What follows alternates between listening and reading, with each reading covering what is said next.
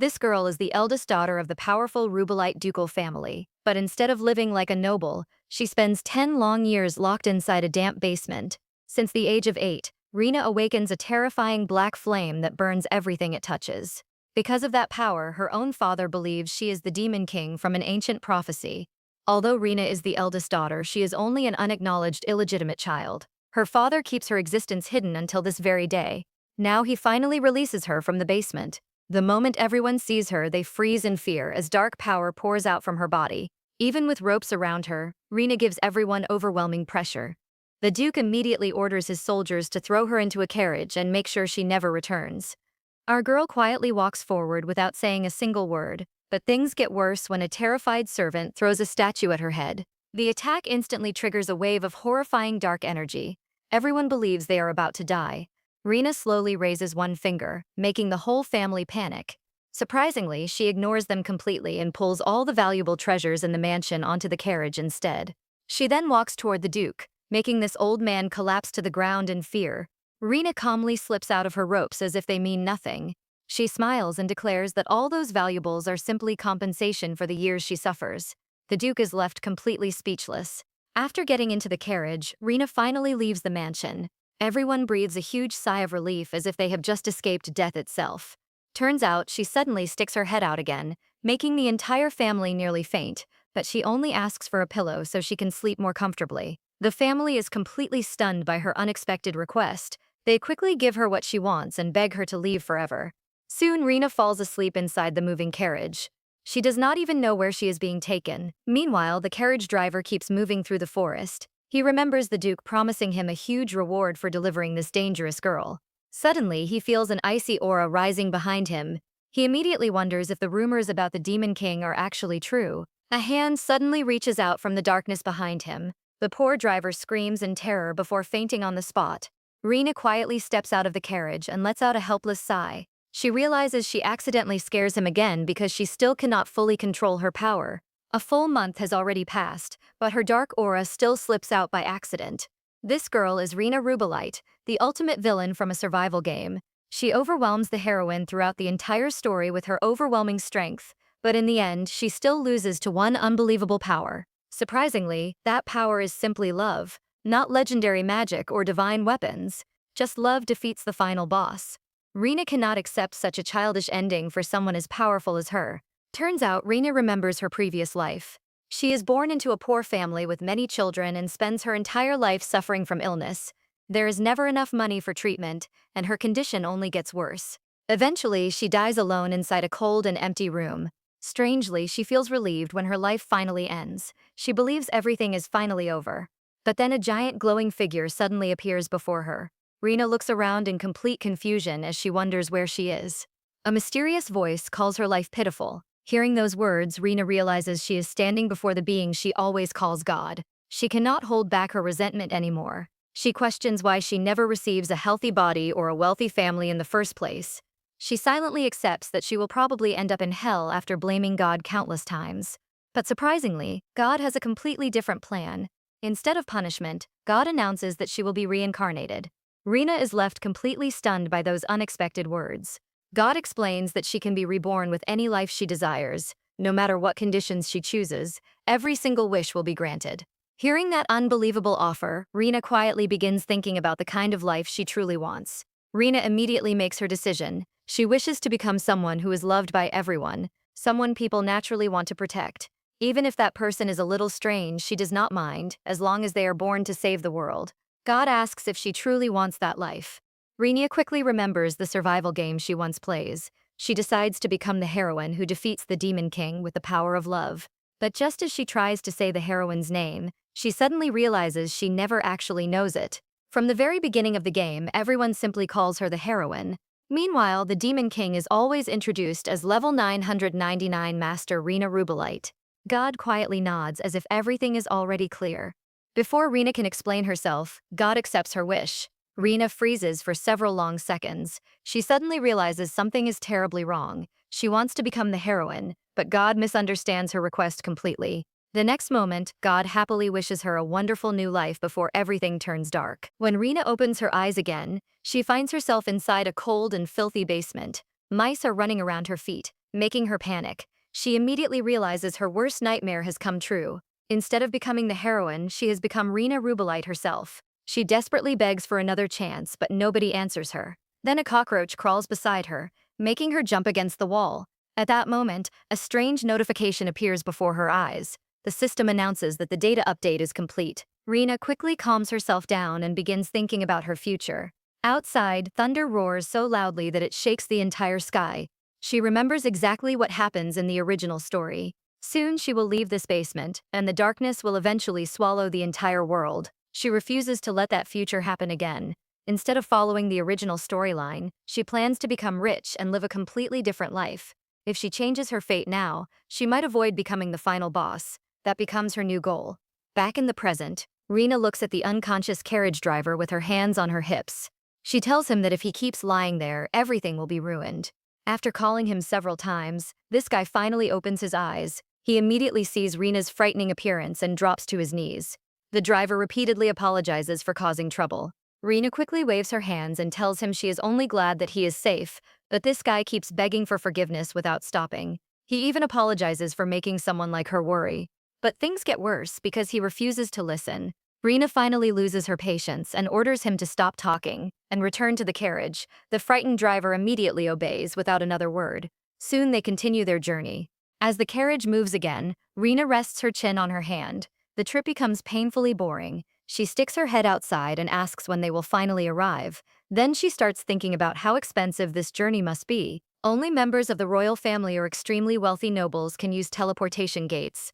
Turns out the Duke spends a huge fortune just to send her away forever.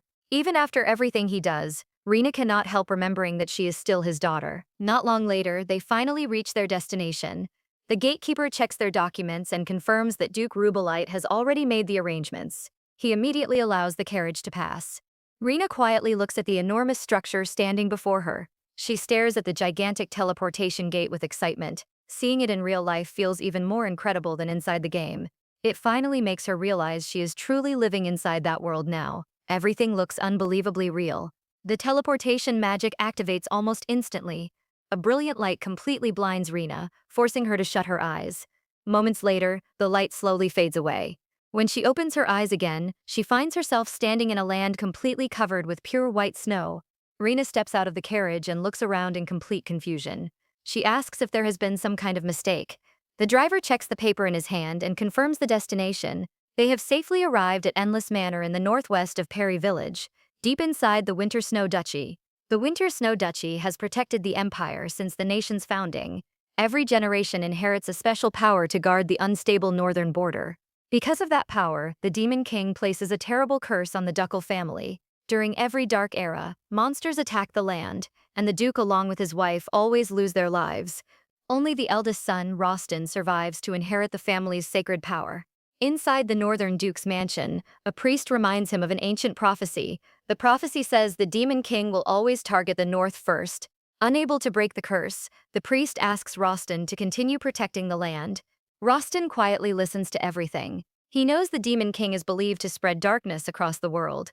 But surprisingly, he has never fully believed the prophecy. Even so, he continues carrying out his duties without hesitation. Outside, heavy snow keeps falling across the northern lands. Inside the mansion, Rostin remains busy with his work. Suddenly, a soldier rushes in with an urgent report. Monsters have appeared near Endless Manor in the northwest. Rostin immediately stands up and asks about the preparations. His subordinate reports that the elite troops are already waiting at the barracks. Everything is ready for battle. Without wasting another second, Rostin puts on his cloak and prepares to leave. He orders everyone to head toward Endless Manor immediately. This time, he plans to eliminate every single monster without mercy. Meanwhile, Rena stands in front of the abandoned manor with a helpless smile. She jokes that the place truly lives up to its endless name, but things get worse as the freezing cold starts getting to her. Rena cannot help cursing Duke Rubelite for dumping her in such a terrible place.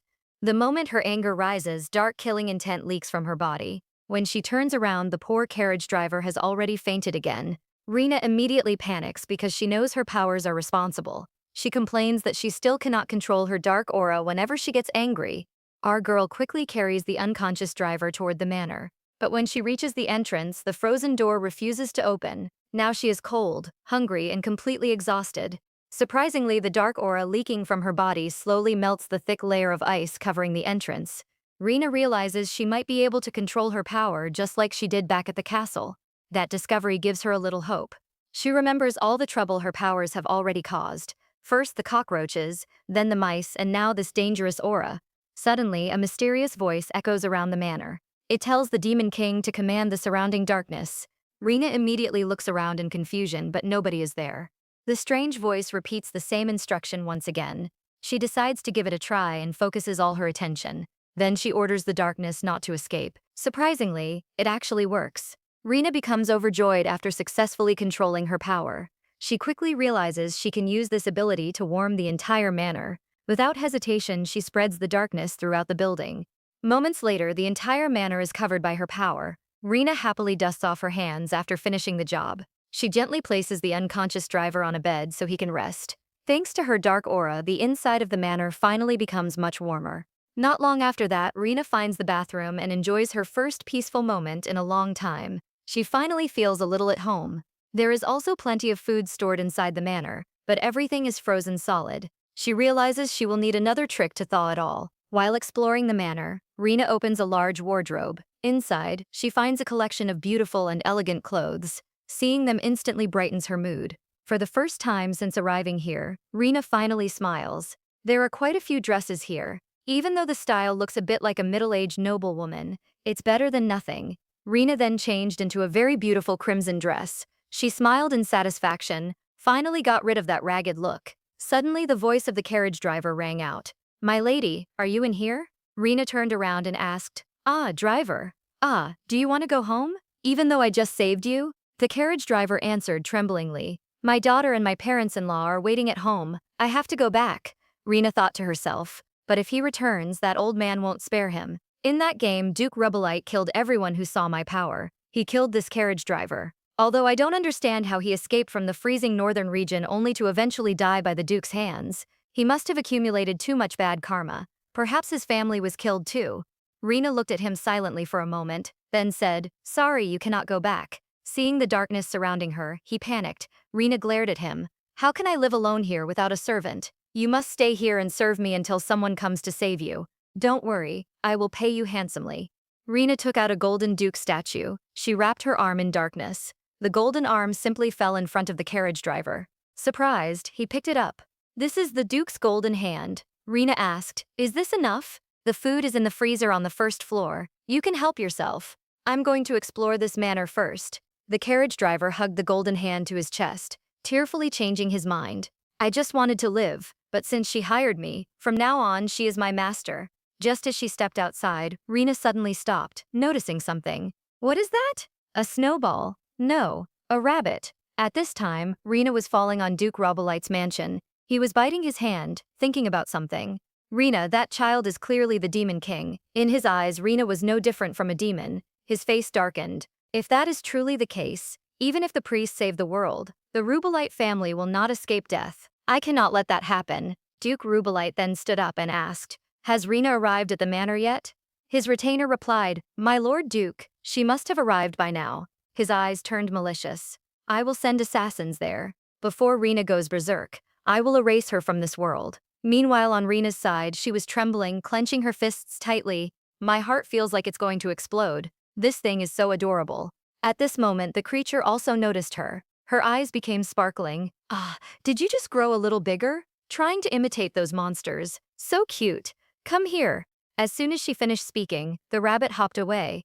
Rena looked after it. Huh, it ran away. Even running away is cute. If monsters are like this, I wouldn't mind being the Demon King forever. In her heart, she wanted to become the lord of cute monsters. While she was engrossed in her hobby, someone suddenly walked over. "What are you doing here?" Rena bewilderingly turned around. Before her eyes was Rost, staring intently at her. Rena stood frozen for 5 seconds, then thought to herself, "Amazing to meet such a handsome guy." Rostin spoke sternly. "This is a dangerous area with monsters. You should leave immediately." Rena froze again, her face changing color. She pointed her finger at Rost, pouting as she said, "You suddenly appeared and told me to leave. I just moved here and you're chasing me away. What is this?" A night following, Rostin Hurley ran up. "You are so rude." Rostin looked at Rena thoughtfully, thinking to himself, This aura, why is it so overwhelming? Rena held her head high, her voice full of superiority. This is my land. Rena tells Rostin to leave and go somewhere else. Hearing that, our boy simply turns around without arguing. He says he has monsters to hunt and will return later. Rena crosses her arms and refuses to back down. As Rostin walks away, one of his knights quietly whispers to him. He says this is the first time anyone has ever lived inside Endless Manor. Rostin agrees that the place is extremely dangerous. He believes she should not stay there any longer. While leaving, Rostin suddenly stops walking. He turns back and looks toward the manor once more. Surprisingly, the blizzard surrounding the area has disappeared. He begins wondering why that strange place is no longer covered by snow. Back inside the manor, Rena keeps thinking about the handsome young duke. She feels certain that someone like him must be an important character, but turns out she cannot remember seeing him anywhere in the original game. Even after being told to leave, she has no intention of giving up the manor. The next morning, a knight arrives with an official document. It states that Endless Manor now belongs to Duke Rostin of the Winter Snow Duchy. Because of many years of unpaid taxes, the ownership has been transferred. Rena is ordered to leave immediately. Rena is completely shocked after reading the notice. Meanwhile, the knight returns and reports everything to Rostin. He confirms that the young lady refuses to leave the manor. He also reveals that she is from the Rubelite ducal family. Rostin calmly accepts the report without forcing the issue. He believes she will leave on her own once the monsters appear. He orders his men to guard the area carefully. At the same time, he makes it clear that she must not be harmed. That night, Rostin enters a quiet room inside his mansion. There he meets the mysterious snow rabbit that Rena saw earlier. Our boy gently tells the rabbit that more monsters are appearing every day. He promises to defeat the Demon King and finally break the curse. Surprisingly, the snow rabbit suddenly transforms into a human. The next morning, Rena begins exploring the manor once again. She notices the place is still a complete mess, but thanks to the magic keeping it warm, living there is much easier now. The biggest problem is the lack of food. Since the manor now belongs to the Northern Duke, supplies are limited. She also discovers there are no fresh vegetables left in storage. That forces her to head outside. The villagers quickly explain the harsh reality of the North. Long ago, the weather is warm enough to grow crops, but things get worse after endless blizzards cover the land. Now farming has become completely impossible. Rena looks up at the snowy sky in confusion. Everyone believes the Demon King is responsible for the monsters and blizzards, but she has not done anything since arriving here.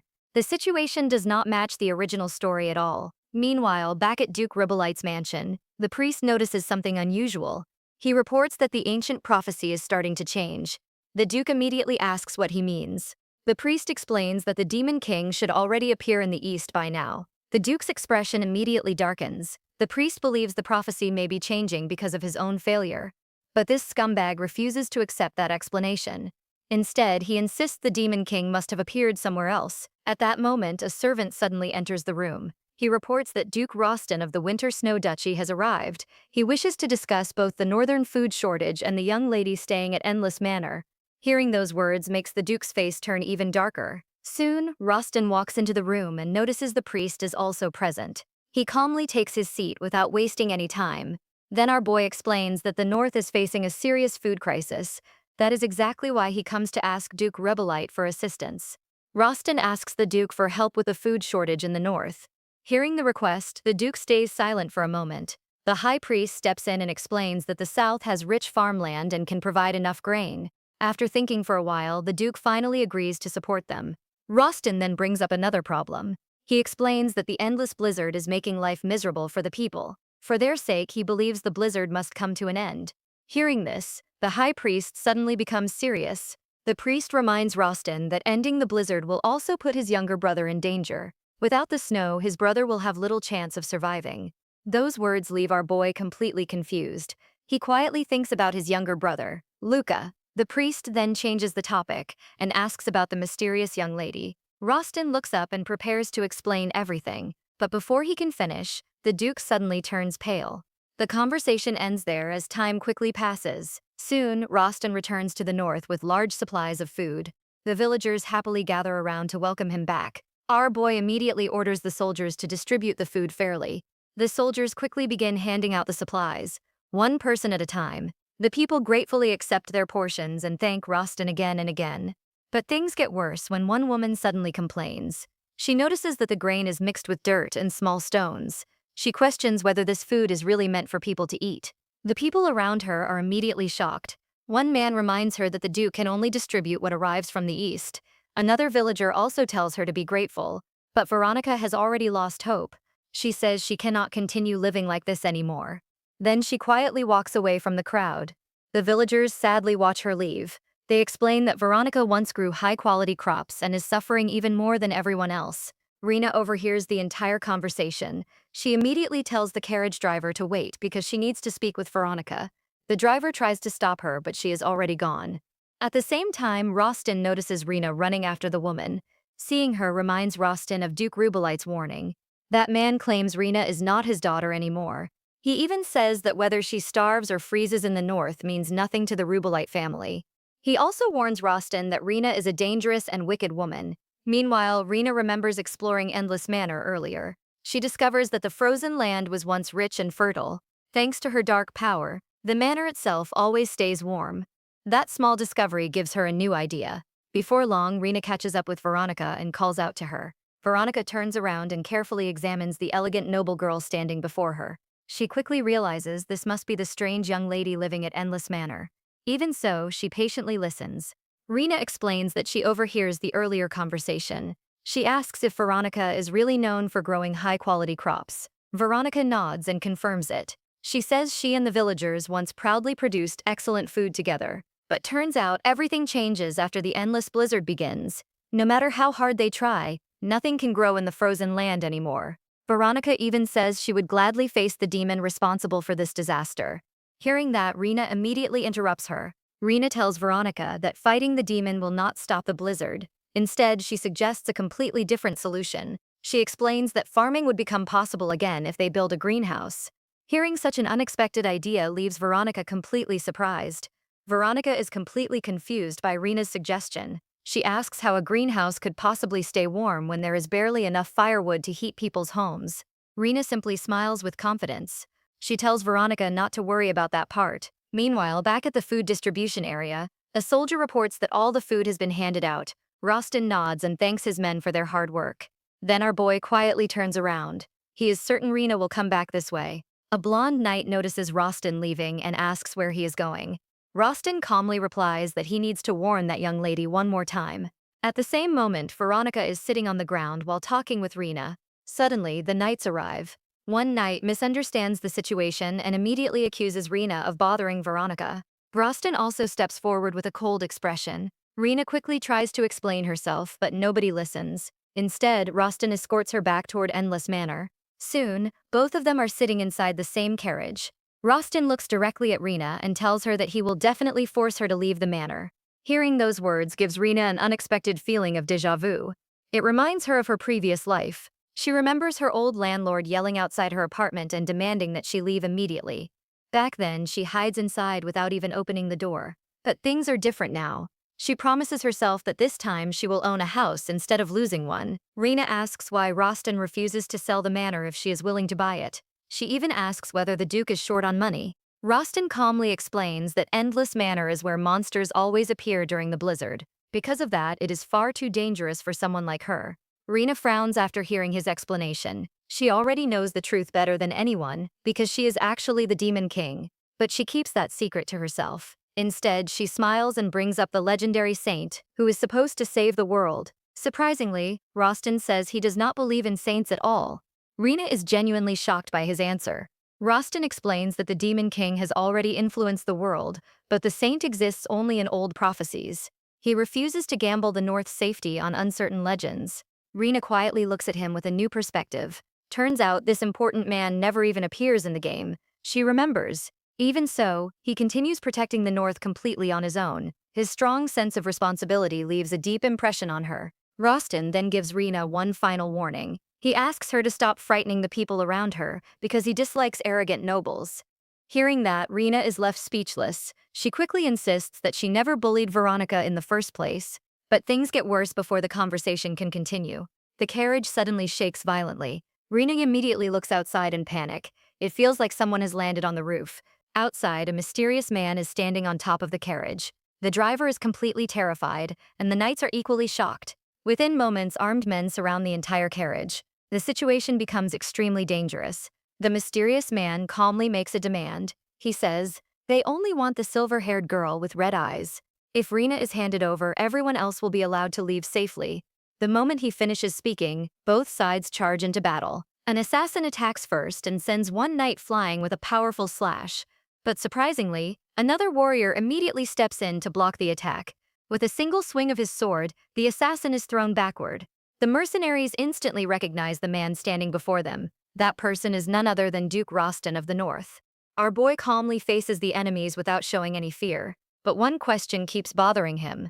Just to capture a single young lady, someone hires an entire group of mercenaries. One mercenary suddenly turns pale after seeing Rostan. He panics because nobody reports that the Duke himself would appear here. Rostan raises his sword with a cold expression. Then our boy orders every mercenary to surrender immediately or face execution. The mercenaries hesitate and slowly step backward in fear. But things get worse when a nearby mage suddenly shouts at them to stop the Duke. Without wasting another second, the mage launches several magic blades straight toward Rina's carriage. The attack happens too quickly for anyone to react. Rostan is still fighting the remaining mercenaries. When he notices the attack, he immediately turns around. He realizes he cannot reach the carriage in time. All he can do is warn Rina at the last second. The magic blades rush toward Rina without slowing down. She simply glances at them with a cold expression. Suddenly, dark energy bursts from her body. The incoming magic disappears completely before it can even touch her. At the same time, terrifying black flames erupt everywhere. The mage watches in complete disbelief. Even his magical staff instantly turns into ashes.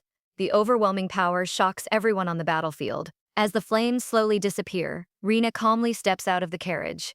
Rostan cannot hide the sweat running down his face. He immediately recognizes the legendary black fire that is said to burn everything into ashes. But surprisingly, the flames only destroy the mercenaries' weapons and clothes. The mercenaries are left standing there wearing almost nothing. Rina calmly walks forward and faces Rostan. She reminds him that he wrongly accuses her of threatening Veronica. She explains that she only shows Veronica a small part of her power. Meanwhile, the terrified mage can barely move. He cannot believe the strength he has just witnessed. His mission is only to eliminate one young girl. Nobody ever tells him she possesses the Demon King's legendary power. Rina then asks Rostan to clear up the misunderstanding. Hearing that, our boy grips his sword even tighter. He raises the blade and points it directly at her. Before believing anything, he demands an explanation for her terrifying dark magic. Meanwhile, Veronica quietly looks at her own hand while remembering what she sees earlier. She is deeply shocked by Rina's black flames. Then she suddenly makes a bold decision. Without hesitation, she rides her horse toward Endless Manor. Her father desperately calls after her and believes she is abandoning the family. But Veronica's mother calmly stops him. She explains that Veronica is not running away. Instead, she is going to meet the strange young lady living at Endless Manor. Back on the battlefield, Rostan remembers the rumors spreading across the north. Everyone talks about the mysterious noble girl who moves into the abandoned manor. But now, everything finally makes sense. In his eyes, she is no ordinary noble anymore. Rostan still refuses to lower his sword. He knows her black flames can burn almost anything. The true limit of that power remains completely unknown. Because of that, he cannot lower his guard for even a second. He questions why Rina approaches Veronica in the first place. He even asks if she plans to turn Veronica into one of her followers. Hearing that accusation, Rina bursts into laughter. Then she asks if he is seriously interrogating her right now. Rina immediately points toward the fleeing mercenaries. She tells Rostan that they should be focusing on the real enemies instead. At that moment, the terrified mage suddenly screams for everyone to retreat. Magic circles instantly appear beneath the mercenaries' feet. Within seconds, every mercenary disappears from the battlefield. Rina angrily points at the empty ground and blames Rostan for letting them escape. But our boy completely ignores her complaint. Instead, he slowly moves his sword even closer to her. Rostan's expression becomes more serious than ever. He explains that no mage in the world can use black magic. That kind of power cannot be learned or inherited. It belongs to only one existence.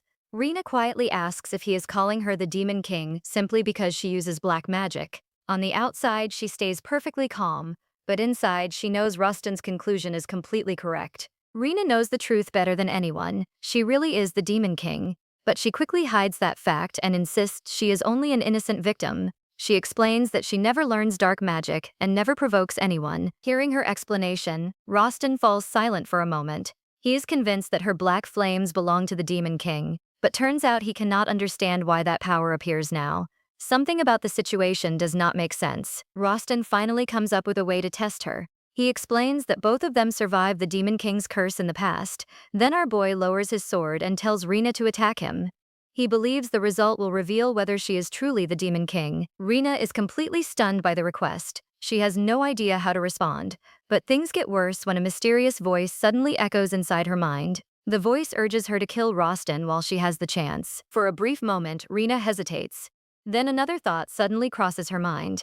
If Rostin dies, she might become the owner of the manor. That ridiculous idea instantly changes her expression. Before anything can happen, the carriage driver suddenly runs over. He quickly steps between them and insists that everything is just a misunderstanding. He explains that although Rina's powers look terrifying, she only uses them to provide hot water and keep the manor warm. The knight standing nearby is completely confused after hearing that explanation, but the driver continues defending Rina without hesitation. He even says that even if she really is the Demon King, she is still a well-reformed Demon King. Hearing those words leaves Rina speechless. Before anyone can continue the argument, the sound of galloping horses echoes through the area. Veronica suddenly arrives at the manor. She looks around at everyone with complete confusion.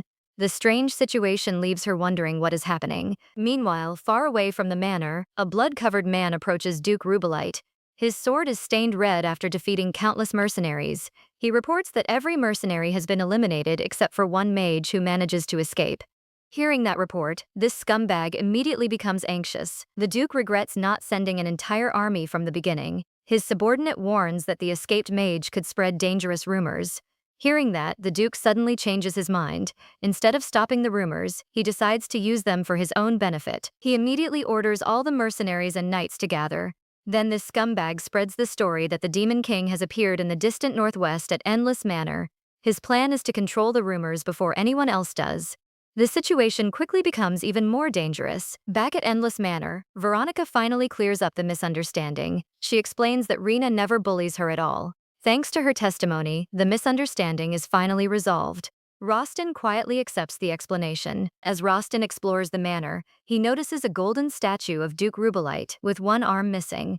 He begins wondering if Rina comes to the north because of her conflict with her own family. One of the guards also notices the damaged statue. He immediately shouts in surprise after seeing its missing arm. The carriage driver then proudly explains everything Rina has done inside the manor. He shows them the instant hot water and the perfectly heated rooms. Surprisingly, the entire building stays at a comfortable temperature because of Rina's magic. Even Rostin cannot hide his amazement. Rostin asks whether any monsters have attacked the manor recently. Rina simply smiles and says there is only one monster that visits every day. She describes it as tiny and adorable. Hearing that answer makes everyone even more confused. Rina immediately leads Rostin outside to see the creature. She points toward the small visitor without any fear. The moment Rostin sees it, he is completely shocked. Turns out the so-called monster is actually Luca. Elsewhere, the high priest quietly prays inside a sacred place. Suddenly, one of his followers arrives with urgent news. He reports that a new rumor is spreading among the mercenaries. According to the rumor, the Demon King has appeared in the distant northwest. Hearing that report, the high priest's expression immediately darkens. The rumor does not match the ancient prophecy at all. Even so, he decides that the matter must be investigated before it is too late. Rina looks at Luca with a smile and says the little creature seems to enjoy the warmth inside the manor. She even wonders how a monster can be so adorable. Meanwhile, Rostin carefully watches Luca without saying a word. Something about the scene does not make sense to him. Luca is not a real monster, but his body is made of snow because of the Demon King's curse. Even so, he does not melt inside the warm manor. Surprisingly, he keeps his shape without any problem. That strange sight leaves Rostin even more suspicious. Rostin suddenly calls out to Rina. The moment she turns around, our boy swings his sword straight at her. Rina does not resist at all. Instead, she simply closes her eyes and accepts the attack. The blade passes right beside her without causing any harm. Rostin is genuinely surprised by her reaction. He expects her to fight back instinctively, but she never moves. That only makes the situation even more confusing. Rina calmly asks if he still believes she is the Demon King. She insists that she is only a mage who happens to be good at controlling fire. Rostin quietly thinks for a moment before giving his answer. He admits that he still cannot fully trust her. Because of that, Rostin refuses to hand over ownership of Endless Manor. He explains that protecting the North is his responsibility. He also promises to investigate the people who hire the mercenaries to attack her. Hearing that, Rina suddenly widens her eyes. She tells Rostin that she may already know who is behind the attack. Soon after, Rostin and his guard mount their horses and leave the manor. Rena quietly watches them disappear into the distance. Then she suddenly notices something dangerous nearby. A creature filled with murderous intent has already entered the manor. Rena calmly chases it back outside before anyone notices. She knows such a creature cannot remain there. Because of that, Rostin unknowingly avoids an even greater danger. Meanwhile, inside a tavern in the north, people begin talking about the strange noble girl living at Endless Manor. They reveal that she is the eldest daughter of the Rubelite family. One man is completely shocked after hearing that news.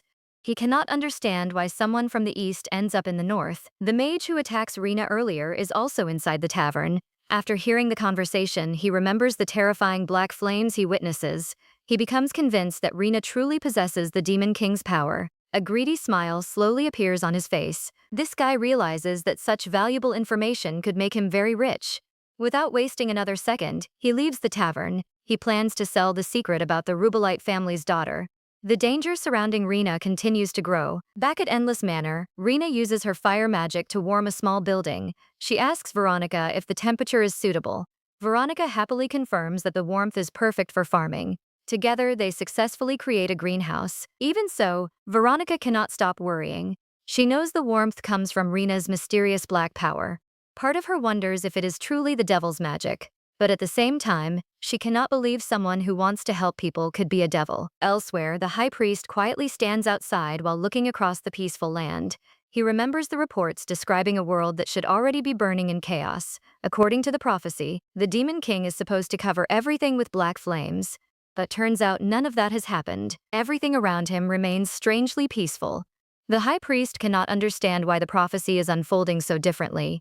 Just then, someone approaches him from behind. A man respectfully kneels before him. The man reports that he has finally encountered the Demon King in the north. He also reminds the high priest that he carries his blessing. Hearing those words immediately catches everyone's attention. The mystery surrounding the prophecy only grows deeper. Back inside the greenhouse, Veronica gently holds a small wilted plant. The moment it is planted in the soil, it slowly loses all its life.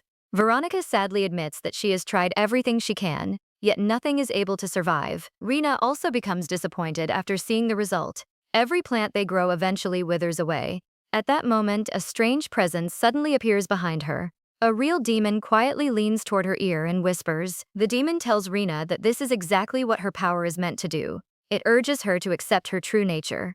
Surprisingly, Rena remains completely calm and refuses to react. She does not let the whispers shake her resolve. A moment later, Veronica softly speaks again. She explains that she meets a group of starving people on the road to Abyss Villa. They are exhausted from the freezing cold and endless hunger. Then she quietly says that Rena does not need to pay her anything. Hearing those words leaves Rena completely stunned. Veronica's eyes slowly fill with tears as she struggles to hold back her emotions.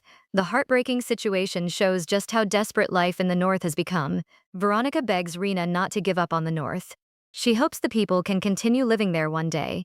Then she asks Rena to help them until that day finally comes. Hearing those words deeply moves Rena. Rena clenches her fists and looks at the people around her. She realizes her power is not always meant for destruction. Whenever she uses it to help others, nobody gets hurt. That discovery changes the way she sees her own magic. Rena firmly promises that she will never give up. The moment she says those words, her magic spreads throughout the greenhouse. Surprisingly, the energy feels completely different from before. Everything around her begins responding to it. Meanwhile, the high priest questions the mage about the mysterious girl. The mage confirms that she belongs to the Rubelite family. He also reveals that she is hiding in the north. Then he finally says her name. The moment the high priest hears the name Rena Rubelite, his expression changes. The mage confidently declares that she is the devil. Hearing that accusation, the high priest quietly smiles. The situation is becoming exactly what he wants to investigate. Back inside the greenhouse, something incredible happens. The plants stop withering and begin recovering. Veronica bursts into tears of happiness after seeing the change. Rena also breathes a huge sigh of relief. Their greenhouse project finally succeeds. Veronica happily celebrates while looking at the healthy plants. Rena quietly observes the thriving crops around her. She begins wondering if this proves she is not truly a devil after all. Time quickly passes, and the carriage driver arrives with a letter. He happily tells Rena that his wife and daughter are both safe. They are staying in the capital, so they never received the earlier message. Hearing that news immediately surprises Rena. She realizes they are not killed by Duke Rubelite after all. Rena then suggests bringing the entire family to Abyss Villa. She believes they can all live together safely there. The driver is overwhelmed with gratitude. Tears fill the driver's eyes as he thanks Rena again and again. He even shows her a portrait of his daughter. Rena looks at the picture and immediately calls the girl adorable. Before long, the family finally arrives at the manor. The driver's daughter politely introduces herself as Mia. She explains that her father has always spoken highly of Rena. Seeing the real Mia leaves Rena completely surprised. Even so, she warmly welcomes the young girl. Nearby, the driver and his wife happily embrace each other after spending so much time apart. They promise never to separate again before sharing a heartfelt kiss. Mia apologizes for her parents' behavior. Rena simply notices how mature the girl is. After everyone settles down, Rena asks Mia about the National Culinary Academy. Mia shyly admits that she studies there, but believes her cooking is terrible. Rena quietly watches her for a moment. Then she asks whether Mia actually enjoys cooking. Mia softly admits that she truly loves it. Hearing that answer, Rena immediately smiles. She says that is all she needs to hear. Then she offers Mia the position of chef at the villa. Mia humbly accepts the opportunity and promises to do her best. When she enters the kitchen, she notices the strange black flames burning there. She has never seen fire like that before. Rena calmly explains that it is her own magic. Mia nervously asks if Rena is actually a devil. Rena gives a simple answer with a completely straight face. She tells Mia that as long as the food tastes good, she will not destroy the world. Hearing that makes poor Mia turn completely pale. A short while later, Mia prepares a large feast. The table is filled with delicious-looking dishes. Rena stares at the meal in surprise. It is the first proper meal she has seen since arriving in this world. She cuts a piece of meat and takes her very first bite. No matter how it tastes, she decides she will finish it anyway. Then she finally tastes Mia's cooking. Rena suddenly stops eating and her expression completely changes. Mia immediately becomes nervous and asks if something is wrong. Surprisingly, Rena tightly holds her plate and says it is the most delicious food she has ever tasted. Her reaction completely shocks Mia. Mia lowers her head and says her cooking is terrible because she is a woman. Hearing that instantly angers Rena. She cannot believe that someone teaches Mia such nonsense at the National Culinary Academy. Rena firmly tells her that the meal is absolutely amazing. Mia is left speechless after hearing such sincere praise. Just then, another voice suddenly joins the conversation. Turns out the Duke's guard knight has been secretly eating the food the entire time. This guy happily agrees that the meal is incredible. Rena immediately turns toward the knight and asks why he is eating there. Before anyone else can answer, Mia suddenly bursts into tears. She explains that nobody has ever praised her cooking before. Instead, people always tell her to give up. They claim that women cannot prepare noble dishes. Because of that, Mia is told to return to her hometown. Hearing that makes Rena furious. She immediately tells Mia to cook whatever she wants from now on. Rena promises to buy every ingredient she needs. Mia is deeply moved by those words. She thanks Rena again and again with tears in her eyes. Meanwhile, this guy keeps eating without stopping. The delicious food completely wins him over. Elsewhere, the captured mage is frozen in place and unable to move. Duke Rubelite stands nearby while breaking into a cold sweat. Then the high priest finally speaks. He says there are several questions he wants to ask about Rena Rubelite. The scene then shifts to Duke Roston's mansion. Roston asks his knight if the food is really that good. The knight excitedly says the dishes are unbelievably delicious. He even calls them premium quality. Roston lets out a quiet sigh after hearing that answer. He reminds the knight that spying is not supposed to produce reports about food. Then our boy dismisses him from the room. Once he is alone, he starts reviewing everything that has happened. He remembers trying to track down the mercenaries who escaped earlier, but despite all his efforts, they completely disappear. Roston realizes the mastermind knows Rena's power very well. Otherwise, they would never send so many mercenaries and a powerful mage after one young woman. Meanwhile, inside the greenhouse, everyone is busy working together. The knight also joins the work with surprising enthusiasm. Rena notices how hard-working he suddenly becomes. She jokingly suspects the Duke sends him there just for free meals. Veronica smiles after hearing that joke. She says the extra help makes the work much easier. Before long, Rena follows Veronica into a snowy village. Together, they decide to distribute food to orphan children affected by the monsters. The hungry children gather around with hopeful expressions. Rena calmly tells everyone to line up, because there is enough food for all of them. While handing out the meals, she notices one well-dressed boy standing among the children. His appearance immediately catches her attention. The boy's clothes are far too expensive for an ordinary refugee. Veronica quickly recognizes him. She explains that every person in the north knows this child. His name is Luca Winter Snow. Hearing that name completely surprises Rena. She immediately realizes he is the younger brother of Duke Roston. A short while later, all the children happily enjoy their meals together. Rena and Luca quietly watch them from nearby. Luca thanks Rena for helping the people of the north. He explains that the Winter Snow family has protected this land for generations. Rena simply says she cannot ignore people who are starving. Helping them is the only choice she can make. After a brief pause, Luca finally reveals a painful secret. He explains that the north is not always a frozen land. Everything changes because of the curse placed upon him. According to Luca, he is the true cause of the endless blizzards. Luca explains that the high priest has no choice but to use magic because of the curse. He feels guilty that the people of the north continue to suffer because of him. Hearing that, Rena immediately comforts the young boy. She promises to help him with everything she can. Rena tells Luca that he can trust her completely. She also says she is a talented mage who will do her best to help. Luca quietly lowers his head before shaking it. Then he tells Rena that she has already helped him many times. Those words completely confuse Rena. She cannot understand what Luca means. Before she can ask anything else, the scene shifts elsewhere.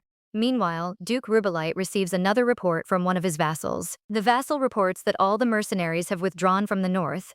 Anyone who refuses the order has already been punished.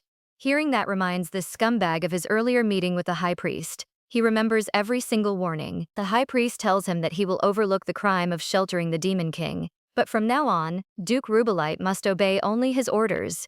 He also demands that every mercenary be withdrawn from the north because it is God's sacred law. Hearing those words fills Duke Rubelite with anger. He clenches his fists in frustration. He cannot understand why the high priest seems pleased after hearing that Rena might be the Demon King. The priest's true intentions remain a complete mystery. Back at Endless Manor, Rena takes a quiet walk while thinking about Luca's strange words. She keeps wondering why he says she has already helped him before.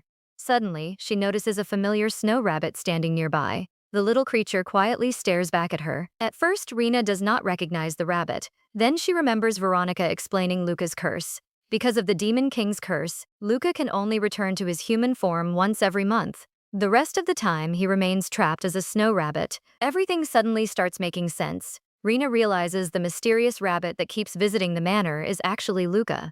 That discovery finally answers one of her biggest questions. She is completely surprised by the truth. Soon, Rena hears more news about the north. The most dangerous place in the region is the Northern Labyrinth.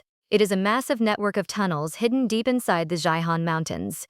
Recently, the monsters there have become more violent than ever. Even though Duke Roston constantly sends patrols into the mountains, the monster attacks never stop. Their numbers continue increasing every day. Hearing that report leaves Rena deep in thought. She realizes the situation is becoming much more serious. A short while later, Rena is walking outside Endless Manor. Suddenly, a frightened man crashes into her while running away. Right behind him, a woman loudly shouts that he is a thief. The villagers immediately begin chasing after him. Rena remembers everything Luca says about the Winter Snow family protecting the north. She also remembers finally learning that the snow rabbit is Luca himself. Because of those memories, she decides she cannot ignore the situation. She chooses to step in. Rena finally uses her magic. A burst of black power shoots from her hand and instantly surrounds the fleeing robber. The thief suddenly stops in panic because he has nowhere left to escape. Rena calmly walks over and scolds him for stealing from others. The nearby villagers witness everything with their own eyes. Instead of praising her, they become frightened. They begin whispering about the strange black magic she is using. Fear quickly spreads through the crowd. Rena hears the frightened whispers and becomes frustrated.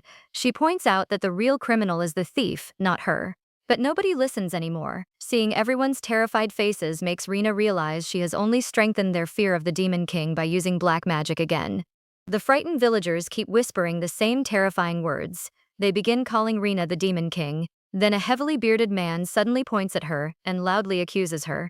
The entire crowd immediately falls into panic. Just then, Veronica rushes over and defends Rena. She reminds everyone that Rena has helped the village many times, but turns out nobody is willing to listen anymore. Fear completely takes over their hearts. Rena quietly tells Veronica that there is no point arguing anymore. The moment she turns around, the villagers panic even more. They run back to their homes and slam every door shut. Within seconds, only Rena and Veronica are left standing there. Seeing everyone's reaction, Rena decides it would be better for her to leave the village. She believes her presence only causes more fear. But surprisingly, two mysterious people are secretly watching everything from a distance. Neither of them reveals themselves. Meanwhile, far away in the mountains, Rostin stands before his exhausted knights. He orders everyone to check their equipment and get some rest. They must be fully prepared before the monsters attack again. The entire army looks completely worn out. Our boy realizes how desperate the situation has become. He warns that if the northern labyrinth cannot be contained, everyone living in the north will eventually die. Those harsh words leave the soldiers completely silent. The burden on Rostin's shoulders continues to grow. As he stands there, Rostin remembers his conversation with the high priest. The priest asks whether the Demon King's power could be activating the northern labyrinth. He also asks if anyone in the north might actually be the Demon King. Those questions continue haunting Rostin's mind. Back at Endless Manor, Veronica suddenly arrives with terrible news. She reports that several houses have been burned to the ground. The same villagers who accused Rena earlier immediately begin blaming her again. Fear spreads even faster than before. Meanwhile, Rostin and his troops finally return to the northern mansion. One of his knights urges him to rest because everyone is exhausted, but our boy refuses without hesitation. He says the situation is far too serious for him to stop now. Instead, Rostin decides to travel east and meet Duke Rubelite. He hopes to receive military support before the monsters grow even stronger. Even a small number of additional soldiers could make a huge difference. With that goal in mind, he departs immediately. Soon, Rostin arrives at Duke Rubelite's mansion. He politely requests military assistance for the struggling north, but this scumbag immediately rejects the request. He claims his own territory is also facing serious problems. Duke Rubelite argues that he cannot turn farmers into soldiers. If the farmers leave, there will be nobody left to grow crops or pay taxes. Hearing that, Rostin lowers his expectations. He asks for just a few cavalrymen instead, but things get worse because the Duke refuses again. He says cavalrymen are too valuable to risk without proper rewards. Rostin has no choice but to accept the answer.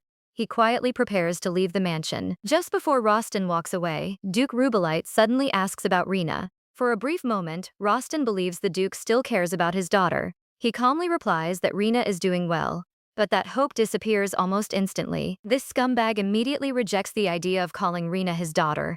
He insists she has nothing to do with the Rubelite family anymore. Then he warns Rostin to stay away from her. According to him, Rena brings nothing but disaster wherever she goes. Back at Endless Manor, Rena stands alone while quietly looking across the estate. She understands why the villagers are afraid of her. After all, she knows she is supposed to be the villain of this world. Everything points toward her being the source of every disaster. She also remembers Luca's terrible curse and the awakening of the Northern Labyrinth. According to the game's original story, all of those tragedies are connected to the Demon King. And now, Rena can no longer ignore the possibility that she is the true cause behind everything happening in the North.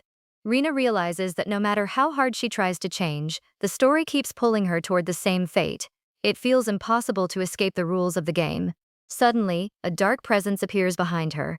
Then a strange voice begins whispering into her mind. The voice blames Rena for every tragedy happening in the north. It says the labyrinth, Luca's curse, and even the villagers' suffering all exist because of her. Then it urges her to accept her true role. It tells her to kill everyone without hesitation. A strange smile slowly appears on Rena's face. She quietly agrees with the voice for a brief moment. If everyone disappears, then every problem will disappear as well. The terrifying thought quickly fills the air with tension. Meanwhile, back at Rostin's mansion, one of the knights asks about the latest situation. Our boy explains that although the East refuses to help, the West and the South finally send reinforcements. He immediately orders everyone to prepare for departure. Their next destination is the Northern Labyrinth. As the knights leave together, Rostin cannot stop thinking. He finds the sudden military support very unusual. At the same time, the Northern Labyrinth continues producing endless monsters. Nobody knows when the nightmare will finally end. The High Priest's questions keep echoing inside his mind. He remembers being asked whether someone in the north could actually be the Demon King. Then Duke Rubelite's warning also returns. He is told that Rena only brings disaster wherever she goes. Suddenly, one of the knights stops moving. Everyone looks ahead at the same time. A lone rider is approaching from the distance. As the figure comes closer, Rostin immediately recognizes Rena. The overwhelming pressure surrounding her shocks everyone. Even our boy cannot hide his surprise. Rena calmly greets him before revealing why she comes. She says she hears about the trouble at the Northern Labyrinth. Then she casually asks if she should burn everyone to ashes. Those unexpected words instantly make Rostin break into a cold sweat.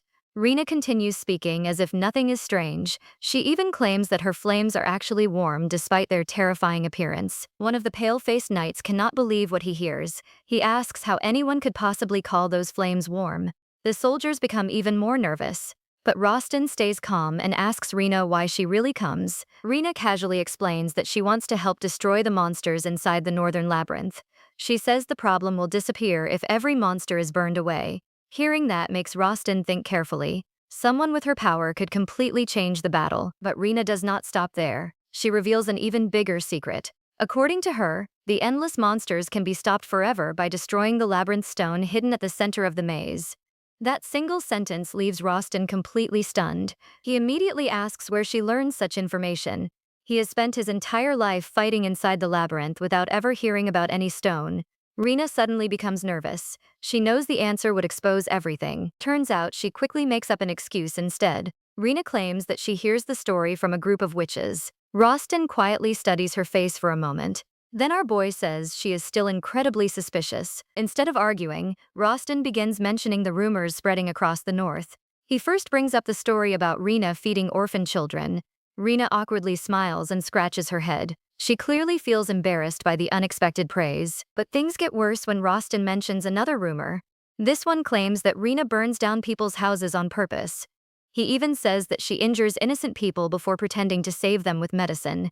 Hearing those accusations immediately changes Rena's expression. Rena quickly denies every accusation. She explains that she has nothing to do with the burned houses, but Rostin refuses to change his mind. He says he cannot fight alongside someone who uses black magic. With that, our boy turns his horse around and leaves. Before riding away, he gives Rena one final warning. He says her power is too similar to the Demon King's. Because of that, he believes she is even less trustworthy than the monsters themselves. Meanwhile, the High Priest receives another report.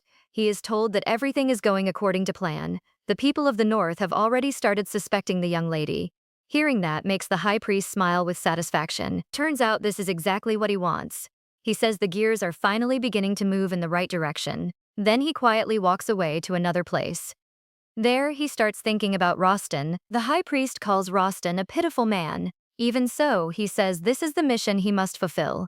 He believes Rostin will become the perfect sacrifice for the holy deity.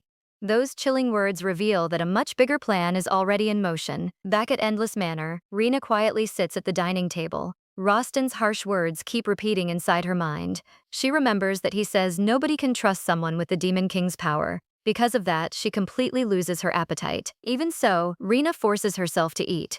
Veronica quietly sighs while looking at the food. She says the people outside cannot even eat or sleep peacefully anymore. The atmosphere inside the manor becomes heavy. The carriage driver suddenly speaks up. He says the villagers bring this upon themselves by refusing Rena's help. They accuse her of burning their homes simply because they fear her power. He insists that Rena's flames are nothing like ordinary fire. Then the driver looks directly at Rena. He proudly tells her that he trusts her completely. Hearing those words surprises Rena. She quietly asks if he truly believes in her. Suddenly, loud knocking shakes the front door. The pounding grows more violent with every second. Rena immediately stands up because almost nobody ever visits Endless Manor. She decides to check outside by herself. The moment she opens the door, she freezes. Terry, the knight who always follows Rostin, is standing there. His forehead is bleeding and his entire body is covered in wounds. Before saying anything else, he drops to his knees. Terry bursts into tears and desperately begs for help. Everyone quickly brings him inside the manor. After calming down, he begins explaining everything that happens inside the northern labyrinth. His story immediately changes everyone's expressions. He explains that everything seems easy at first. The monsters are not too difficult to handle. But as the army moves deeper inside, they discover the labyrinth stone mine that Rena mentions earlier. Then everything suddenly falls apart. An enormous horde of monsters appears without warning. Their numbers completely overwhelm the knights. Terry begins trembling as he recalls the battle. Only he and a few soldiers manage to escape alive. Our boy Rostin chooses to stay behind. He blocks the monsters so the others can flee.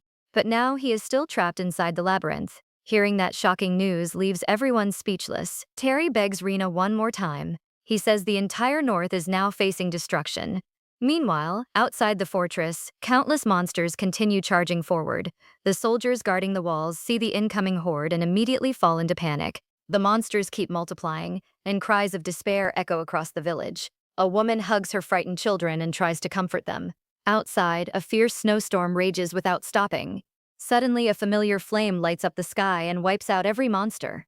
The person behind that attack is none other than Rena. She still remembers how Rostin wrongly suspects her before leaving.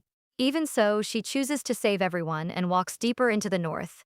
As she travels, Rena thinks about Duke Wintersnow and Rostin. Surprisingly, she cannot remember Rostin from the original game at all. He is not a romance target or even an important character, but things get worse because his rude personality keeps bothering her.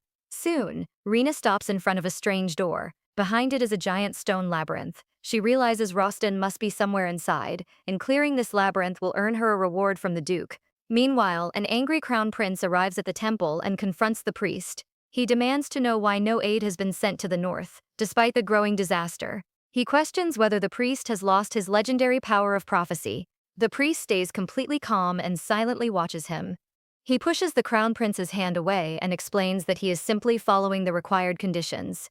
That unexpected answer leaves the crown prince completely confused. Back inside the labyrinth, Rena reaches a horrifying place filled with countless corpses. She remembers playing this game many times before, but every single time Rostin is already dead when the story begins. The sky has always been nothing more than a forgotten name. Then Rena finally finds Rostin's frozen body. At the same time, someone rushes into the temple and reports that the altar has started glowing. The priest immediately realizes every condition has finally been fulfilled, and the saint has descended into this world. Inside the labyrinth, Rena notices the dead body of the labyrinth boss. Turns out Rostin defeats the monster before collapsing himself. But something feels strange because only his body is trapped inside ice, even though no monster here uses ice magic. Rena gently places her hand on the frozen ice and begins using her magic. She carefully melts the ice little by little to avoid damaging his body. Then she desperately tries to bring Rostin back to life. Suddenly, Rostin's sword falls onto the ground and Rena collapses from exhaustion. The ice disappears, but Rostin still refuses to wake up. She realizes his death may be one of the world's unchangeable rules. Rena looks at the unconscious man and remembers the lonely fate he suffers. He spends his entire life protecting the North, defeats the labyrinth boss, and dies alone inside a frozen cave. His sacrifice is completely forgotten by everyone. She desperately shakes Rostin again and begs him to wake up. She reminds him that he still owes her an apology for wrongly suspecting her.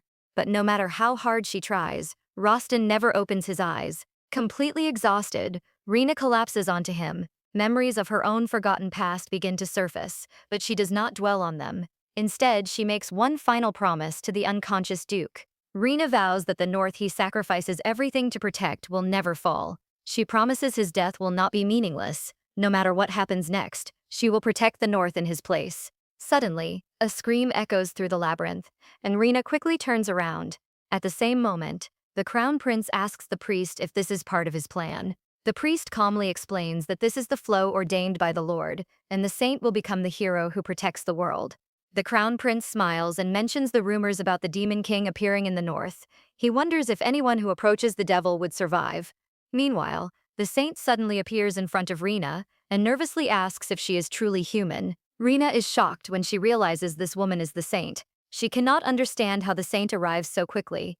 Before she can explain, the saint accuses her of attacking an unconscious person. Rena immediately protests that it is all a misunderstanding. The saint silently stares at her, and Rena suddenly remembers that saints possess healing and resurrection magic.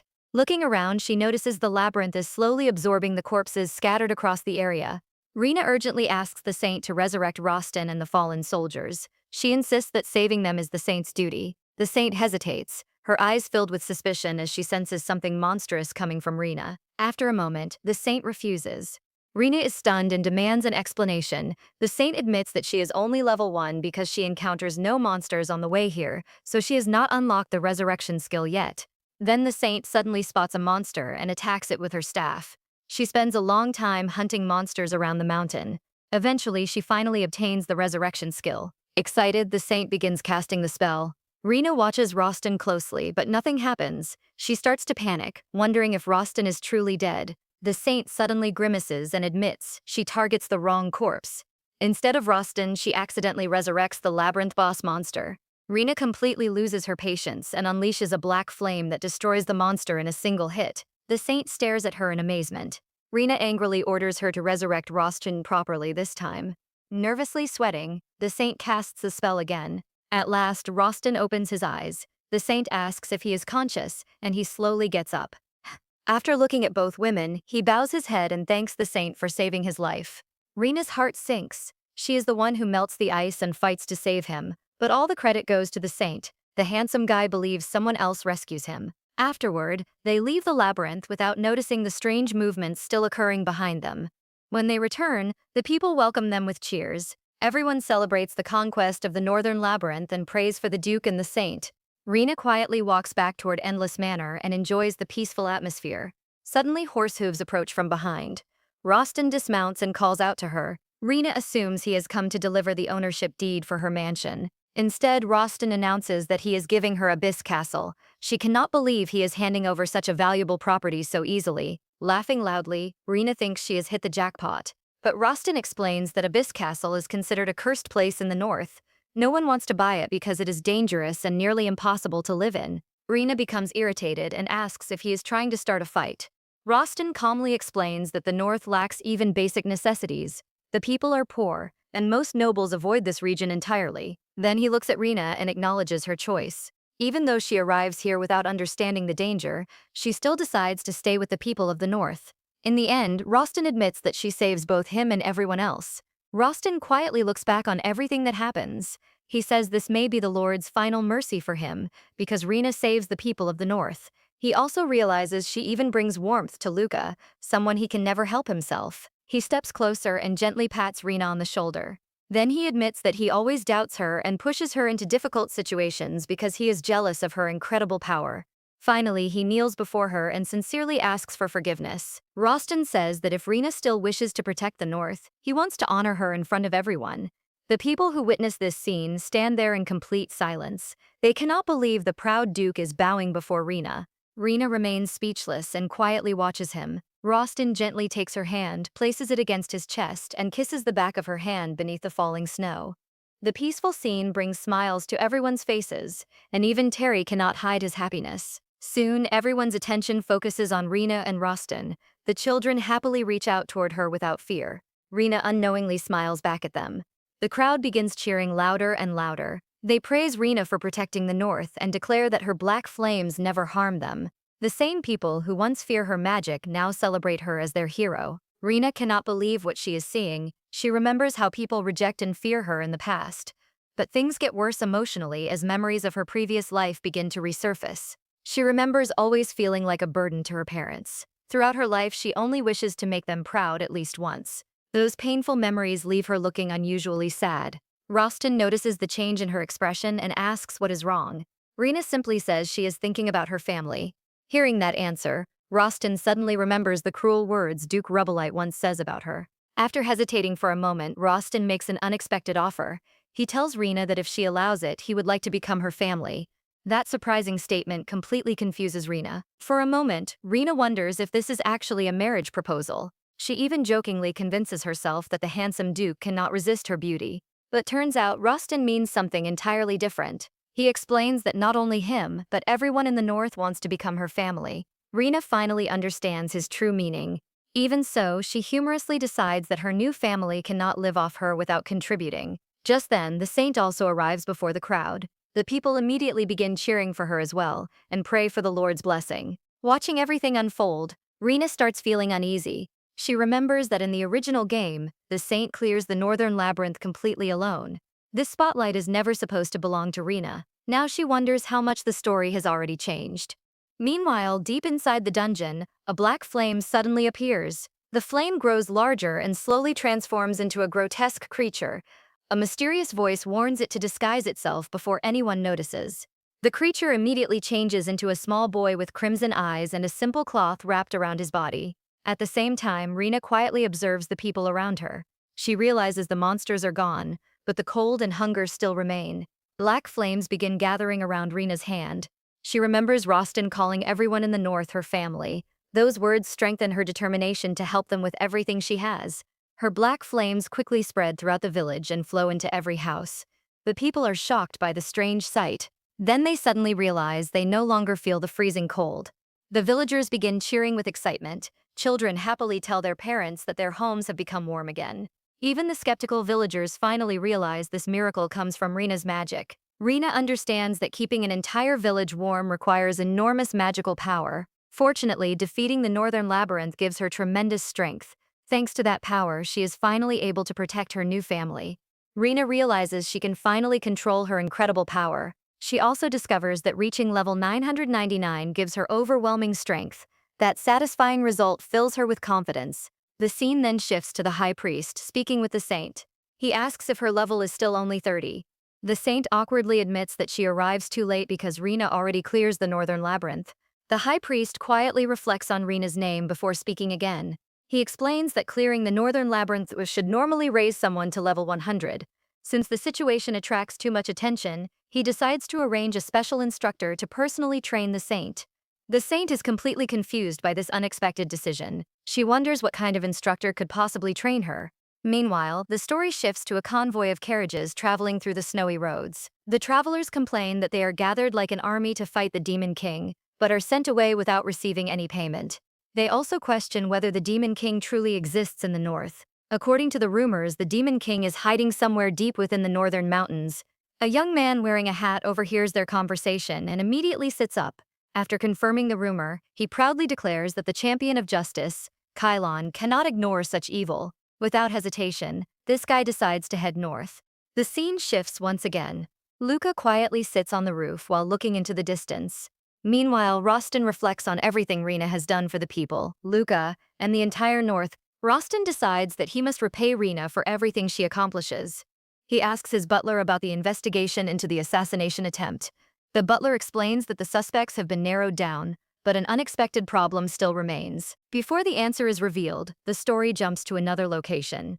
Rina is busy handing out food to the villagers and tells everyone not to rush because there is enough for all of them. A little girl happily thanks her after receiving a meal. Suddenly, someone gently grabs Rina's cloak.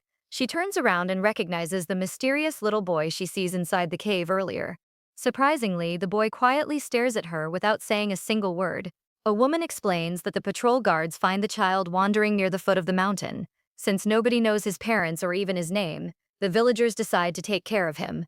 She also finds it strange that such a quiet child chooses to follow only Rina. Rina becomes curious but remains cautious. She kneels down and gently greets the little boy, before telling him she will visit again another time. Soon after, she rides away on her horse. Even while leaving, Rina cannot stop looking back. The little boy continues standing in the same place while silently watching her disappear. She feels uneasy because he never takes his eyes off her. Rina quietly admits that she does not have enough confidence to raise a child. Even though she feels sorry for him, she continues her journey. But things get worse because the mysterious boy keeps watching her from afar. Meanwhile, another man struggles through the freezing snow. This is Kylon, the self-proclaimed warrior of justice. Despite the unbearable cold and hunger, he stubbornly believes his determination alone will help him overcome every obstacle. Unfortunately, reality quickly proves otherwise. Kylon suddenly collapses into the snow from exhaustion. His footprints remain behind, until someone discovers him lying unconscious. The villagers immediately carry Kylon into a nearby house. A woman prepares a simple meal and apologizes because she has nothing better to offer. Kylon gratefully accepts the food and says it is more than enough. The woman warns him to return to the south because the north is cursed by the Demon King. Once left alone, Kylon hardens his resolve. He vows that the Demon King will eventually pay for every crime. Meanwhile, back at Rina's manor, everyone is shocked by the sudden appearance of a small child. They immediately ask Rina who the little boy is. Rina simply responds with a gentle smile. Rina happily celebrates after finally bringing the little boy home. Mia bends down and asks the child for his name. Surprisingly, the boy says nothing and simply clings tightly to Rina. Mia's mother notices the strange behavior right away. She points out that the child only follows Rina wherever she goes. Rina simply agrees because that is exactly what keeps happening. That night, Rina lets the boy sleep beside her. She tells him that this will only happen for one night, because he must learn to sleep alone afterward. The child quietly nods and accepts her decision. As Rina watches him sleep, she decides to give him a name. She names him Shever and hopes he grows up healthy. She also wishes that one day his parents regret abandoning him. The next morning, Rina wakes up and greets Chever. But things get worse when she discovers the little boy has suddenly transformed into a young man overnight. Shocked, she immediately demands to know who he really is. Meanwhile, the saint excitedly prepares for her special training. She remembers the high priest saying that Knight Aiden will become her instructor. This girl even wonders if her new teacher is handsome. Before training begins, the saint sits down for breakfast. A servant explains that Aiden personally prepares the meal for her. She tastes the food and is surprised by how perfect it is. Soon, the saint happily walks outside to meet her instructor. But instead of a warm welcome, a muscular man immediately stops her. He coldly informs her that she is 5 minutes late. Without showing any mercy, Aiden orders the saint to run 5 laps around the yard as punishment. She complains while running, but this guy never changes his expression. He believes strict training is the only way to prepare her to protect the world. The story then shifts to Duke Rubelite's manor. Rostin firmly refuses the Duke's demand to arrest Rena because she is innocent. Duke Rubelite angrily argues that dark magic alone makes her guilty. The Duke even threatens the Winter Snow family. Because of that, Rostin slowly draws his sword. He calmly explains that power itself is never right or wrong, because everything depends on how it is used. Seeing the sword pointed directly at him, Duke Rubelite immediately panics and falls backward. Rostin warns him that Rena saves the entire North despite using dark magic.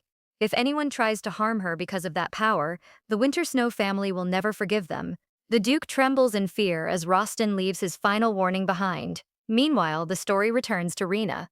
Everyone is still shocked after seeing Chever suddenly grow into a young man. Rena quickly ties up Chever's messy hair while trying to stay calm. She already knows that Chever is actually the child of a monster. That surprising truth explains his unusual transformation. Rena searches through her bag until she finds a special necklace. She gently places it around Chever's neck without any resistance. The necklace immediately seals his magical power so he can no longer harm anyone. Rena explains that controlling him will not be difficult because she herself possesses overwhelming power. She warmly welcomes Chever into her care and hugs him tightly. Embarrassed, Chever blushes but quietly accepts the hug. Meanwhile, a convoy carrying food finally arrives at the village. The knights prepare to distribute supplies to everyone waiting in line. But when they open the food sacks, they are completely stunned because every sack is filled with nothing but rocks. The food thieves are quickly captured and thrown into prison. Rostin orders the guards to lock them up without hesitation. As he walks through the prison, desperate prisoners beg for another chance, but he keeps moving. Rostin realizes that more and more people are stealing food just to survive. Because of that, the food shortage keeps getting worse. He heads to the warehouse and checks the remaining supplies. After seeing the nearly empty storage, Rostin understands they cannot survive much longer. He knows the North needs a solution before the situation becomes hopeless. Soon after, he steps outside to inspect the village. A woman approaches him with good news. She explains that their facility is still operating because Rena keeps providing food from her greenhouse. Surprisingly, Rostin has never heard about this greenhouse before. The story then shifts to Rena, who proudly harvests fresh cherry tomatoes. She happily explains that they are healthy and delicious. At that moment, the butler arrives with unexpected news. The butler informs Rena that Duke Winter Snow has come to see her. The two immediately begin discussing the food crisis. Rostin explains that he cannot accept food aid because of his conflict with Duke Rubelite. Rena cannot understand his decision. She admits that Duke Rubelite is a terrible person, but she believes a simple apology would solve the problem. After all, the people of the North need food more than pride. Rostin quietly lowers his head. He says his honor will not allow him to do that, but things get worse because honor alone cannot feed starving people. Rena reminds him that the people should always come first. Rostin agrees that he cannot ignore their suffering any longer. Then this guy reveals that he has another plan involving Rena's greenhouse. Rostin takes Rena to a massive abandoned field. He explains that this land once serves as the grain belt of the North. It is so large that Rena is left completely speechless. Rostin asks if the entire area can be transformed into one giant greenhouse. Rena carefully studies the land before answering. She even plans to ask Veronica to examine it more closely. The location looks promising because it is close to the east and receives less snow. Unfortunately, the land is simply too large. Frozen water, unstable temperatures, and impossible construction make the project seem unrealistic. Rena honestly admits that the task is beyond her abilities, but suddenly, she stops in the middle of speaking. She begins questioning whether she is giving up too quickly. Meanwhile, in a small western town, another story begins. A servant reports that they have finally found a talented artisan. The town's lady happily welcomes the young craftswoman. The lady shows her a precious gold-plated statue and asks her to build an unbreakable safe to protect it. The artisan confidently accepts the request. She introduces herself as Aine and promises that no one will ever open the safe. Meanwhile, Kylon finally reaches the snowy north. After an exhausting journey, barely able to stand, our boy arrives at Abyss Castle, where the Demon King is rumored to live. He immediately activates an invisibility charm to secretly investigate. Kylon sneaks inside the castle and patiently observes for 5 long hours. Eventually, he becomes convinced that Shever is the Demon King. The evidence seems obvious to him. Turns out, Shever spends his entire time quietly reading a book. Anyone seeing him in the isolated northern manor could easily mistake him for the Demon King. Kylon continues watching every move without looking away. After a while, Shever falls asleep. A nearby cleaner notices him blocking the way and politely asks him to move. Kylon silently follows him outside without being detected. Chever later sits across from Luca and quietly says nothing. Kylon continues observing from the shadows. Eventually, he grows frustrated and wonders why the so-called Demon King spends all day doing absolutely nothing. Rena quietly looks out the window when someone suddenly calls her. They tell her the artisan she requests has finally arrived. The young woman introduces herself as Aine, a master of machinery. Rena carefully observes Aine from head to toe. Surprisingly, her hands are perfectly clean for someone who works with machines. That small detail immediately makes Rena suspicious. She remembers her father from her previous life working with machinery every day. His hands are always covered with oil and grease. Because of that, Rena decides to test Ameni before giving her any important work. Instead of assigning the main project immediately, Rena asks Umline to inspect the manor first. After the inspection is complete, she gives her the real task. She wants plumbing and a heating system installed throughout Abyss Castle, using magic as the power source. Atayan looks around the enormous manor and explains that such a project will cost a fortune. Rena confidently tells her not to worry about the money. Then she pulls back a curtain and reveals a mountain of treasure. The enormous fortune leaves Aninli completely speechless. With unlimited funding available, she immediately accepts the project. Meanwhile, the story shifts back to the Saint.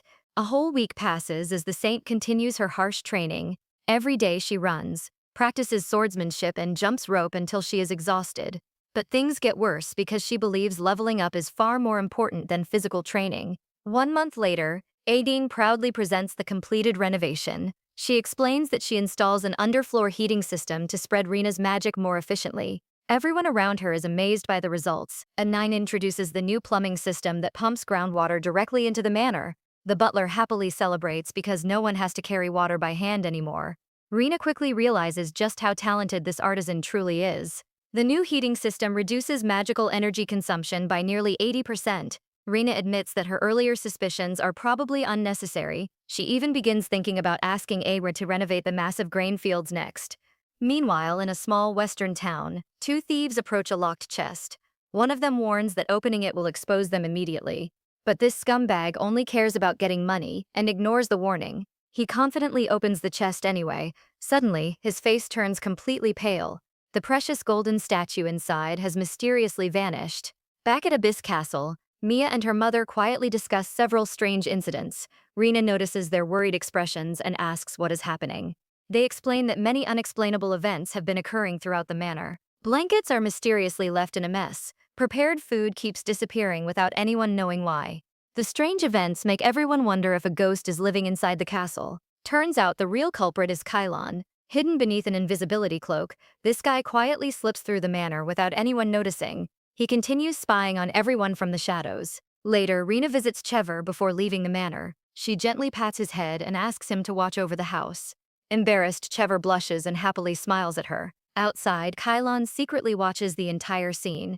He realizes he has spent an entire month hiding inside the manor while observing the so-called Demon King. During that time, he discovers the castle is warm, peaceful, and filled with delicious food. Kylon also cannot stop admiring Rena. As she steps into her carriage, her beauty completely captivates him. Surprisingly, he convinces himself that she is actually the saint he has been searching for all along, because she changes the Demon King's heart. The scene finally shifts to Justin's manor. Justin quietly walks outside as usual. Suddenly, someone calls out his name, bringing his peaceful stroll to an abrupt end.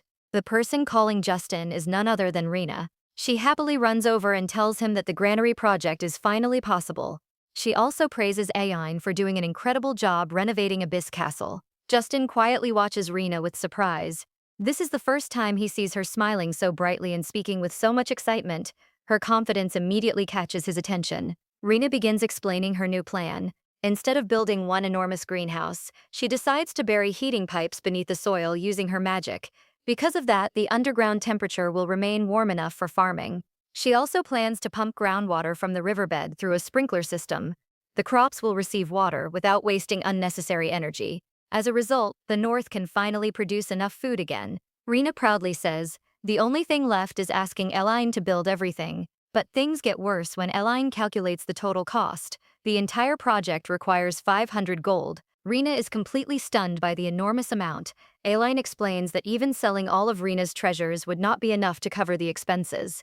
The dream of saving the North suddenly becomes much harder. Meanwhile, the story shifts back to the Saint. She grows tired of her endless physical training under Knight Aiden. Even though Aiden is an outstanding instructor, she feels they are not compatible at all. The High Priest calmly explains that the training has a much greater purpose. Aiden and the other knights will eventually become her companions in the battle against the Demon King. One day, she will be the one giving them orders. The Saint is left speechless after hearing that.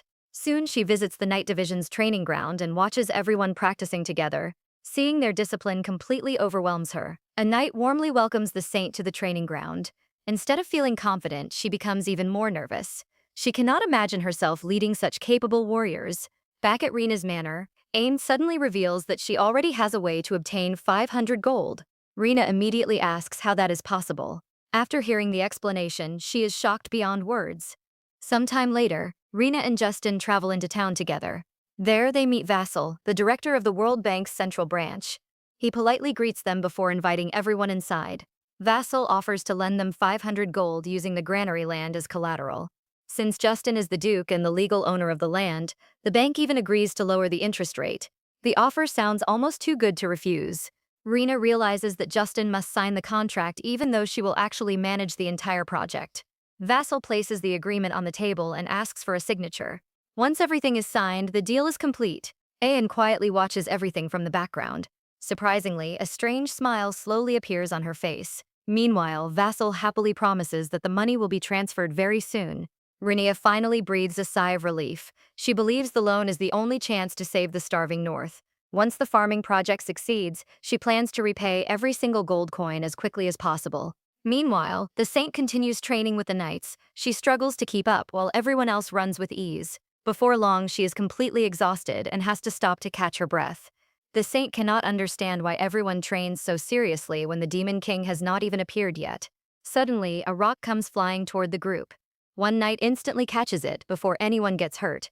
Everyone looks around to find the attacker. A group of men stands above them, laughing and mocking the Knight Division. They insult the knights as nothing more than a useless group that wastes food, leaving the Saint frozen in silence. The Knight Division is created to help the Saints defeat the Demon King, but the Demon King never appears for thousands of years. Because of that, the division only trains and never fights real battles. As a result, everyone looks down on them. The Saint suddenly closes her book and stands up. She refuses to become another weak saint like the ones from the last 100 years. She walks to the training ground with confidence. Then she proudly begins another day of training. That evening, a loud scream echoes through Rena's manor. Rena quickly wakes up and rushes toward the sound. A frightened maid points at the bathroom and says there is a ghost inside. Rena immediately goes to check. Surprisingly, she finds Kylon changing his clothes inside the bathroom. This guy freezes after getting caught. Rena immediately accuses him of sneaking into the manor. Instead of running away, Kylon calmly kneels before her. Kylon introduces himself as the champion of justice. Rena is completely confused by his strange introduction. She quickly asks if he has been secretly living inside the manor for an entire month. The maids also realize he is the one who keeps stealing food and making rooms messy. Kylon admits everything without hesitation. He explains that he stays inside the manor because he is monitoring the Demon King living there. Hearing this, Rena is completely stunned. She cannot believe what she just hears. Kylon suddenly points directly at Chev. He confidently declares that this guy is the Demon King. Chev simply stands there without understanding anything, but Kylon refuses to change his mind. Then Kylon promises to protect the beautiful saint from the Demon King until the very end. Rena is left speechless after hearing such a bold promise. He gently takes her hand and kisses the back of it. Then he swears his complete loyalty to her. Rena awkwardly thanks him. But before things can calm down, Chev suddenly steps forward and pushes Kylon away. The two immediately glare at each other. It looks like a fight can begin at any moment. Rena quickly stops both of them. Kylon insists that the Demon King can transform at any time. Because of that, he asks to stay beside the saint as her personal guardian. But Rena immediately rejects the idea. She tries to explain that Chev is not the Demon King, but she suddenly remembers that Chev is still a dangerous monster. Turns out she comes up with a completely different plan. She asks Kylon to stay beside Shev instead. Rina tells Kylon to watch Shev carefully. She wants him to stop Shev from ever walking down the path of evil. She also explains that Shev may look dangerous, but he is actually still very young. Kylon becomes completely confused by this unexpected request. Kylon reminds her that his duty is to protect the saint, but Rina explains that she will remain safe as long as Shev never becomes the Demon King. She believes Kylon's strong sense of justice will guide Shev in the right direction. Her words slowly convince him. Finally, Kylon accepts the mission with complete determination. He promises to watch Shev with the greatest vigilance and never let him awaken as the Demon King. Rina simply responds with a warm smile. For now, everyone accepts this unusual arrangement. Deep down, Rina knows the truth. She is not a real saint, and Shev is not the Demon King. But at least she believes she has guided both of them onto the right path. Because of that, she decides to leave Shev's future in Kylon's hands. Meanwhile, the people happily talk about the new granary land. They believe Princess Rina's power will finally help them grow enough crops. Everyone hopes they can escape starvation. Some even pray for God's blessing upon their beloved princess. Elsewhere, wanted posters suddenly appear across the town. Veronica notices one of them and quickly walks closer. Her face instantly turns pale after reading it. The poster reveals that Ain is wanted for theft and fraud with a reward of 100 gold. Veronica immediately rushes back to the manor. She desperately calls for Rina and tells her the shocking truth. Rina is completely stunned after hearing the news. She cannot believe that Ain is actually a wanted criminal. Rina remembers Ain happily accepting the 500 gold and promising to build the granary land. A terrible feeling suddenly fills her heart. She rushes toward the treasure warehouse and throws the doors open. But things get worse. The entire warehouse is completely empty. Every treasure inside has disappeared without leaving anything behind. Rina can only grit her teeth in anger. She immediately chases after Ain's carriage. Rina follows the trail all the way to the border between the north and the northwest, but Ain has already destroyed the bridge behind her. As a result, she escapes without being caught. Turns out she plans everything from the very beginning. After returning, Rost apologizes for his mistake. He admits that he never investigates Ain properly before introducing her to Rina. Now they have no choice but to ask the World Bank for help again. The only problem is they have no way to repay the 500 gold. The two visit the World Bank once again. Vassal sadly refuses to lend them more money.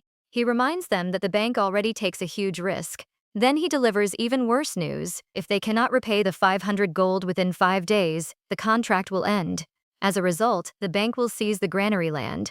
Rina returns to the manor with no solution left. The land is the only hope for the people of the north. Soon, the bad news spreads across the entire region. Everyone learns that Ain steals both the bank's money and Rina's treasures. Many people fear they will lose the granary land forever. The atmosphere quickly becomes heavy, but surprisingly, the people refuse to give up. They know the princess and the duke are already suffering enough. Instead of complaining, they decide to help. Everyone begins bringing out their most valuable possessions. Families donate silver candlesticks, silver bowls, expensive plates, wedding jewelry, and even treasured family heirlooms. They willingly sacrifice everything they own. Their only goal is to protect the granary land. This guy's determination shocks everyone. When Rost sees the mountain of valuables, he can hardly believe his eyes. A representative steps forward and explains that the people collect everything together. They manage to gather exactly 500 gold. Their unity leaves everyone speechless. Rina is deeply moved by the people's kindness. Even after losing so much during the blizzard, they still choose to trust each other. Instead of running away, they stand together and fight for their future. At that moment, Rina realizes she has underestimated the people of the north. The people of the north prove how strong they really are. Rina and Rost quickly return to the World Bank with the full 500 gold. Vassal is completely surprised by what they accomplish. He never expects them to gather such a huge amount in such a short time. After receiving the money, Vassal offers another loan. He asks if they still plan to develop the granary land, but Rina quietly shakes her head. She explains that the development funds are already stolen, and there is no point borrowing more. Even so, Rina already has a new plan. She remembers Kylon mentioning that Ain is looking at a brochure for a luxury resort in the south. Her expression immediately turns cold. She swears to find Ain no matter where she hides. Meanwhile, Ain enjoys a luxurious life at a famous southern resort. She spends the stolen money without any worries. But things are about to change. Rina decides to chase her down personally. Rost asks who will join the journey.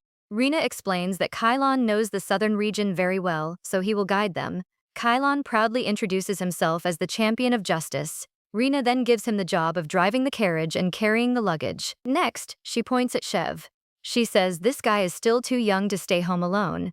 Rost looks completely confused because Chev looks like a grown adult. Rina awkwardly explains that he only looks mature on the outside. Surprisingly, Rost also decides to join the trip. He feels responsible because he introduces Ein in the first place. Rina worries about leaving the North behind, but Rost assures her that nothing is more important than fixing this mistake. Rina finally agrees, and the group begins their journey south. As they travel, Rost keeps looking at Kylon with suspicion. He feels like he has seen this guy somewhere before, but he cannot remember exactly where. Soon, the group arrives at the beautiful southern resort of Neris. Warm sunlight shines across the beaches. People happily relax, eat delicious food, and enjoy peaceful lives. Rina cannot help but admire the lively atmosphere. However, Ross does not seem impressed at all. Rina notices his serious expression but says nothing. Instead, she hopes that one day the North will become just as lively after the granary land is completed. That dream keeps her moving forward. After gathering together, Rina spreads out a map. She decides their first destination should be the luxury jewelry stores. Since Ain loves expensive gems, she believes that is the best place to find her. Everyone immediately splits up to search. Hours pass, but they find nothing. Rina starts wondering if their entire plan is wrong. Maybe Ain never comes to the south at all. But then something unexpected catches her attention. Two women nearby begin talking about tonight's auction. They mention that many rare gems will be sold there. They also reveal that a mysterious person buys every valuable gem at the previous auction. Rina instantly becomes suspicious. Soon, the auction officially begins. The hall fills with wealthy guests from every direction. After several items are presented, the host finally reveals the most valuable treasure of the night.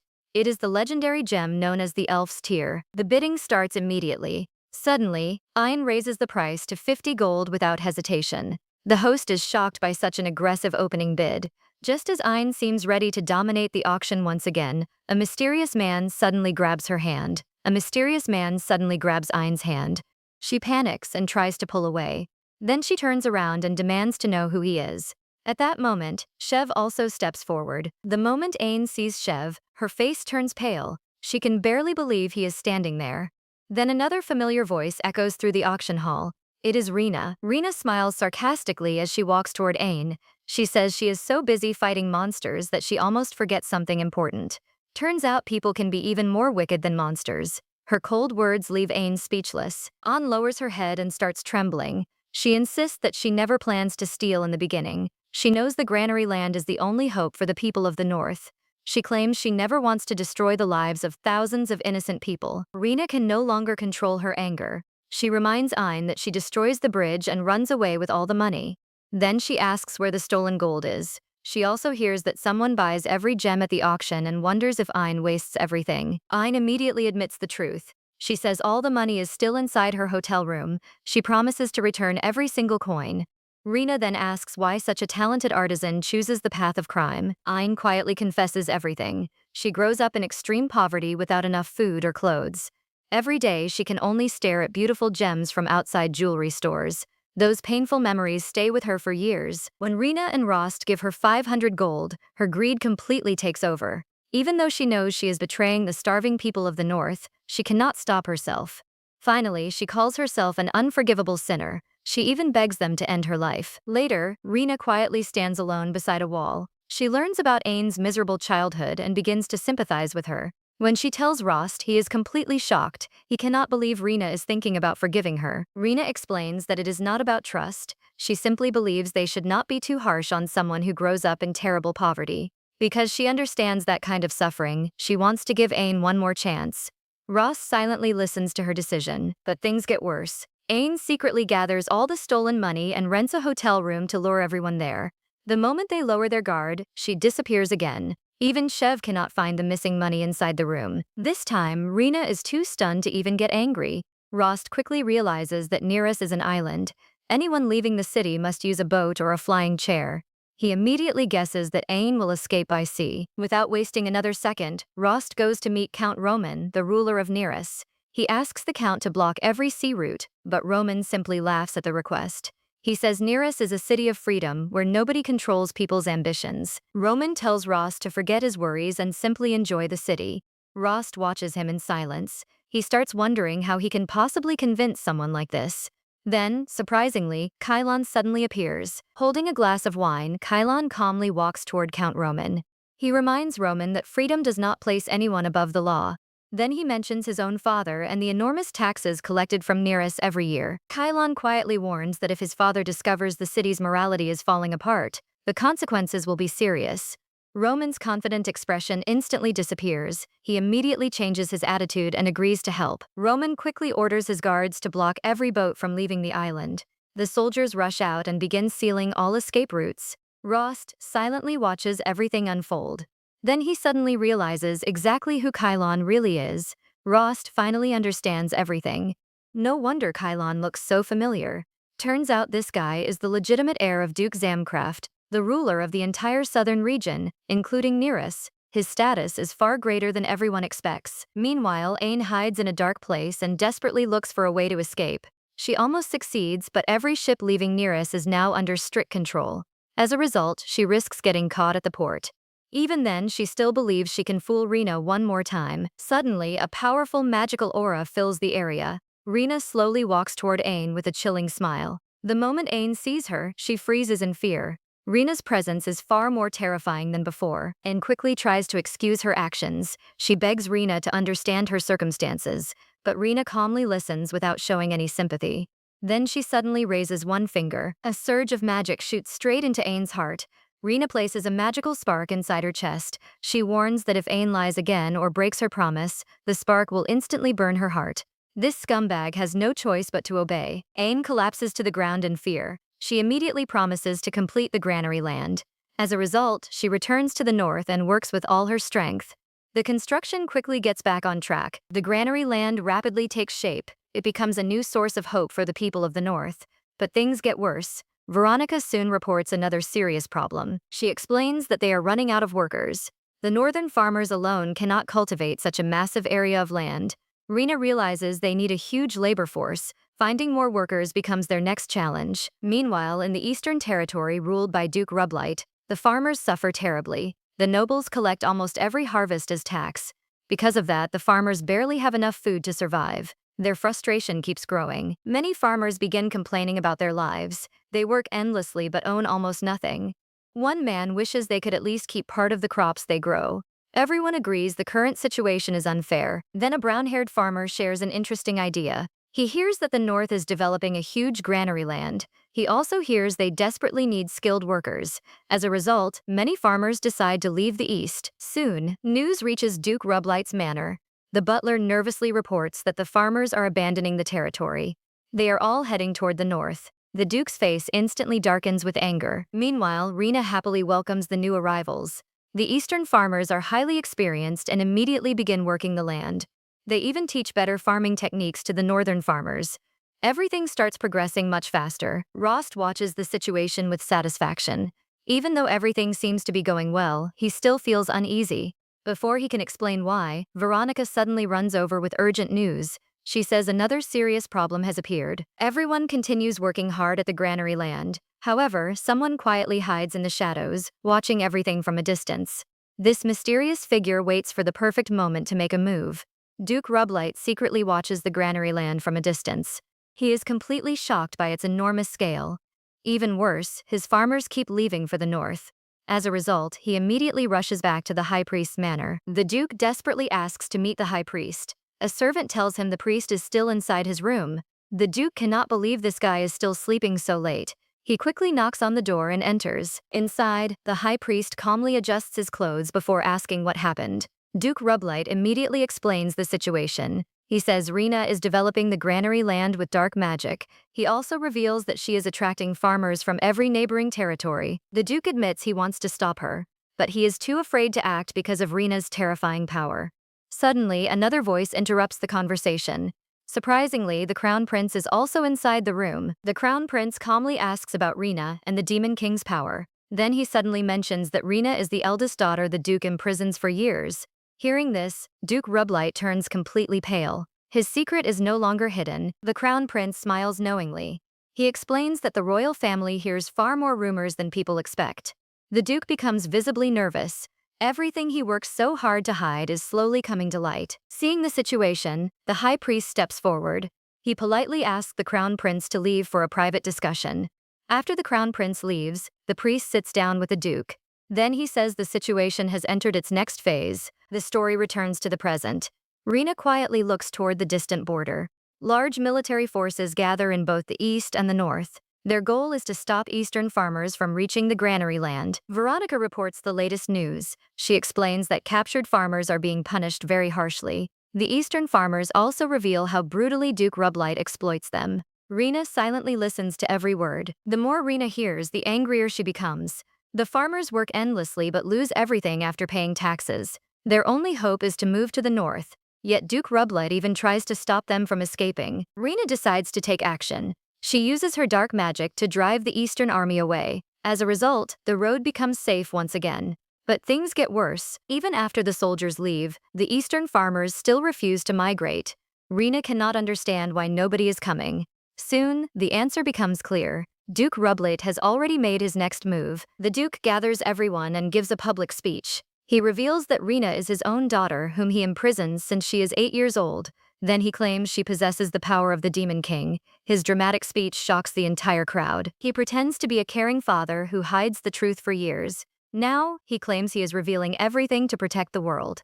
He even promises to defend his people from Rina no matter what happens. The crowd begins believing every word. Unfortunately, Rina's dark magic only strengthens the Duke's story. The soldiers who witness her power spread terrifying rumors everywhere. Soon, people begin saying that anyone who moves north will be controlled by the Demon King. Fear spreads across the east in no time. Meanwhile, Duke Rublight stands beside a window with a satisfied smile. He watches his plan unfold exactly as intended. This scumbag believes victory is finally within his reach. Back at the earlier meeting, Duke Rublight asks the high priest about the next phase of the plan. The priest calmly drinks his tea before giving his answer. He tells the Duke to gather the eastern farmers and publicly announce that Rina is the Demon King. The Duke is completely stunned by the idea. The high priest explains that the Duke should act like a loving father, revealing a painful truth. As a result, the people will sympathize with him and believe every word. The Duke worries that the Rublight family's reputation will suffer. But the priest confidently promises that the temple will protect his honor. Even so, the Duke still has one concern. He points out that Rina has not actually become the Demon King. He asks what they will do if she never awakens. Surprisingly, the priest gives a chilling answer. The priest calmly says they will simply make Rina become the Demon King. The Duke is shocked by those words, but the priest remains completely confident. He believes Rina's power is already perfect for that role. After the meeting ends, the Duke quietly leaves the room. But things get worse. Outside, the crown prince has been listening to the entire conversation. He immediately questions the high priest about the plan. The crown prince asks why they would force someone to become the Demon King if she is not one already. The priest calmly admits that the prince overhears everything. Then he explains that Rina already possesses the Demon King's power. According to him, her awakening is only delayed. The crown prince places both hands on the priest's shoulders. He wonders if the prophecy is actually wrong. The priest sighs and rejects the idea without hesitation. He insists that the prophecy is never wrong, only late. Finally, the crown prince agrees to cooperate for now. He says he only continues believing because of the prophecy. The priest quietly closes his eyes without saying another word. The conversation ends in complete silence. Meanwhile, back at Abyss Manor, Chev happily plays with Luca. Kylon quietly watches everything from a distance. The coachman's wife suddenly brings up the recent rumors. She believes the Eastern people misunderstand Rina because they see her dark magic for the first time. Everyone agrees that the same misunderstanding happens before in the North. But now they must find a way to clear Rina's name. Hearing this, Kylon suddenly makes up his mind.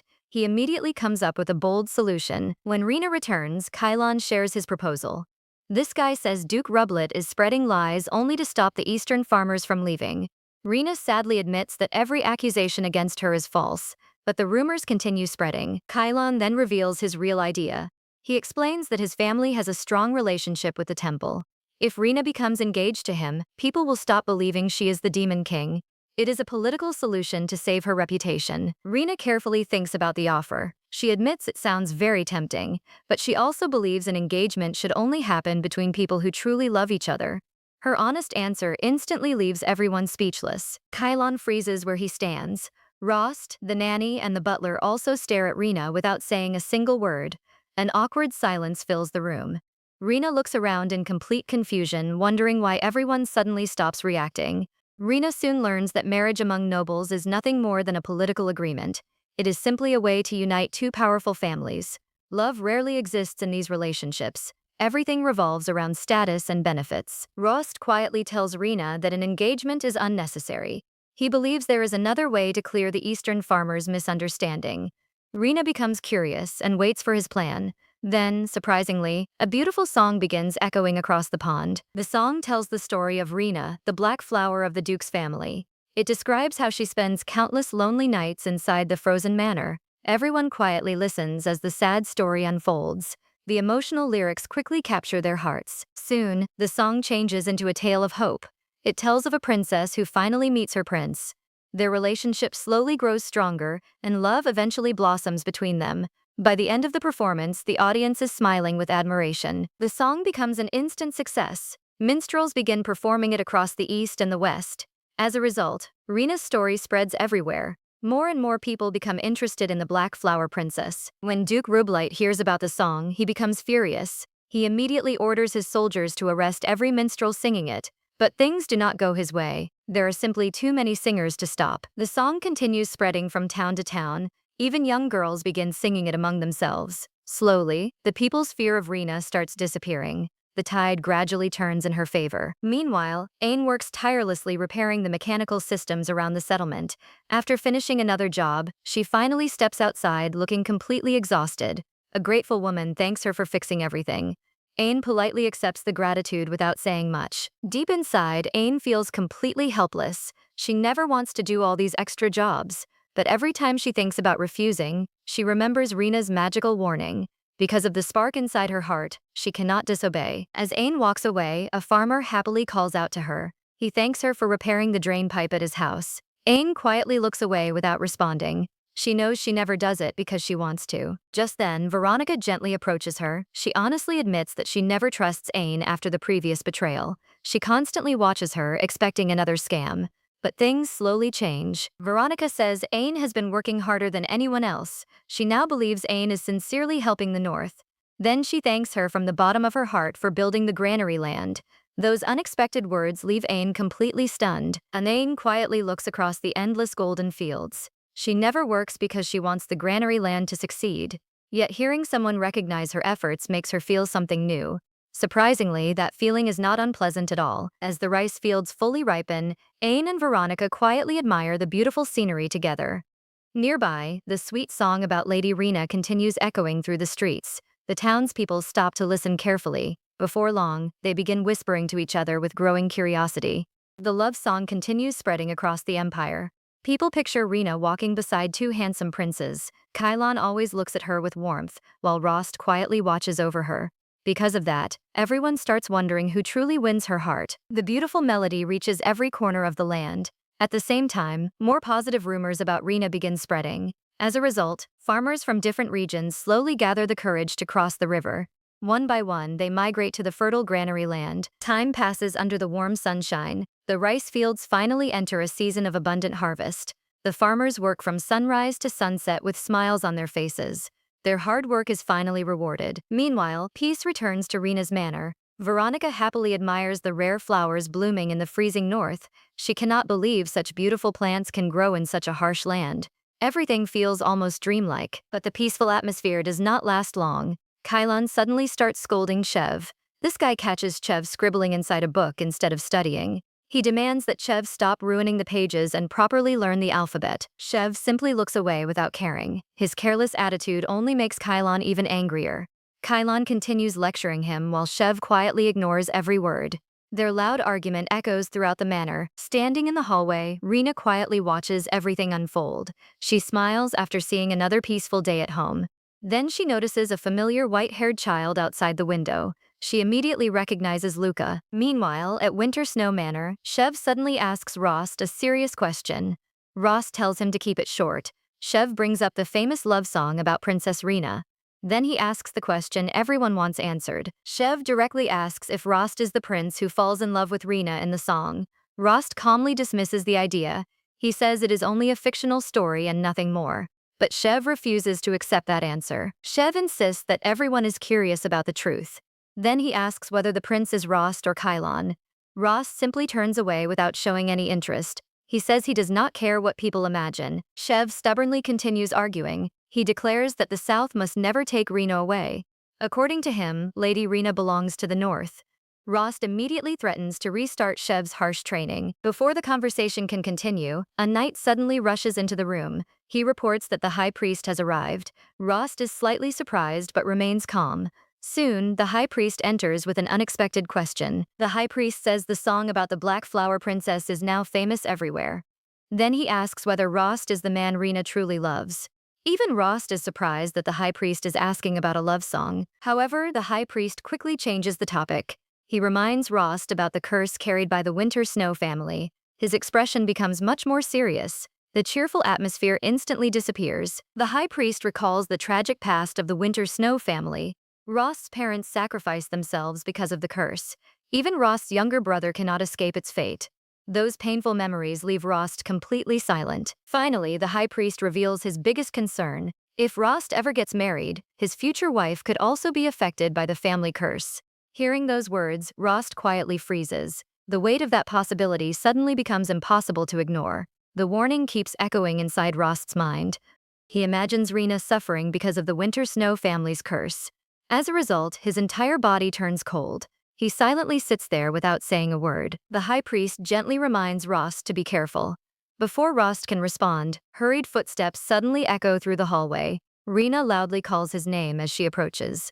Rost slowly turns toward her. The high priest also looks in Rena's direction. He calmly asks if she is the Black Flower Princess. Rost's expression grows even darker. He remains completely silent while Rena walks closer. Rena notices something feels strange. Then the high priest warmly greets her with a polite smile. He congratulates her for bringing prosperity to the north. But despite his friendly words, the atmosphere becomes extremely tense. The high priest praises Rena for saving the granary land. He even jokes that she seems more talented than someone who serves the gods. Rena forces a smile to hide her nervousness.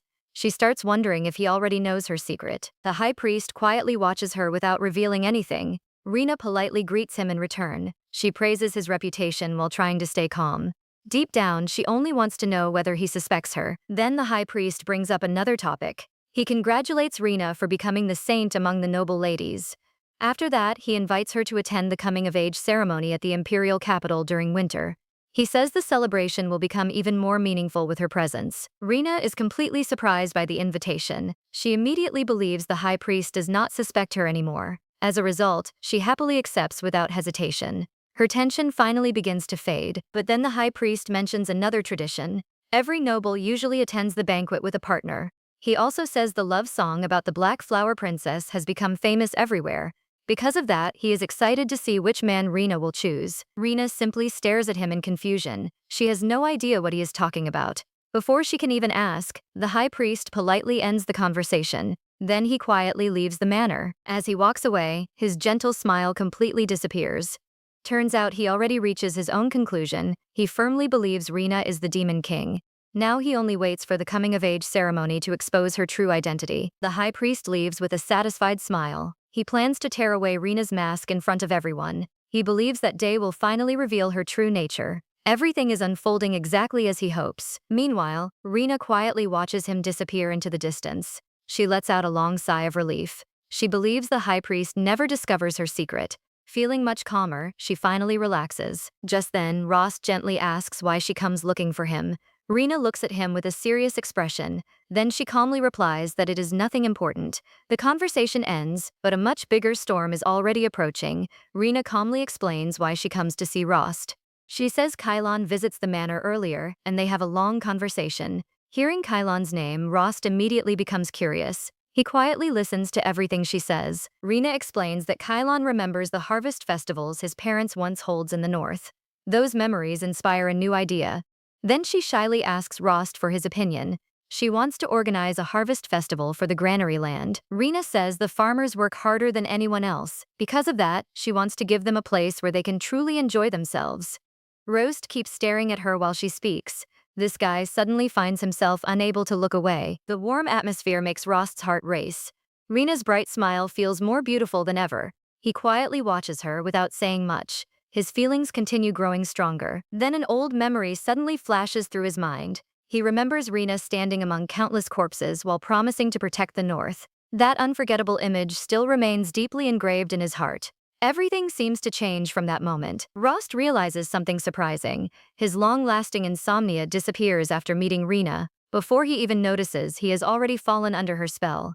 Without thinking any further, he agrees to hold the festival. The moment Rina hears his answer, her face lights up with excitement. She happily thanks him for agreeing. But Rost quickly points out another problem. The North has no experienced people to organize such a large festival. Rina simply smiles with confidence. She says there is nothing to worry about. According to her, Kylon has already contacted professionals to help.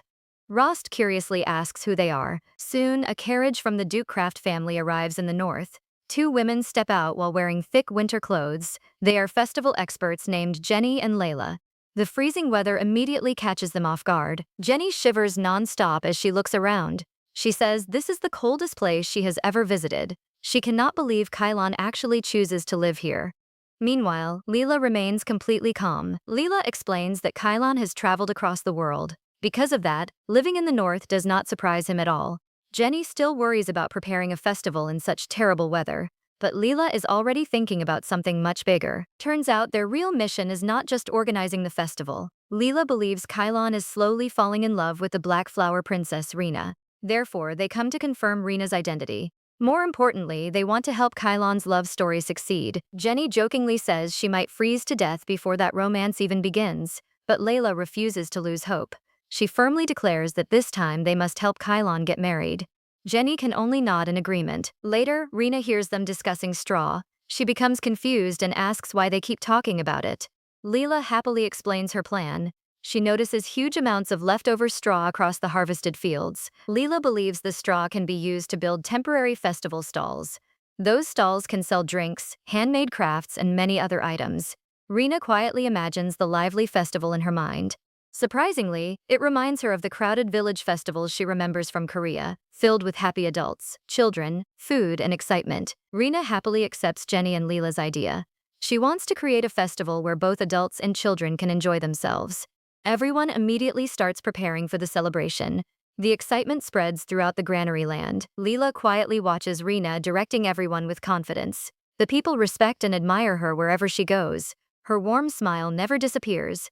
Leela becomes deeply impressed by what she sees. In Leela's eyes, Rina looks like the perfect noble lady. She believes Rina is beautiful, kind, and full of life. As a result, she becomes convinced that Rina is the ideal wife for Kylon. Tears of happiness almost fill her eyes. Jenny watches Layla's emotional reaction from behind. She jokingly tells her there is no reason to cry, but Layla pays no attention to the teasing. She remains completely focused on Rina. While looking at the piles of straw, Rina suddenly comes up with another idea. She wants to add something more unique to the festival. Jenny and Leela immediately become curious. They ask what she has in mind. Without saying another word, Rina snaps her fingers. A burst of black fire suddenly appears in front of everyone. The flames quickly burn through the old straw. The shocking sight leaves Jenny and Layla completely speechless. Rina smiles brightly and asks what they think. She happily suggests using the black flames as part of a festival performance, but Leela can barely process what she is seeing. Her entire body starts trembling. Leela realizes the flames are not ordinary fire. Turns out they are dark magic. She cannot understand how someone as gentle as Rina can control such terrifying power. Her confidence instantly begins to crumble. Rina calmly looks toward Layla with a mysterious smile. Layla's face immediately turns pale.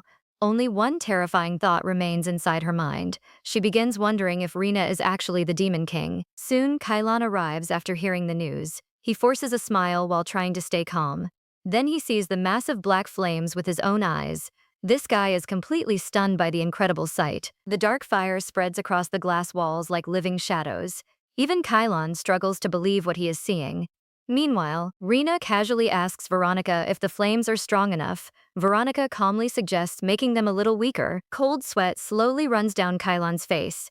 Everything he believes suddenly starts falling apart. At first, he thinks Rina is the saint and Shev is the Demon King. But now, that certainty completely disappears. Even so, Kylon refuses to panic. Instead, he slowly reaches his hand toward the black flames. Jenny and Leela immediately scream in shock. They expect him to be burned alive. Surprisingly, nothing happens. The black fire does not hurt Kylon at all. He stands safely inside the sea of dark flames without receiving a single injury.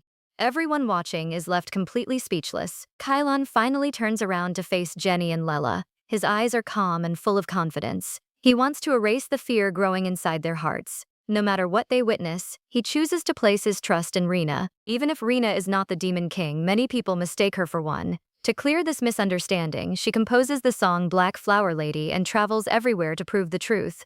But Leela still remains skeptical. She cannot fully believe Rena's story. Leela realizes that the affectionate scene between Kylon and Rena is only an illusion.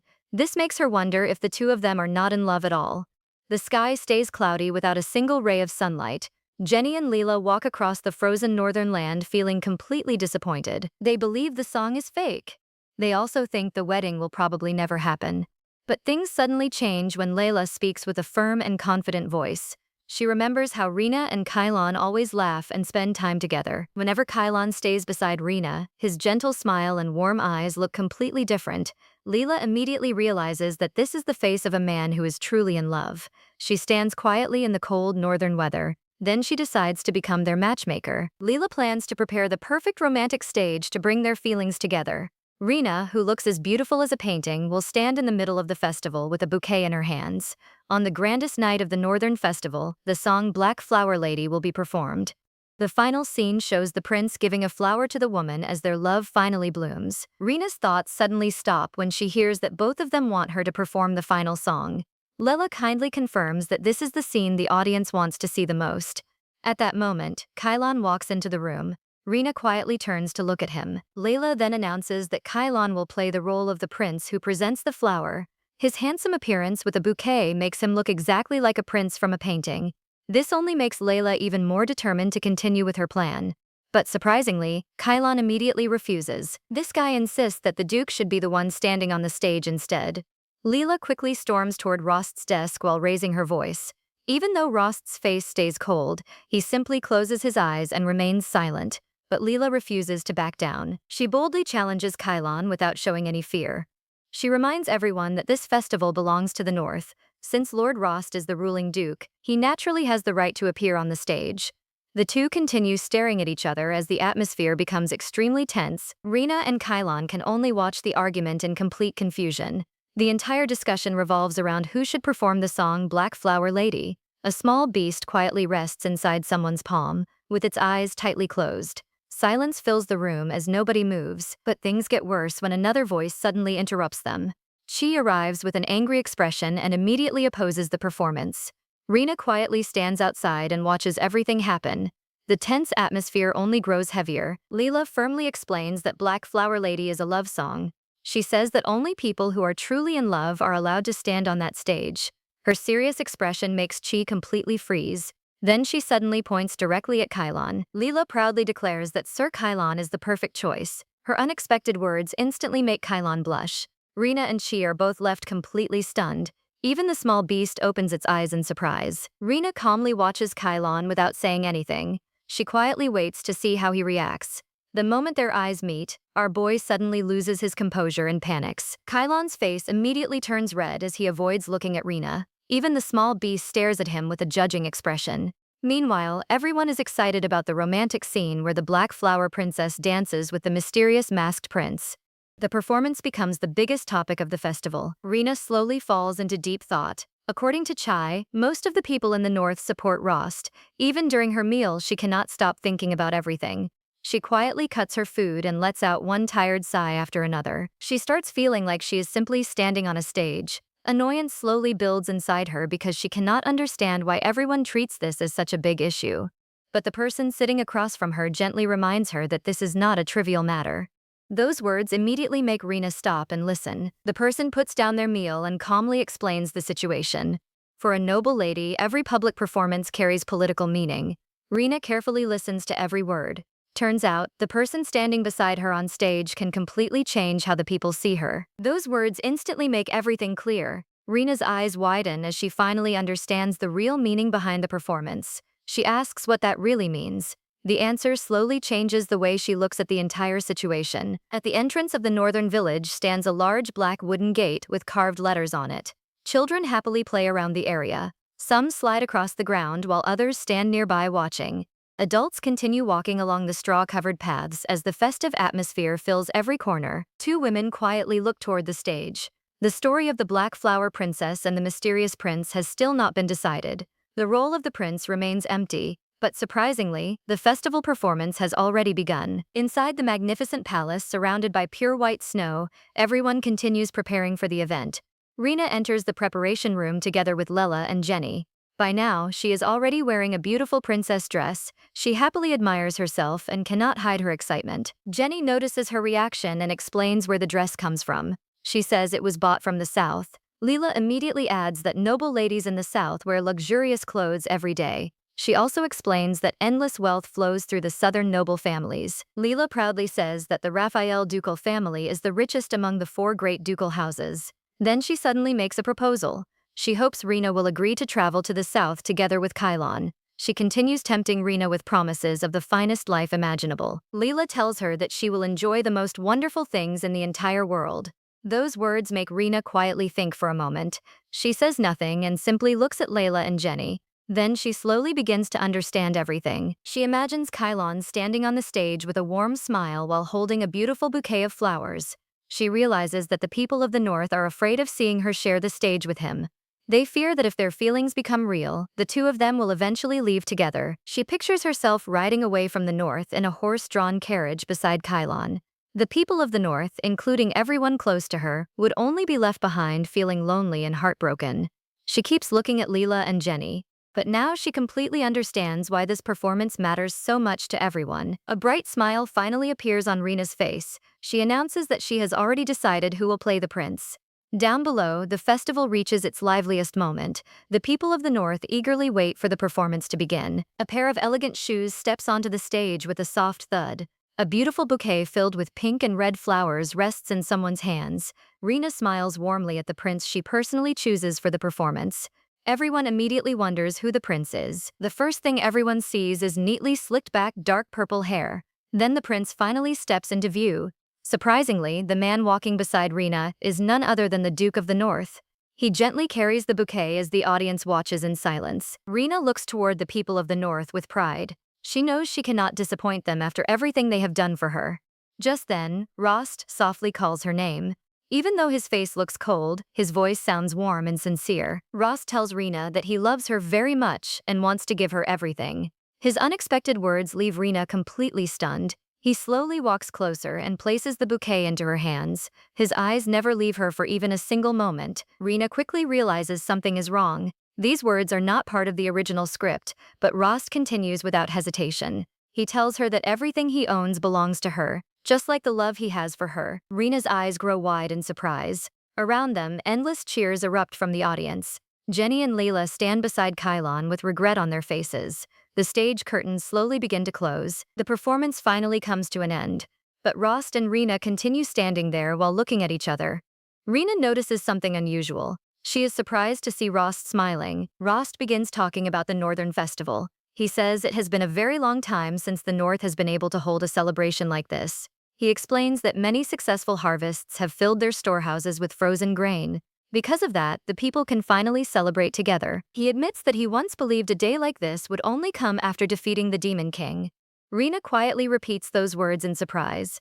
Rost then sincerely thanks her. He tells her that she is the one who made all of this possible. Rost says that if there is anything he can do for her, she should simply ask. He wants to repay her kindness however he can. Rena looks at him in disbelief. She lightly clears her throat before answering. She explains that she never expected anything in return. But surprisingly, she does have one wish. The scene then shifts somewhere else. Rena is now speaking with an experienced craftsman. The old craftsman looks completely surprised by her request. He says that during his 30 years of work, he has never received an order like this before. Rena explains that it is a special request from the Duke's manor. She asks him to make it as perfectly as possible. The craftsman confidently agrees. He says the statue will not be difficult to create. He points toward the nearby materials prepared for the sculpture. Soon after, everyone begins working together. Workers continuously shout instructions to each other. They tighten ropes and carefully move the heavy materials into place. Rost quietly watches everything happen. Surprisingly, even he never expects Rena to request a statue like this. Meanwhile, Rena carefully checks the perfect location for the monument. She decides that placing it on the hill will allow everyone in the eastern region to see it. The workers continue their job with great enthusiasm.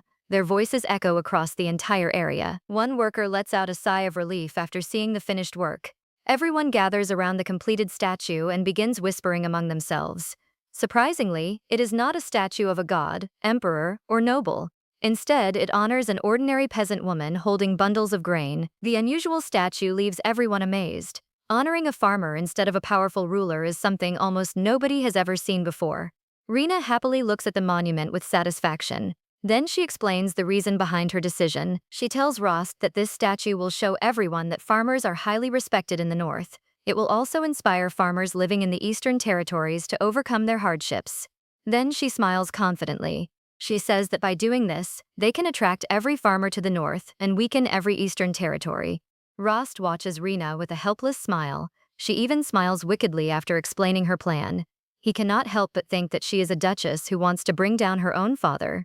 In the end, he simply accepts that she is a truly unusual person. Just as everyone prepares to leave, the sky suddenly turns completely black.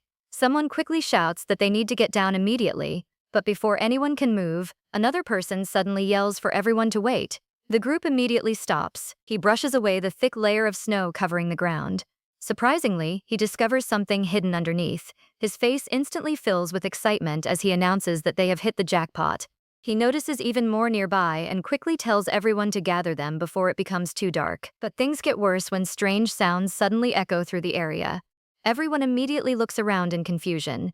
Before they can react, the cliff unexpectedly splits apart. A massive bottomless black abyss suddenly opens beneath them. The scene then shifts to the abyss. Kylon has just woken up and still looks sleepy. He notices Shever wearing a black cloak as if he is about to leave. Kylon softly asks where he is going so late at night. While looking at him, Kylon suddenly notices streams of dark magic surrounding Shever's body. He immediately panics after recognizing the energy. This guy realizes Shever is using Rena's dark magic. The discovery leaves him completely shocked. The story then recalls the past. Long ago, the Demon King appeared and burned countless cities with black flames. After that, the saint arrived and saved the world with her holy power. 1,000 years earlier, Aiden waited together with the high priest after receiving God's decree to finally meet the saint. The scene changes once again.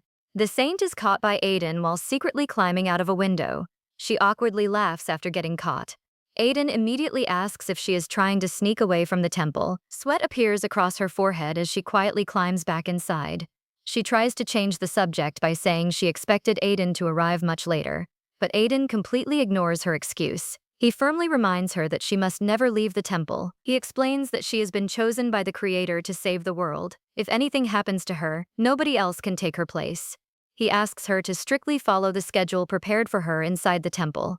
His serious words make the entire atmosphere turn cold. The saint quietly accepts what he says. A trace of sadness appears on her face. She softly says she understands. Then she suddenly runs away, leaving Aiden standing alone in the empty hallway. Aiden quietly watches her leave. He realizes that after waiting 1,000 years, the saint he finally meets is only an ordinary 19-year-old girl. The thought stays with him for a long time, but his mission must continue. One day, Aiden receives news about the Western Labyrinth. He immediately reports the situation to the saint. She looks surprised after hearing that the labyrinth has suddenly opened. Aiden explains that villagers discover it while gathering mushrooms. He warns that they must act before the monsters escape from the labyrinth. The saint cannot hide her worried expression. Aiden notices her fear and immediately reassures her. He promises that he will never let her enter the labyrinth alone. The scene shifts to the Western Mountain. The saint bravely fights the monsters with the knights. Everyone praises her excellent performance during the battle. They believe the monsters will soon be completely defeated, but Aiden notices something unusual. The monsters are surprisingly weak. Turns out, they only seem strong enough for the saint to defeat without much difficulty. This strange situation immediately makes him suspicious. After clearing the labyrinth, the saint suddenly levels up as her reward. The surrounding knights happily congratulate her success. They praise her strength and say the Western Labyrinth is no match for her. But Aiden continues thinking in silence. He cannot believe the labyrinth is conquered so easily. The entire situation feels far too suspicious. Later, the scene shifts to a quiet library. The blonde-haired saint politely asks Aiden if she can finally go outside and spend time with her friends. Aiden immediately refuses her request. He coldly tells her that she cannot leave the temple. Instead, he says she may only meet her friends inside the temple grounds. Hearing that answer, the saint can only lower her head in disappointment. The saint quietly gives up and says, maybe next time. But she reminds Aiden that the training schedule he created is already completely full. Aiden stays serious and asks if she is dissatisfied with her training. He reminds her that she is the world's savior. Still unwilling to give up, the saint asks him one more question. She simply wants Aiden to become her friend. Surprisingly, Aiden immediately refuses again. He explains that his duty is only to assist and train the saint, not to build a friendship with her. As evening arrives, a subordinate suddenly rushes in with an urgent report. He announces that a massive fire is spreading across the capital. Aiden freezes after hearing those words. The subordinate explains that the flames are burning the entire city. Then Aiden remembers something important. Today, the saint skips her training and secretly goes into the capital. His face immediately turns pale. He realizes something terrible may have happened. The scene then returns to the abyss. Rina is completely shocked after hearing Kylon's accusation. He insists that Shever used dark magic. Rina repeats those words in disbelief as she tries to process everything she has just heard. Without wasting another second, she rushes to find Shever. Kylon quickly follows behind her. Rina forcefully pushes the door open and loudly calls his name. But the moment she enters the room, she suddenly stops. Shever is peacefully sleeping on his bed. Books are scattered across both the bed and the floor. Everything looks exactly like a student who falls asleep while studying. The unexpected sight leaves Rina speechless. The noise finally wakes Shever up. He slowly rubs his eyes and looks at Rina. Kylon immediately points at him and prepares to question him. But before our boy can finish speaking, Rina interrupts him. She decides to question Shever herself. Rina calmly asks where he goes the previous night. Shever simply answers that he spends the whole night sleeping. His expression remains completely blank. Kylon immediately calls him a liar. He insists that Shever bumps into him while returning during the night. He also claims that Shever uses dark magic. But Shever only looks confused and asks what dark magic Kylon is talking about. Kylon refuses to believe his act. He tells Shever to stop pretending to be innocent. Meanwhile, Rina bends down and picks up a sheet of paper from the floor. She carefully reads the messy handwriting written across it. After reading everything, Rina turns toward Kylon. She tells him that he is probably mistaken. She cannot find any evidence showing Shever leaves the room. Instead, it looks like he simply falls asleep while studying. Kylon is completely stunned by that explanation. He cannot believe this guy is actually studying. Rina defends Shever once again. She explains that Kylon spends the entire day suspecting him of being the Demon King, so he probably mistakes a dream for reality. But Kylon refuses to back down. He insists that it is not a dream. At that very moment, Shever's expression suddenly changes. A small, triumphant smirk appears on his face as he secretly looks toward Kylon. Rina completely ignores the silent exchange between them. She keeps looking at the paper and tells Shever that his handwriting still needs practice. However, she praises him for studying so seriously. She explains that learning naturally becomes enjoyable once someone gains knowledge. Kylon notices Shever's smug expression and immediately panics. He points at him and tells Rina to look carefully. He insists that everything he says is the truth. But Rina still pays no attention to his warning. Meanwhile, the capital is swallowed by a terrifying sea of flames. The armored holy knights carefully move through the burning streets while watching the city turn into ashes. The overwhelming disaster leaves everyone speechless. Even the children hiding behind rocks silently watch the scene unfold. A heavily bearded man notices the arriving holy knights. Curious, he wonders why they come to such a poor and ruined place. Then he stands up straight. Without hesitation, he begins speaking to the soldiers. Behind the holy knights, a heavily wounded woman desperately holds her trembling child. Both of them are covered in blood. She keeps begging for a little water to save her child. The heartbreaking scene leaves everyone silent. Aiden feels the pain, but he still gives a strict order to the knights. He tells them not to look back. Everyone obeys and continues moving forward despite the cries behind them. Their mission comes before everything else. The holy knights exist only to protect the saint and defeat the Demon King. Because of that, Aiden cannot stop for anyone. As the sea of fire spreads across the city, he immediately orders everyone to split into groups. Their only goal is to find the saint as quickly as possible. The knights continue searching through the burning streets. Soon, they meet a badly injured old man. They quickly ask if he has seen the saint. The old man repeats the question before suddenly laughing. He proudly says that the saint is nothing like the holy knights. According to him, she always cares for ordinary people. His face fills with admiration as he remembers her kindness. His words leave one brown-haired knight completely speechless. Another knight simply calls the old man crazy. He tells everyone to ignore him and continue searching somewhere else. But suddenly, a strange golden light shines across the area.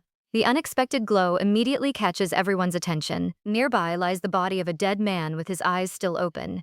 Aiden realizes the man dies after being trapped beneath the rubble. He continues searching for the saint, but the mysterious golden light grows even brighter. Aiden slowly turns toward the source of the light. Then something impossible happens. The dead bodies behind him become surrounded by golden light. Surprisingly, they begin moving once again and slowly stand back up. Aiden immediately understands that these people are already dead. He quickly walks toward the source while covering his eyes from the blinding light. The closer he gets, the brighter the light becomes. Then he finally discovers where it comes from. Before him stands the saint herself. Her entire body shines with a miraculous golden light. She clasps her hands together as if praying. Behind her appears a divine figure with enormous angelic wings. The sacred scene leaves everyone in complete awe.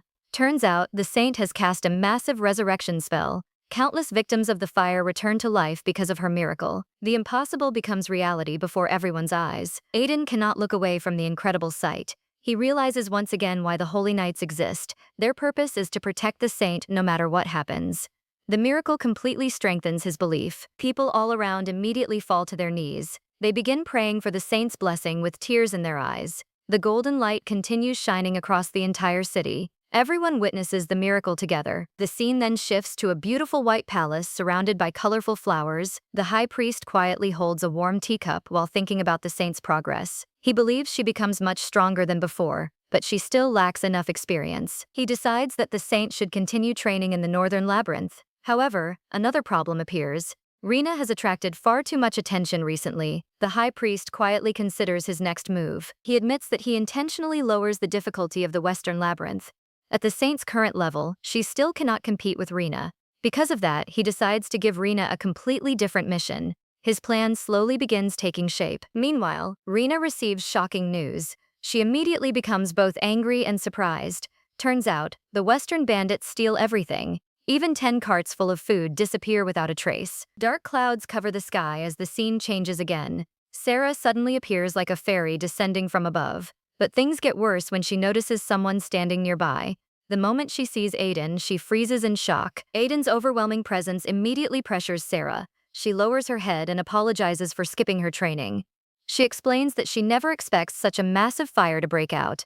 Even so, she tries to explain the situation. Before Aiden can respond, 2 large men step in front of Sarah. They beg him not to blame the saint. Instead, they admit that they are the ones who convince her to skip training and come with them.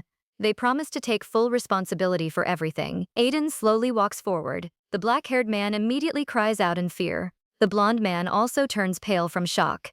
Even Sarah cannot believe what she is seeing. The proud and distant Aiden suddenly kneels before Sarah. He lowers his head and sincerely apologizes to the holy saint. He calmly admits that it is his duty to support her. Then he bows even lower. Aiden apologizes for trying to control all of Sarah's actions. He asks her to forgive his arrogance and disrespect. Sarah stands there completely stunned by his unexpected behavior. She never expects Aiden to humble himself like this. The 2 men beside Sarah immediately take advantage of the situation. They quickly ask if this means they are now free to leave the capital whenever they want. They even ask if they are allowed to drink alcohol. But Sarah ignores those questions and focuses on something much more important. She says there is one strict rule of the Holy Knights that she wants to abolish. Aiden immediately asks which rule she is talking about. Sarah spreads her arms and looks around at the devastated city. Then she makes her request. She asks Aiden to help the people suffering from disasters. She knows the Holy Knights are forbidden from interfering in situations like this, but she pleads with him to save the people who struggle so hard just to survive. Her words leave everyone silent. Surprisingly, Aiden smiles with satisfaction. He immediately bows once again and accepts her command. He says that if the Holy Saint gives the order, he will gladly obey. For the first time, he willingly changes his decision, but Sarah is not finished yet. She has one more request. This time, there is no hostility left in her eyes. She simply asks Aiden to become her friend. Aiden's eyes widen in complete surprise. It takes him a long moment to understand what she is asking. There are simply too many things happening at once. Finally, he accepts her request because it is the Holy Saint's wish. Soon after, the dark atmosphere completely disappears. A peaceful sky returns above the capital. For the first time since the Holy Knights are founded, they actively help people during a citywide disaster. Together, they repair much of the destruction. The people of the capital quickly hear about Sarah's actions. One after another, they gather to see the saint. They fold their hands and pray before her with sincere gratitude. Everyone believes she will protect them even if the Demon King appears tomorrow. Meanwhile, the scene shifts somewhere else. Rina is absolutely furious. She grits her teeth in anger after hearing another report. This is already the 50th carriage that has been attacked. She finally reaches her limit. Rina declares that she will personally deal with the Western bandits.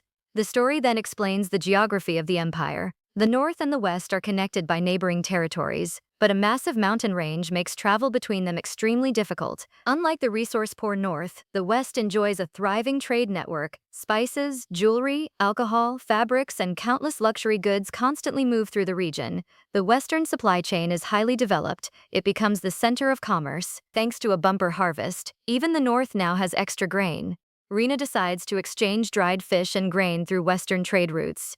Soon, a massive caravan loaded with goods begins its journey. Everyone hopes for a successful trade expedition, but things get worse before the caravan reaches its destination. News suddenly arrives that bandits hiding inside the mountain ravines rob all of their supplies. Rina immediately explodes with anger. She cannot believe someone dares to steal her goods. Her overwhelming aura instantly fills the area. She vows to make the bandits regret everything they have done. Without wasting another second, this girl climbs into one of the supply wagons. Even while hiding among the cargo, her murderous intent is impossible to hide. The convoy quickly continues its journey toward the west. Rina carefully watches the road, waiting for the bandits to appear. Surprisingly, the entire trip remains quiet. She cannot find a single trace of the western bandits anywhere. After returning, Rina explains everything that happens during the trip. She also raises one important question. Whenever she travels with the caravan, the bandits never appear. But every time she stays behind, the convoy gets attacked. The truth soon becomes clear.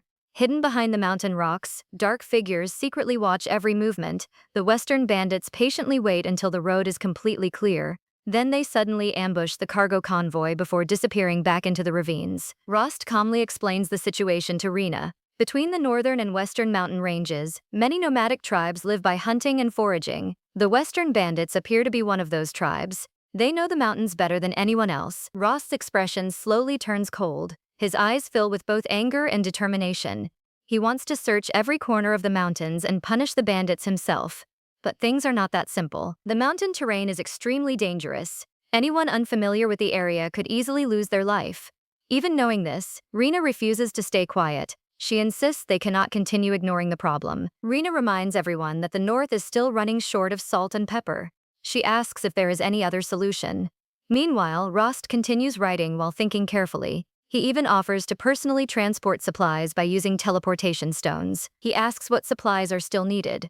Rina quietly thinks for a moment. Then she firmly says that there is no need for that plan. Instead, she wants everyone to approach the problem together. After finishing the discussion, Rina leaves Rost's house. As she walks away, she keeps looking back several times. She cannot help noticing how kind Rost is despite being a powerful duke. His behavior feels completely different from what she expects. Rina believes people only become that generous after living peaceful and comfortable lives. Meanwhile, Rost quietly watches her from the window above.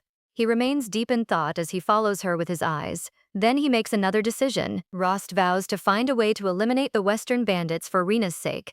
But suddenly, something feels strange to him. He wonders why nomads who normally live peacefully in the mountains suddenly become bandits. The question refuses to leave his mind. Night soon falls over the castle deep inside the forest. Kylon suddenly wakes up in the middle of the night. He quietly walks through the castle halls. Then he notices something unusual. Rina's bedroom door is slightly open. Curiosity immediately takes over. This guy quietly peeks through the narrow opening without making a sound. Inside, Rina is still sleeping peacefully, but then Kylon notices another figure standing beside her bed. The moment he recognizes the person, he freezes in shock. It is Shever.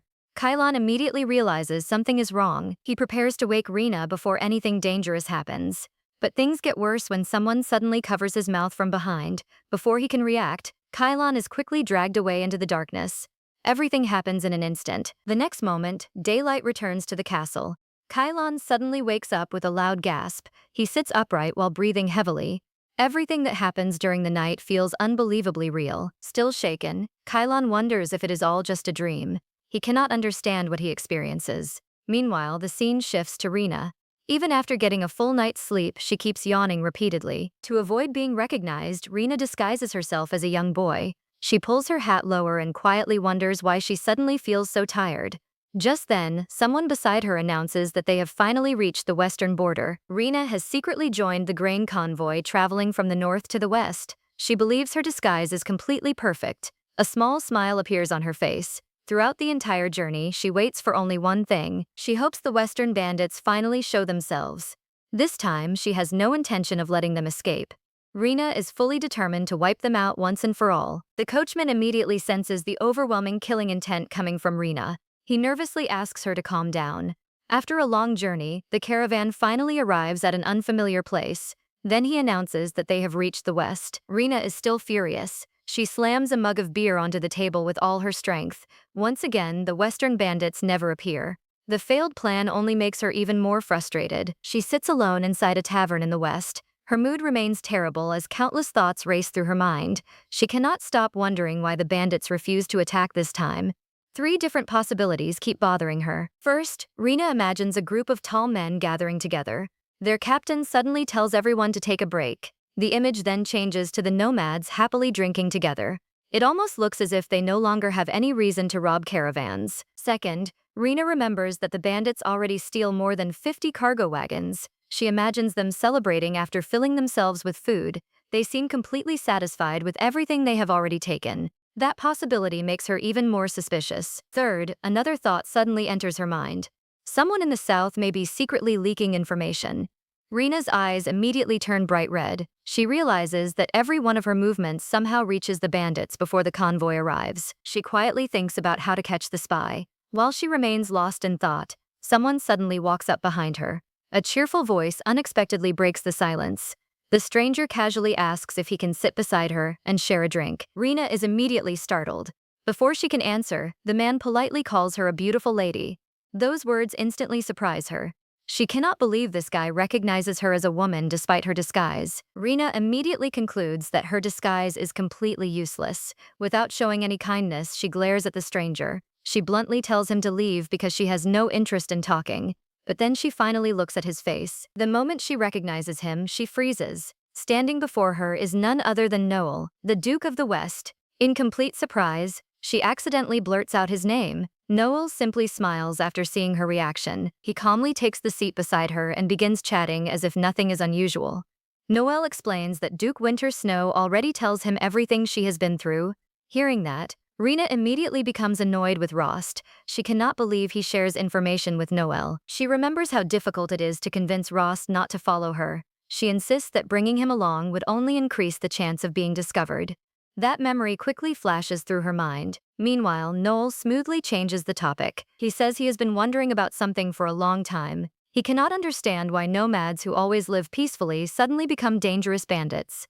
Before Rena can answer, Kai suddenly speaks up from nearby. His unexpected answer surprises everyone. Kai casually says that everything happens because of a gold mine. He quietly sits to the side while eating a pastry. Rena immediately snaps her attention toward him. She urgently asks what he means by that. Kai completely ignores her excitement for a moment. Rena becomes even more impatient and demands an explanation. Finally, Kai calmly continues speaking. He reveals that the nomads peacefully live in the mountains because a hidden gold mine exists there. According to Kai, the mountain secretly contains a rich gold mine. He remembers seeing mysterious figures leaving a hidden cave. Turns out, the nomads quietly mine small amounts of gold. Then they secretly sell it in the city to make a living. Kai suddenly reveals another shocking truth. He says the nomad's gold mine is almost completely exhausted. His words instantly leave both Rena and Noel speechless. The unexpected news changes everything. Rena immediately demands an explanation. She cannot believe the gold mine is gone. She urgently asks who takes it away.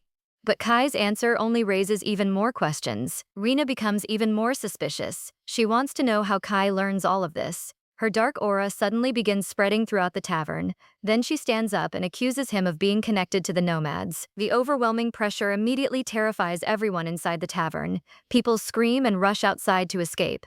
Kai begins trembling in fear as Rena's powerful aura fills the entire room. Even Noel is shocked by the terrifying sight. Rena proudly reveals her identity. She asks Kai if he knows who she is. Surprisingly, Kai immediately recognizes her. He admits that everyone knows the name Rena Rubelite. Kai nervously says that people call her a user of terrifying black magic, but turns out he also believes she has never harmed innocent people. Those unexpected words immediately make Rena stop. The atmosphere suddenly becomes much calmer. Rena slowly walks closer until she stands directly in front of Kai. She asks if he is claiming to be innocent as well. Even though he is still frightened, Kai firmly answers that he has never stolen anything. He refuses to back down. Just then, the tavern owner suddenly joins the conversation.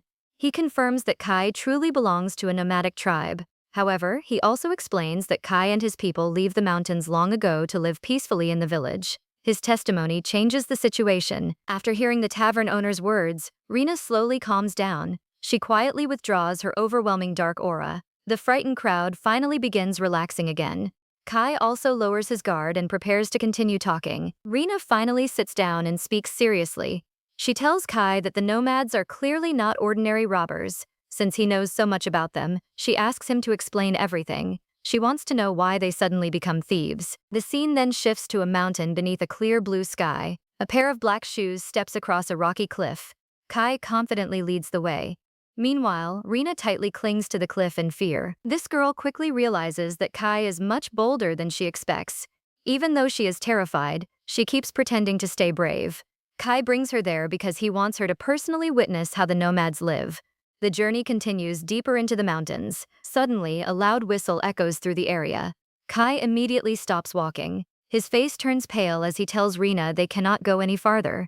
The whistle is a warning telling outsiders to stay away. Hearing that, Rena secretly feels relieved, but she still pretends to stay calm and agrees to head back. Surprisingly, Kai does not leave immediately. Instead, he points towards something in the distance. Following his finger, Rena notices a strange cave hidden among the mountains. Turns out, it is the famous gold mine. Her fear instantly changes into surprise. She carefully looks toward the cave. Kai explains that most nomads survive by raising livestock in the mountains. They also earn extra money by collecting small amounts of gold from the mine. Everything remains peaceful for a long time. But then something unexpected happens. Kai explains that one day a magical barrier suddenly appears at the entrance of the gold mine. Since that moment, nobody is able to enter the cave anymore. The mine becomes completely inaccessible. The strange event changes the nomads' lives forever. Rena is left completely confused by the story. She cannot understand who creates such a powerful barrier. Kai falls completely silent because he does not know the answer either. Soon after, the scene shifts back to the familiar castle, where Rost quickly understands the entire situation and quietly nods. After a long silence, Rost finally speaks. He believes the high priest is the one who places the magical barrier around the gold mine. His words immediately leave Kai speechless. Then Rost asks if that is the reason the nomads become bandits. Rost does not hesitate to criticize the nomads. He says they should work honestly instead of stealing from others. According to him, they could simply come down the mountain and start a new life. His harsh words immediately upset Kai. Kai can no longer stay silent. He quickly defends his tribe despite feeling completely helpless. He explains that his mother lives near the foot of the mountain, so adapting is easier for him. But most nomads cannot adjust to life outside their homeland. As Kai finishes explaining, Rena slowly begins to understand his point. She imagines people who struggle to leave behind the only life they have ever known. Then she looks toward Rost. Surprisingly, she realizes that someone born into a noble family can never truly understand that hardship. Rost continues trying to justify his opinion. He insists that no matter how difficult life is, robbery can never be the answer. But before he can finish, Rena suddenly interrupts him. She calmly steps closer to Kai, then she shocks everyone with her next words. Rena openly says that she is on Kai's side.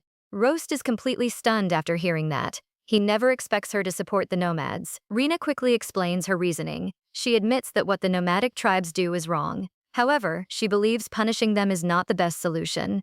Instead, she wants to give them a chance to rebuild their lives. She then looks directly at Rost with complete determination.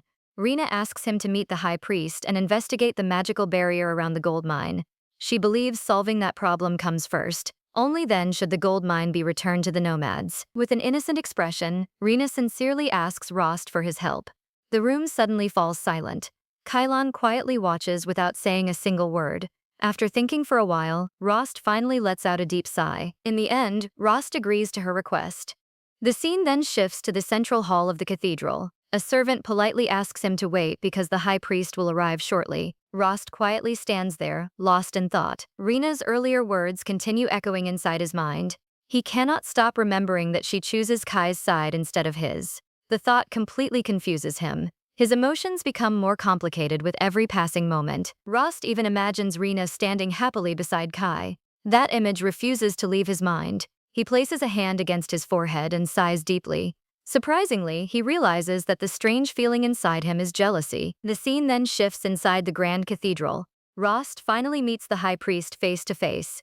The High Priest calmly apologizes because he cannot help with the investigation. His answer immediately disappoints Rost. Rost originally believes the High Priest knows something about the magical barrier protecting the gold mine, but turns out, the High Priest claims he knows nothing about it. With no new information, Rost quietly leaves the cathedral alone. As he walks down the long staircase, he continues thinking about the mysterious barrier. Something about the entire situation feels completely wrong. The mountain is so steep that almost nobody can climb it. That only makes the mystery even deeper. Suddenly, the scene reveals the strange cave once again. Floating blue magical letters surround the entrance. Rost wonders who could possibly climb such a dangerous mountain just to create a barrier there. The question continues bothering him. Just then, something catches Rost's attention. Inside a beautifully carved archway sits a small glowing sphere locked inside a cage with a cross on top.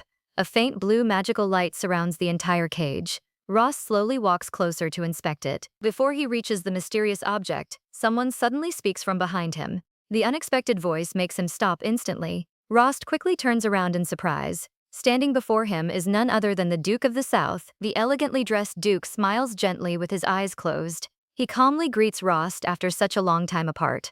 The unexpected meeting immediately changes the direction of the conversation. Rost and George Wintersnow stand facing each other. Rost keeps thinking about George's earlier words regarding the barrier. He wonders if that is how someone places a barrier on such a high mountain. Then he asks George about it directly. George calmly explains everything. He says the object is an ordinary barrier stone surrounded by mysterious magic. Priests have used these stones since ancient times. Once placed somewhere, the stone automatically creates a barrier that keeps others away. Rost quietly listens to the explanation. Then another possibility suddenly comes to mind. He wonders if the barrier actually originates from inside the cave itself. The mystery only becomes deeper. Before Rost can continue thinking, George suddenly changes the subject. He mentions that his son recently arrives in the north. Rost immediately realizes he is talking about Kylon. His expression becomes slightly uneasy. The scene quickly shifts to Abyss Manor. Kylon is once again chasing after Shever with an angry face. This guy grabs Shever by the hair and scolds him for forgetting to brush his teeth before going to bed. The familiar scene plays out just as always. Rost quietly watches everything from the side. He later tells George that Kylon seems to be enjoying his current life. Hearing that, George lets out a soft laugh. Then his expression slowly becomes more serious. George explains that ever since the incident within their family, Kylon leaves home and never returns. He lowers his head while talking about his son. Then he quietly says that Kylon has already seen enough of the world. Now it is time for him to return and become the family's heir. George asks Rost to pass that message on to Kylon. Rost silently nods with a serious expression. He promises that he understands the request. The conversation then comes to an end. The scene shifts to the magnificent palace. Rina asks Rost if the barrier stone is truly the source of the magical barrier. Rost confirms that it most likely is. However, they still have no idea who places it there or why. Rost explains that someone definitely hides a barrier stone near the cave. Rina quietly thinks about the situation. She believes the barrier is probably created to stop people from entering the gold mine. The mystery slowly starts making sense. Rina points out that the temple knows absolutely nothing about the barrier. Then she casually comes up with a simple solution. Surprisingly, she says they should just destroy the barrier. Her straightforward answer catches Rost off guard. Rost immediately points out one major problem. Nobody can climb such a dangerous mountain. But Rina simply smiles with confidence. She already knows the perfect person for the job. The scene shifts to Kai. Dark purple magical energy surrounds him while he stands nearby with a worried expression. Meanwhile, Rina carefully reads the strange words written on a magical scroll. As she finishes reading, the energy around the scroll grows stronger. Moments later, the scroll neatly rolls itself up. The magical energy slowly disappears. Rina lets out a relieved sigh after completing the spell. Then she walks over and hands the scroll to Kai. Rina tells Kai that she has an extremely difficult mission for him. Kai immediately asks what he needs to do. She explains that he must climb into the cave containing the gold mine. Once inside, he only needs to tear the magical scroll. Rina explains that tearing the scroll will instantly destroy the magical barrier. Kai carefully listens to every instruction. Then they begin discussing the full plan. Everything depends on perfect timing. Kai explains that while he climbs the mountain, cargo wagons will deliberately travel below the cliff. Those wagons will attract the bandits' attention. Because of that distraction, he will be able to reach the cave unnoticed. The strategy quickly comes together. Rina explains that once Kai reaches the cave, he simply needs to tear the scroll and destroy the barrier. Kai confidently accepts the mission without hesitation. He says he is ready to do whatever is necessary. His determination never wavers. Kai explains that as long as the nomads continue causing trouble, even his peaceful life in the village will never improve. Rina warmly thanks him for accepting such a dangerous task, but just as everything seems settled, she suddenly remembers something important. Rina suddenly remembers something important. She grabs Kai's hand and closes her eyes. Dark purple magic immediately surrounds both of them. Then she explains that her teleportation magic will send him close to the mountain. She tells Kai that he must stand near the mountain before using the scroll. But Kai barely seems to hear her instructions. His face suddenly turns bright red from embarrassment. The unexpected moment leaves him completely flustered. Nearby, Rost quietly watches everything with his arms crossed. His expression slowly becomes darker as he stares at them. This guy clearly cannot hide his discomfort anymore. The sight bothers him more than he expects. Meanwhile, Rina carefully thinks through the entire plan. She believes sending the scroll to Kai is actually very simple. She also believes the mission should succeed without much trouble. Everything appears to be under control, but there is one problem. Rina is already a level 1000 Demon King. The dark magic she peacefully uses every day carries overwhelming destructive power. That hidden danger soon becomes a reality. Kai finally tears the magical scroll in half. Instantly, his expression becomes serious. A massive crack suddenly rips through the ground before his eyes. The giant crevice stretches farther and farther across the land. The enormous fissure keeps expanding until it reaches the cliff itself. The terrifying destruction clearly shows the true power of the Demon King. Rina never hesitates to use that overwhelming magic, but the result goes far beyond her expectations. After safely returning, Rina lets out a tired sigh. She admits that this is the first scroll she ever creates. Surprisingly, she never expects it to become so powerful. The outcome completely shocks her. The endless crevice does not stop near the barrier. Instead, it continues all the way toward the cliff where Kai stands. A tiny crack quickly grows into a massive canyon. The destruction spreads across the entire area. Rina only wants to destroy the magical barrier protecting the gold mine. But things get worse when the entire mine is completely destroyed. She quietly looks toward Winter Snow. Then she comments that Kai must be completely shocked by what happens. Winter Snow calmly agrees with her. Rina immediately begins worrying about the consequences. She fears the bandits may become even angrier after losing the entire gold mine.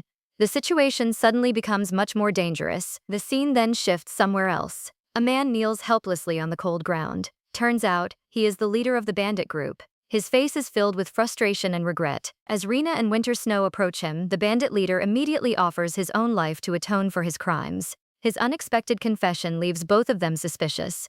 Rina cannot help finding the timing strangely convenient. The atmosphere quickly becomes tense. The bandit leader lowers his head until it touches the ground. His guilty expression makes it look like he is begging for forgiveness. Meanwhile, the scene shifts to the palace. Kai sits quietly on a chair with a worried face. Kai explains that he climbs the mountain and speaks with the nomads. He warns them that continuing their crimes will only make Rina even angrier. Then he reveals something unexpected. He says the entire mountain is now just like the destroyed gold mine. Hearing that report, Rina looks completely exhausted. She realizes how serious the situation becomes. Even so, she decides that overwhelming power must now be used to solve the problem. There is no longer another choice. Soon after, Rina and Winter Snow visit the imprisoned bandit leader. Two guards stand beside him while keeping him under control. Rina crosses her arms and begins scolding him without mercy. Her voice remains calm but incredibly strict. She reminds him that the stolen grain is the result of countless farmers' hard work. Hundreds of innocent people suffer because of his actions. Rina tells him that one life can never repay such enormous losses. Her words leave the room completely silent. The bandit leader keeps his head lowered. Rina then declares that every nomad must travel to the north and work in the fertile fields until all the damage is repaid. She believes this is the only fair punishment, but the bandit leader immediately rejects the proposal. He firmly says that he would rather die than accept those conditions. His determined answer instantly angers Rina. She tells him that she is giving him a chance to repay what he steals, but this scumbag refuses to listen. Instead, he once again offers only his own life. Rina grows completely frustrated because he refuses every solution she proposes. Finally, she closes her eyes and reaches her decision. Dark energy slowly begins gathering around her. Rina's expression suddenly turns cold. Her voice becomes firm and full of determination. She declares that she will destroy the entire mountain where the bandits live. The terrifying warning instantly frightens the bandit leader. The bandit leader's face immediately turns pale. Fear overwhelms him after hearing Rina's threat. As a result, he finally leads all the nomads down the mountain. They begin a completely new life by working in the northern fields. After everything is settled, Rina and Winter Snow quietly enjoy tea together. Rina gently holds her teacup while explaining her decision. She says the fields always need more workers and the bandits must repay their crimes. She believes the punishment is both merciful and fair. Rina smiles with complete confidence after giving her explanation. Winter Snow quietly listens without interrupting. Then he slowly shares his own opinion. He admits that forcing people through power may still help them become part of society and correct their mistakes. Even so, Winter Snow begins questioning his own judgment. He quietly wonders if he chooses the wrong approach. The scene then shifts to a beautiful white palace. The snowy weather has already cleared, leaving behind a calm atmosphere. Inside the palace, Dak speaks with a priest about the bandits. He quietly listens before continuing the discussion. At first, he admits that the situation is truly remarkable, but things quickly change. Dak suddenly frowns with anger. He grits his teeth and declares that Winter Snow must never repeat the same mistake he once makes. He refuses to show mercy toward people he considers beneath him. Beside him, the priest calmly drinks his tea with a mysterious smile. The scene then shifts once again. Zoo and another villager respectfully thank Rina and Winter Snow for everything they do.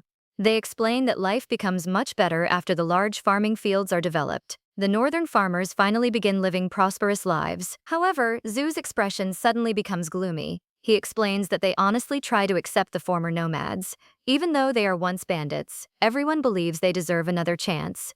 The farmers also need extra workers, but things do not go as expected. The nomads know nothing about farming. They have never even held a sickle before. Worse still, they become angry whenever someone tries to guide them. Zoo sadly admits that it feels like the farmers are being punished instead. His words leave the atmosphere heavy. Rina quietly walks toward the window. She looks outside while carefully thinking about the situation. Rina explains that she believes the nomads will slowly adapt after working beside the northern farmers. Surprisingly, the opposite happens. Their eating habits, clothing, and behavior remain completely different. They stubbornly refuse to accept northern culture. The nomads continue following only their own traditions. Rina then remembers what Kai previously tells her. He once visits one of the nomads to check on them, but instead of welcoming him, the man angrily throws him out and slams the door shut. Kai sadly explains that the nomads refuse to even speak with them. Rina crosses her arms while thinking carefully. She realizes this problem cannot continue forever. Otherwise, conflict between the nomads and the northern farmers will only become worse. Just then, a guard suddenly rushes into the room. He urgently reports that 2 cargo wagons are waiting outside the palace. Rina immediately reacts in surprise. She cannot understand how there could be another theft when all the former bandits are already here. The nervous guard hesitates before answering. Then Rina suddenly realizes the truth. Turns out, after the first nomads leave the mountain, another tribe moves into the area and begins robbing caravans instead. The shocking revelation leaves her completely speechless. Her face turns pale as she realizes another group of nomads now stands in her way. Rina realizes the situation has become even worse. The first nomads already create endless problems in the north. Now another tribe appears and starts robbing caravans. The pressure on her continues to grow. The scene shifts to a dark room. Morning light slowly shines through a small crack in the door. The messy room reflects Rina's troubled state of mind. Outside, heavy snow continues covering the palace. Rina quietly looks down at her hands. She thinks about the overwhelming power of the Demon King. That power helps her overcome almost every obstacle before. But surprisingly, it cannot solve this problem. She suddenly remembers the bandit leader's desperate words. His willingness to die instead of changing leaves a deep impression on her. Rina begins seeing the bandits differently. They are not truly evil, but they also refuse to build a peaceful future. The nomads remind her of the people living in the north. She once believes both groups will naturally live together. But things never go according to her expectations. As a result, she quietly stares out the window with growing uncertainty. Winter Snow silently watches Rina from nearby. He notices every change in her expression. Instead of interrupting, he patiently waits for her to speak first. The quiet atmosphere fills the room. Rina finally shares her feelings. She remembers the days when she is trapped alone inside a dark room. Back then, she believes she is the most useless person in the world. The painful memory still remains with her. Rena admits that gaining overwhelming power changes everything. She believes she will never feel helpless again. Then she asks Winter Snow an important question. She wonders if she relies too much on her strength. Winter Snow stays silent for a long moment, then he calmly tells her that he does not believe that is true. He slowly walks closer to Rena. His words remain gentle but firm. He reminds Rena that she tries to return the gold mine to the nomads. She also gives them a merciful punishment instead of simply destroying them. Winter Snow explains that those choices prove she never depends on power alone. Rena quietly listens to every word. Winter Snow sits beside her and looks directly into her eyes. He tells her that the plan simply does not work as expected, but things get worse only if they stop trying. If they reassess the situation, they can still find another solution. His comforting words deeply move Rena. Winter Snow reminds her that her greatest strength is not only her power. He believes she also has the ability to solve difficult problems through her own judgment. Rena becomes completely speechless. She slowly reaches toward Winter Snow. For a brief moment, everything feels peaceful, but turns out she suddenly grabs his collar instead. The emotional scene instantly becomes hilarious. Rena angrily accuses Winter Snow of slacking off and making her handle everything alone. Winter Snow calmly denies the accusation without losing his composure. The funny exchange quickly breaks the heavy atmosphere. Then the scene changes once again. Rena stands on high ground while looking down at the people below. She carefully observes the nomads and the northern villagers. This time, she decides to study them instead of relying on force. She realizes she knows almost nothing about their culture. Meanwhile, the scene shifts to a magnificent palace. A grand feast has already been prepared. The dining table is filled with luxurious dishes and a delicious roasted chicken. The welcoming atmosphere feels warm and elegant. Sarah happily enjoys the meal. She praises the unique taste of Eastern cuisine. The delicious food leaves her completely satisfied. She also admires the prosperity of the Eastern region. The man sitting across from Sarah politely explains the reason for the grand feast. He says the saint deserves the highest respect because she is the world's savior. Then he asks for her help with the dangerous labyrinth in the east. Sarah immediately smiles and agrees without hesitation. Sarah smiles while enjoying the meal. She says helping people is the duty of every saint. Everyone at the table quietly listens to her. The atmosphere remains calm for a moment. The man across from Sarah lowers his voice. He says he has been deeply worried about the north. Then he claims the saint's presence gives everyone hope. Sarah looks confused by his concern. She reminds him that Rena and Duke Winter Snow are already protecting the north. But the man's expression suddenly changes. He slams his hand onto the table with anger. His sudden reaction shocks everyone. He angrily claims that Winter Snow has been manipulated by Rena. Sarah immediately becomes confused. She cannot understand what he means. The accusation catches her completely off guard. The man continues speaking with growing resentment. He claims Rena somehow deceives everyone around her. Then he makes an even more shocking accusation. He declares that Rena is actually the Demon King. Sarah immediately freezes after hearing those words. The food in her hand stops moving. The man continues adding one accusation after another. The people nearby also begin looking frightened. He claims Rena is kidnapping farmers from their lands. He also spreads rumors that she enslaves the nomadic tribes living on the mountain. His story sounds more frightening with every sentence. Sarah's expression slowly turns pale. Those accusations remind Sarah of the terrifying demon she once sees. She also remembers that the Demon King's appearance in the game looks similar to Rena. The disturbing memories begin connecting together. Doubt slowly grows inside her. The scene shifts to a dry farming field. A hard-working farmer is busy digging the soil under the hot sun. Turns out, that farmer is actually Rena in disguise. She secretly observes the nomads while working beside them. Rena lowers the brim of her hat to avoid being recognized. She carefully watches their daily routine. Every afternoon, all the nomads gather together before eating. They quietly begin praying as one group. At first, the prayer sounds completely normal. They simply thank their God for providing food. But things quickly become different. They also pray for a chance to escape this place and return to the mountains. Hearing those words completely surprises Rena. She cannot believe the nomads consider the north to be hell. To them, the dangerous mountains are still a better home. The discovery gives Rena a new perspective. The scene then shifts back to Rena's palace. After returning, she begins talking with Kai. He starts explaining the true history of the nomads. His story reveals how everything begins. Kai explains that the nomads originally survive by raising goats. Then disaster suddenly strikes. A deadly plague wipes out almost their entire herd. Their peaceful way of life completely collapses. The villagers stand together while looking at their dead animals. They desperately search for another way to survive.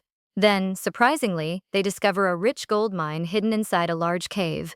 That discovery changes everything. The nomads believe the mountain god blesses them with the gold mine. They see it as a sacred gift meant for their people. But after leaving the mountain, they believe the mountain god abandons them. Because of that, they see their new lives as nothing but suffering. Rena quietly listens to the entire story. She feels both surprised and sympathetic toward the nomads. She realizes they view every situation in the most negative way possible. Their beliefs shape everything they do. Kai explains that the nomads are not naturally violent. They become aggressive only after protecting the mountain and the gold mine from rival tribes. Years of conflict slowly change them. Eventually, they even become bandits. Rena immediately understands the bigger picture. She realizes another nomadic tribe now occupies the abandoned mountain. The room falls silent after reaching that conclusion. Finally, Rena quietly prepares to speak. Rena suddenly reaches a conclusion. She says they need to bring the nomads back to the mountain. Kai immediately looks surprised by her words. Even Winter Snow cannot understand her plan at first. Rena explains that the nomads are deeply attached to the mountain. Their aggressive nature also makes them unsuitable for farming. Because of that, she decides to give them a different role. She wants them to become the protectors of the mountain. Winter Snow slowly approaches her with concern. He warns that former bandits cannot simply be trusted with such an important task. Allowing them to guard the mountain is like letting a cat guard a fish shop. His doubts are completely reasonable. Rena calmly drinks her tea before answering. She explains that trust is not the important part. Instead, she plans to make the nomads believe in her. Her answer immediately surprises Winter Snow. Winter Snow asks how she plans to do such a thing. Rena smirks while dark energy slowly gathers around her. Then she reveals her bold plan. Surprisingly, she decides to become the god of the nomads. The scene shifts to the nomad settlement. Simple wooden houses stand quietly in the snow. Clothes hang outside while food boils over a fire. Life continues as usual. A woman leaves her house carrying 2 water buckets. She walks toward the well to fetch water. But suddenly, something strange catches her attention. A glowing white goat appears before her. The woman becomes completely surprised. The goat turns its head as if inviting her to follow. Curious about the mysterious creature, she quietly walks after it. The strange journey soon leads her into the forest. Hidden behind bushes, she follows the goat deeper into the woods. Then she notices something unusual. A tree trunk is covered with dark energy. Moments later, the energy disappears and leaves behind a blackened mark. The woman carefully approaches the tree. Suddenly, glowing pink words appear before her eyes. The message says that an almighty savior will appear every night to guide them. Fear and excitement immediately fill her heart. Believing this is a message from the gods, the woman quickly returns to her tribe. The villagers become filled with excitement after hearing the story. Everyone believes their prayers have finally been answered. That night, they secretly gather together. The nomads walk across the snowy land toward the mysterious place. Then they suddenly stop in shock. Before them stands a long line of shining golden carriages. The unbelievable sight leaves everyone speechless. The nomads immediately believe the divine message is real. Excitement spreads through the crowd. Then, surprisingly, a masked woman appears floating in the air. Turns out, this mysterious figure is actually Rena in disguise. The frightened nomads ask if she is their savior. Rena confidently confirms it. Sitting upon a golden carriage, she announces that she will return them to the sacred mountain.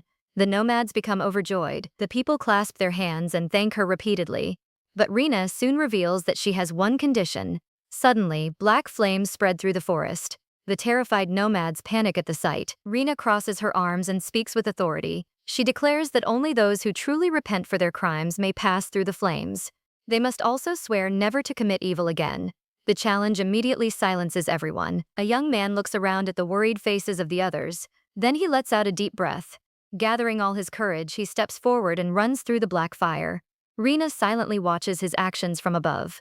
The nomads look at one another. Determination quickly fills their hearts. One after another, they run through the black fire together. Surprisingly, they pass through without getting burned. The group cheers with excitement after crossing safely. They realize the flames are not hot at all, but one middle-aged man remains standing behind. He hesitates before finally gathering the courage to move forward. The moment he touches the black fire, everything changes. His feet are burned and he cries out in pain. Rena immediately points at him and declares that he has not truly repented. The black flames suddenly grow even stronger. The terrified man falls to the ground and desperately apologizes. The other nomads glare at him with anger. They believe the gods are punishing him for his sins. The atmosphere instantly becomes chaotic. The nomads force the man to the ground. They decide to execute him as an example for everyone else. Rina is completely shocked by their reaction. She never expects things to go this far. As the blade reaches the man's neck, he stops struggling. Rina immediately shouts for everyone to stop. She realizes that one lie cannot be allowed to take someone's life. Without hesitation, she steps forward. The magical energy around Rina slowly fades away. Her mask burns into ashes and disappears. Everyone finally sees her true face. The entire crowd freezes in disbelief. The nomads immediately recognize Rina. They cannot believe she is standing before them. One woman even asks if Rina is truly a god. The shocking truth leaves everyone speechless. Rina awkwardly shakes her head. She honestly admits that she is not a god. The woman becomes deeply disappointed after hearing that answer. She cannot understand the strange miracle they witness. Rina calmly explains the truth. She reveals that everything is simply part of her plan. Then the glowing white goat walks out from behind a tree. Turns out, the rabbit Bai controls the goat the entire time. A child sadly asks if there is really no god involved. Rina apologizes for deceiving everyone. The nomads immediately become disappointed. They even begin doubting her promise about returning them to the mountain. Rina quickly assures them that the promise is completely real. She explains that the north must pass through the mountain to trade with the west. That important route is now controlled by another nomadic tribe. Because of that, everyone suffers. A blonde nomad immediately recognizes the new tribe. He believes it is the Manuka tribe. Others quickly agree with him. Rina then explains why this problem must be solved. She reminds everyone that the people of the north work extremely hard to survive. Trade with the west would greatly improve their lives. Then she presents a completely new proposal. Everyone quietly listens. Rina explains that their tribe protects the mountain longer than anyone else. Because of that, they are the perfect people to guard the trade route. Instead of becoming bandits, she wants them to become mountain rangers. Her proposal surprises the entire crowd. One young man cannot hide his shock. Rina continues explaining her idea. She asks them to use their skills to protect merchants instead of robbing them. Their strength can finally be used for something meaningful. Rina also makes one final promise. She says they will not work for free. Surprisingly, she offers them 100 goats as payment. The unbelievable reward stuns everyone. The bandit leader stares at Rina in complete disbelief. Then he finally accepts her proposal without hesitation. He declares that Rina truly looks like a savior sent by God. Rina quietly meets his gaze. The scene shifts to the dangerous mountain road. Cargo wagons safely travel through the narrow valley. The former nomads now watch over the route from the cliffs above. As a young merchant waves toward them, they warmly wave back, proving that the mountain is finally safe once again. Rina happily learns that trade between the north and the west becomes active once again. Then Winter Snow hands her a letter from Duke Noel. Noel invites both of them to a grand celebration banquet in the western capital. Rina feels tired at first, but everything changes after she hears about the grand prize. Winter Snow reveals that the winner of the festival games will receive the legendary Tear of the Desert. Rina immediately becomes excited. She decides to win the gemstone no matter what. Turns out, nothing can stop this girl once she sets her mind on a reward. The scene shifts to the western capital during a lively festival. Rina arrives in a beautiful white dress while Winter Snow quietly reads his book. She asks if he plans to join the games, but this guy calmly refuses. Rina becomes even more determined to win by herself. Soon they enter the grand banquet hall. Surprisingly, the first competition is a drinking contest. Duke Noel welcomes everyone and proudly introduces the famous Western wine. The guests quickly prepare for the challenge. Rina takes a sip and enjoys the rich taste. Then she notices the previous champion casually drinking from an entire barrel. This guy is the strongest drinker in the West. Because of that, everyone believes nobody can beat him. Winter Snow tells Rina not to take the competition too seriously, but she completely ignores his advice. She only focuses on winning the Tear of the Desert. Then she boldly announces that she will drink 3 full barrels of wine. Her shocking declaration leaves the entire banquet speechless. Even Duke Noel looks surprised by her confidence. The crowd quickly bursts into excitement as everyone watches her challenge the champion. Winter Snow can only stand there in silence. Rina raises a giant mug and proposes a toast to the friendship between the North and the West. The celebration immediately becomes louder and more cheerful. She keeps drinking one cup after another without slowing down. The champion also starts drinking after seeing her determination. An hour passes as both competitors continue the contest. Rina finally begins to lose her balance. The alcohol quickly takes effect, and everyone around her starts looking blurry. Winter snow catches her before she falls and gently tells her to stop drinking. Rena turns toward Rost with blurry eyes after drinking too much wine. She smiles and says he looks even more handsome while everything is spinning. Rost immediately blushes and covers his face in embarrassment. Meanwhile, Duke Noel quietly watches the funny scene from the side. Rost tells Rena that she has already had enough to drink, but she refuses to stop because she wants to keep competing. Suddenly, the Duke asks if she is planning to give up. Rena only smirks before using her magic to remove the effects of the alcohol. The crowd erupts in cheers after seeing her recover instantly. Meanwhile, the previous champion collapses after finishing one barrel of wine. Since his only opponent passes out, Duke Noel announces Rena as the winner. She proudly accepts the victory while the champion is carried away. From a hidden corner, a mysterious blonde girl secretly watches everything. She becomes even more suspicious after seeing Rena's unbelievable alcohol tolerance. This girl starts believing the rumors might actually be true, but Rena remains focused on her prize. The Tear of the Desert is revealed to be a priceless gemstone bracelet. Rena immediately realizes its incredible value. She plans to sell it and use the money to improve the northern roads. Because of that, she becomes even more determined to win every game. Soon, Duke Noel announces the second challenge. This time, everyone must tame the most violent horse in the West. The beast throws the first challenger away before he can even touch it. The audience instantly understands how difficult this game really is. Noel explains that the horse hates women. Because of that, he offers Roast the chance to compete in Rena's place. Surprisingly, Roast refuses without hesitation. This guy says he completely trusts Rena. Rena confidently walks toward the furious horse. Her overwhelming killing intent instantly terrifies the beast. Before anyone realizes what happens, she is already sitting on its back. The entire crowd is left completely speechless. Noel cannot believe what he just sees. Even the spectators are amazed because she succeeds on her very first attempt. The horse becomes so frightened that it stays perfectly obedient. Rena simply laughs while patting its head. The mysterious blonde girl continues watching from the shadows. After the second victory, Rena asks about the final challenge. Noel smiles and introduces the last game. Turns out it is a test using the legendary Tear of the Desert. Noel explains that the gemstone shines only for someone with a pure soul. Anyone with an impure heart will make it turn completely dark. He confidently tells Rena that someone who protects the North has nothing to fear. Hearing that, Rena becomes unexpectedly nervous. The final round finally begins. Rena slowly steps forward toward the legendary bracelet. The entire hall falls completely silent as everyone watches her. Then she carefully reaches out and places her hand on the Tear of the Desert. Everyone watches in complete silence as Rena touches the Tear of the Desert. But instead of shining, the gemstone suddenly turns completely black. The entire hall falls into shock. Even Duke Noel has never seen anything like this before. The mysterious blonde girl immediately becomes convinced. She believes this proves Rena is the Demon King. The guests also begin doubting Rena after seeing the strange reaction. Suddenly, the atmosphere becomes extremely tense. Rost quickly steps forward to protect Rena. He asks Noel to use the Black Knight privilege for the final game. Noel hesitates for a moment before finally agreeing. He allows both of them to touch the gemstone together. Rena and Rost place their hands on the bracelet at the same time. Everyone holds their breath once again. Surprisingly, the Tear of the Desert suddenly glows with a beautiful red light. The crowd immediately erupts into cheers. Noel smiles after seeing the rare result. He announces that they have successfully cleared the final challenge. Rena happily accepts the victory and finally receives the legendary bracelet.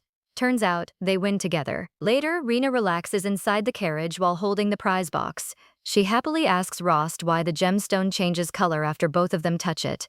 Meanwhile, Noel quietly thinks about the meaning of the red light. According to the legend, it represents two people who deeply love each other and would sacrifice everything for one another. The scene then shifts to Aiden and the Holy Knights. People beg him to destroy the Demon King. Aiden remains calm, but his expression grows more serious. Soon, the Holy Knights witness a terrible famine spreading across the eastern lands. Aiden learns that the saint has safely returned to the manor. He immediately prepares to meet her. Meanwhile, everyone continues believing that the Demon King is responsible for the disaster. But things get worse as another problem appears. Back in the north, Roast shares important news with Rena. The southern region wants to begin trading with them. Rena is happy because this could greatly strengthen the north's economy. Then Roast reveals the strange advance payment. Instead of sending money, the South sends 50 slaves as a deposit. Rena is completely shocked by the unexpected offer. Roast explains that the East suffers a terrible famine, so the South desperately needs grain from the North. Because of that, this trade becomes a huge opportunity. The scene shifts to the south during a meeting of high-ranking nobles. They discuss the agreement with the north in detail. Some nobles question whether sending 50 slaves is too expensive. Others explain that the north enjoys a bumper harvest while the east suffers complete crop failure. The meeting of the southern high nobles continues with rising tension. Everyone argues about the grain shortage. Some nobles blame each other for ignoring grain production. But things get worse because nobody has a real solution. The nobles wonder how the north suddenly produces so much grain. That region was once the worst place for farming. Nobody understands how everything changes so quickly. The only rumors they hear involve the appearance of the Demon King. The room suddenly falls silent. Information about the north is extremely limited. Then a messenger rushes in with an urgent report. The entire council immediately pays attention. Surprisingly, the north sends back all 50 slaves. Every noble is shocked by the unexpected response. Nobody understands why the north rejects such an expensive deposit. The meeting quickly falls into confusion. The scene shifts back to the north. Rost explains the relationship between the north and the south to Kylon. He says the two regions rarely interact because of their distance and different climates. Then he asks Kylon to explain how the south is governed. Kylon says the south is controlled by the ducal family and the High Noble Alliance. His father manages religion, defense, and foreign affairs. Meanwhile, the High Noble Council handles most civil matters. That is how the South operates. Rina then asks why the South imports grain despite having fertile land. Kylon reveals the real reason. Most farmland belongs to wealthy nobles. They only grow expensive crops because grain earns very little profit. Rina immediately understands the situation. She realizes profit is more important than food in the South. Then she suddenly grabs Kylon's shoulder. She appoints this guy as the official envoy of the North. The scene changes as Rina introduces the rest of the envoy group. Surprisingly, the team keeps getting bigger. Mia wants to experience southern food, while Veronica wants to study local crops. The coachman and Anna simply want to visit the South. Kylon looks at the strange group with complete confusion. This mission feels more like a sightseeing trip than a diplomatic visit. Even so, he finally accepts the responsibility. Then everyone prepares to leave. Just before the departure, Shev suddenly hugs Rina from behind. Kylon immediately becomes suspicious after seeing them together. He quickly pulls Shev away and reminds Rina to lock her bedroom door. Rina only laughs while wishing everyone a safe journey. As Kylon leaves the manor, he suddenly feels uneasy. It almost feels like he will never return to this place again. Soon the group safely reaches the south. Surprisingly, Kylon receives a warm welcome and is treated like a prince because everyone knows he is the heir to the southern duchy. Veronica asks if living in the north has been difficult for him. Kylon calmly gives an unexpected answer. He says the south is actually colder than the north in a different way. His strange reply leaves everyone confused. Meanwhile, Veronica promises to collect the best fruit seeds before returning home. She hopes they can improve farming in the north even more. At the same time, the Southern High Noble Council continues discussing the important grain trade with the North. The Southern High Nobles continue discussing the trade with the North. They wonder how they should handle the situation. Some nobles ask whether their spies have discovered anything useful. Others question if they still have enough valuable goods to continue trading. The nobles also bring up the returned slaves. They believe sending them back means the North rejects the agreement. Suddenly, someone interrupts the meeting. The unexpected visitor confidently greets everyone inside the grand hall. The nobles immediately recognize the newcomer. Surprisingly, it is Kylon, who has finally returned to the south. Everyone is shocked by his sudden appearance. Kylon calmly greets the council as if nothing unusual has happened. The scene shifts to the north. A southern spy named Leo secretly arrives to investigate the region. His mission is to uncover the reason behind the North's incredible harvest. At first, this guy believes the rumors are exaggerated, but everything changes after he reaches the north. Instead of poor villages, he finds a thriving and prosperous land. The unexpected sight leaves him completely stunned. He cannot believe how much the north has changed. The story returns to the Southern Council. The nobles once again question why the north returns the slaves. Kylon calmly explains that the north still wants to trade with the south. His answer immediately grabs everyone's attention. The nobles quickly ask their biggest question. They want to know how the North becomes so successful in farming. Kylon realizes the South is suffering from a serious food shortage. Because of that, he decides to reveal the truth. Kylon reminds the nobles of their own arrogance. He points out that they once told people to eat fruit instead of grain. He also says they only care about their own profits. That is why they fail to solve the food crisis. Finally, Kylon reveals the secret behind the North's success.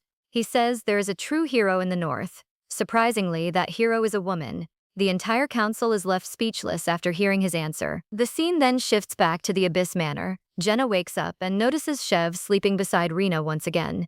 She immediately becomes worried that someone might misunderstand the situation, but things get worse when Rost suddenly walks into the room. The story moves to a grand manor where Rena, Rost, and Chev quietly eat together. The atmosphere is completely awkward. Rena believes everything is finally settled after Rost lets her stay at the manor. She thinks he never misunderstands what he saw. Surprisingly, Rost suddenly asks a strange question. He wonders if Chev is actually Rena's male companion. Both Rena and Chev freeze in complete shock. Turns out, Rost still misunderstands everything. Rost even offers to let Rena and Chev share the same room. Rena immediately panics after hearing that suggestion. She quickly refuses without any hesitation. The awkward misunderstanding only becomes even more embarrassing. Rena sighs after hearing Rost's misunderstanding. She quickly explains that Chev is not her male concubine. Turns out, she adopts him from an orphanage when he is still a small child. She reveals that Chev suddenly grows into his current form overnight. Rena calmly explains that this guy is actually a monster. She also assures Rost that Chev has never harmed anyone. Rost still cannot relax after hearing that truth. He tells Rena about an old legend from the north.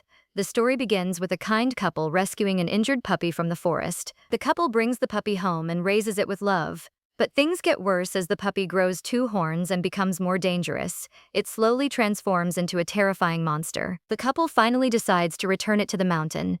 They cannot bear to abandon the creature after raising it for so long. Their attachment stops them from leaving it behind. Jenna listens carefully to the story. She quickly realizes that Rost is talking about Chev. She asks what eventually happens to the couple and the monster. Rost explains that living together becomes impossible. He says a monster should always return to where it belongs. His warning makes the atmosphere much heavier. Jenna refuses to change her mind. She says she chooses to raise Chev and will take responsibility for him. Surprisingly, she remains completely firm despite Rost's warning. Rost falls silent because he already knows the ending of that legend. The monster eventually destroys everything around it. In the end, it wipes out an entire village. Chev quietly glares at Rost with a threatening look. Rost decides not to reveal the entire story to Jenna. He simply stays silent and keeps watching this guy carefully. Everyone continues eating together in silence. Just then, Lucas slowly opens the door and walks into the room. His arrival quietly interrupts the tense atmosphere. The scene then shifts to the Count's grand manor. George asks Kylon about his recent appearance at the Council of High Nobles. He also asks if Kylon really criticizes them during the meeting. Kylon confidently confirms everything. He says even the high nobles must be held responsible when they make mistakes. His answer leaves no room for doubt. Kylon also reveals that the nobles finally admit their mistakes about the food crisis. Because of that, they agree to pay proper compensation to the north. George smiles after hearing the good news. He accepts Kylon's actions without hesitation. For now, the food crisis finally begins moving toward a solution. The situation becomes much more stable for the north. Leo continues investigating the north. He notices something completely different from the south. Instead of slaves, everyone works together while helping each other. This guy cannot believe what he is seeing. The farmers discuss their work freely and cooperate without being forced. The north feels completely different from every place he knows. Leo then meets a simple farmer. The man proudly says that all the north's success comes from Lady Jenna. He happily begins explaining everything that happened. The farmer reveals that this land was once cursed by the Demon King. Because of that, nothing could grow there. But things change after Jenna arrives. Jenna removes every hardship from the farmland. She brings life back to the barren fields with her power. As a result, the people begin calling her their goddess. She rents the fertile land to farmers at a very low cost. The harvest keeps increasing every season. Turns out, she also helps export the crops to other regions. The farmer proudly says the north no longer fears famine. Everything becomes prosperous because of Lady Jenna's kindness. Leo is left completely amazed by her achievements. He finally realizes Jenna is no ordinary noble. Her management transforms the entire farming region. That discovery leaves a deep impression on him. Leo continues his investigation and meets an old man from the east. After a short conversation, the old man begins telling his story. His words reveal another shocking truth. He explains that the East suffers a terrible crop failure this year. According to him, Duke Rubelite's greed causes everything. Heavy taxes and unfair policies push countless farmers into despair. The Duke builds an unnecessary reservoir and forces everyone to pay extra taxes. Because of that, many farmers lose all hope. They finally abandon their homes and leave the east. Most of them migrate to the north in search of a better life. The old man says this place feels like paradise compared to the east. His words leave Leo completely stunned. Leo quietly thinks about the consequences of this discovery. If the South learns about the North's success, countless people may want to move there as well. That realization makes the situation far more serious. Leo suddenly imagines a terrifying future. If the South learns about the North's success, a massive migration could begin. That possibility immediately makes his expression turn serious. While Leo stays lost in thought, the old farmer keeps complaining. He angrily curses Duke Rubelet without holding back. According to him, this scumbag spends all day spreading false rumors about Lady Jenna. The old man insists those rumors are completely fake. He becomes furious because everyone keeps insulting the woman who saves the North. He firmly believes Jenna deserves respect instead of blame. The farmer then says something that shocks Leo. He admits Jenna may use black magic, but that does not make her the Demon King. Those words immediately leave Leo confused. Leo realizes something does not add up. The rumors about the Demon King suddenly become much more complicated. His investigation takes an unexpected turn. The scene then shifts to the Grand Griff family manor. George stands before his son Kylon and discusses reforming the slavery system. He calmly agrees that some changes should happen. George proposes raising the status of slaves into free citizens. He also suggests creating a system where they can rent land and farm for themselves. The idea sounds promising at first, but George quickly points out another problem. He explains that not every slave actually wants freedom. Surprisingly, some live comfortably under kind masters and do not want their lives to change. He says many people prefer depending on others instead of carrying responsibility. Freedom also means working harder and taking care of themselves. Because of that, not everyone can adapt. George advises Kylon to stay realistic. He agrees that cruel treatment should be stopped in serious cases. However, he rejects the idea of completely reforming the slavery system. He tells Kylon not to believe every slave wants freedom. According to George, a full reform is simply too naive. Kylon quietly listens as the conversation comes to an end. George's face turns even more serious as he looks at Kylon. He tells him that one day, he will inherit the leadership of the South. Kylon stays completely silent. Our boy simply stands there and keeps thinking about his father's words. The scene then shifts to the huge garden inside the manor. Veronica happily walks around with a basket full of fresh fruit. She feels like these are the most delicious fruits in the world. Everything around her looks like paradise. Suddenly, Veronica notices the servants working in the garden. She calmly walks over and gives them a simple farming suggestion. She tells them that removing weeds and trimming the branches will make the fruits grow even better. Instead of accepting her advice, the three gardeners glare at her with angry faces. One of them questions why they should even bother. Veronica patiently explains that better care leads to a better harvest. But things get worse when another gardener refuses because the master never gave such an order. The gardeners completely ignore Veronica. They turn around and walk away without listening anymore. Veronica is left standing there all alone. She realizes that people in the South never discuss better farming methods like they do in the North. The scene shifts to Jenna as she quietly looks at the baskets filled with fresh fruit. She admits that the South is a wonderful land with so many different fruits. But despite all of that, she only wants to return to the North as soon as possible. Suddenly, the atmosphere changes as a powerful blizzard surrounds Roston's massive manor. Roston begins telling Jenna about Kylon's mother. His next revelation immediately shocks her. Turns out she was murdered. Jenna quickly asks if a slave was responsible. The story then moves into the past to reveal the truth. Rost begins explaining the terrible slave rebellion that happened years ago. The slaves were pushed to their limits before everything finally exploded. The slaves grab every weapon they can find. They launch a massive attack and storm the Duke's manor together. Jenna immediately becomes serious after hearing this. She asks if Kylon also lived through that nightmare. Rost confirms that he did. He explains that the rebellion happens everywhere at the same time during the middle of the night. The Duke is knocked unconscious without any warning. Because of that, the slaves successfully break into the manor. A brutal massacre follows inside the mansion. The servants are killed one after another. Even Kylon's mother loses her life during the attack. The Duchess cannot escape the tragedy. Jenna quietly listens to the horrifying story. She now understands why people still talk about this incident even after 10 years. The tragedy leaves a deep scar on the entire South. It also explains how Kylon loses his mother. The story then connects everything together. Jenna finally understands why Kylon eventually leaves the South behind. Our boy later becomes a lonely wanderer. The painful past changes the direction of his entire life. The scene quickly shifts to a forest. a young noble boy raises his bow and fires an arrow into the sky. The shot lands directly on a huge ancient tree. The loud impact instantly scares a nearby deer. The frightened deer runs deep into the forest. The noble children quickly signal each other after missing their chance. They regret letting the animal escape that way. Meanwhile, another noble walks over to George and mentions that it has been a long time since everyone enjoyed a hunting competition together. The hunting competition fills everyone with excitement. A noble happily says that everyone is looking forward to it. George quietly looks at him before bringing up another important matter. His expression immediately becomes serious. George says that everyone has been working without rest lately. The noble agrees and explains that the food shortage is finally solved. He says the North will soon send a large amount of supplies. But George is not completely satisfied. George calmly suggests setting aside more farmland for growing crops.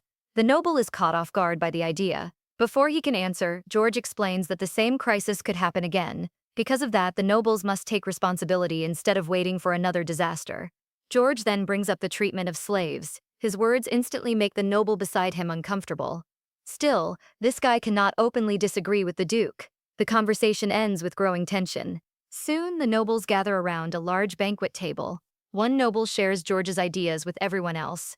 The entire group immediately becomes unhappy. They especially dislike the proposal to create welfare laws for slaves. One long-haired noble cannot hide his frustration. He complains that they are already being forced to grow wheat. Now they also have to improve the lives of slaves. To him, this feels like too much interference with their authority. Another noble quickly blames everything on one person. He says all these changes begin after Kylon returns. The others silently understand what he means. Turns out they all believe our boy is responsible for George's decisions. A noble with tied hair lets out a deep sigh. He says Kylon's personality has not changed at all. Everyone becomes even more nervous after hearing that.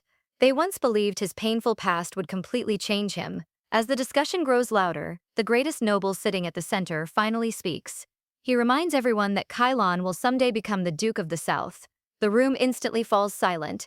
Suddenly, every noble begins thinking about the future. No one says a single word. The atmosphere becomes incredibly heavy. Surprisingly, the great noble simply picks up his fork and enjoys a piece of meat. He casually comments on how delicious today's food is. The scene then shifts to the busy kitchen. Bright flames burn beneath the cooking pans. A skilled chef quickly stirs rice inside a non-stick pan. Moments later, fragrant fried rice is ready to be served. The other servants continue preparing beautiful dishes. Every plate looks more impressive than the last. The cooks cannot stop praising the food. Everyone around them becomes excited by the amazing feast. Only Veronica stays completely quiet. She stands in the back and silently watches everyone work. Time quickly passes until late noon arrives. The peaceful garden becomes bright under the afternoon sun. Mia happily stretches while walking through the garden. She praises the South and calls it a true paradise. Veronica quietly follows behind, without saying much.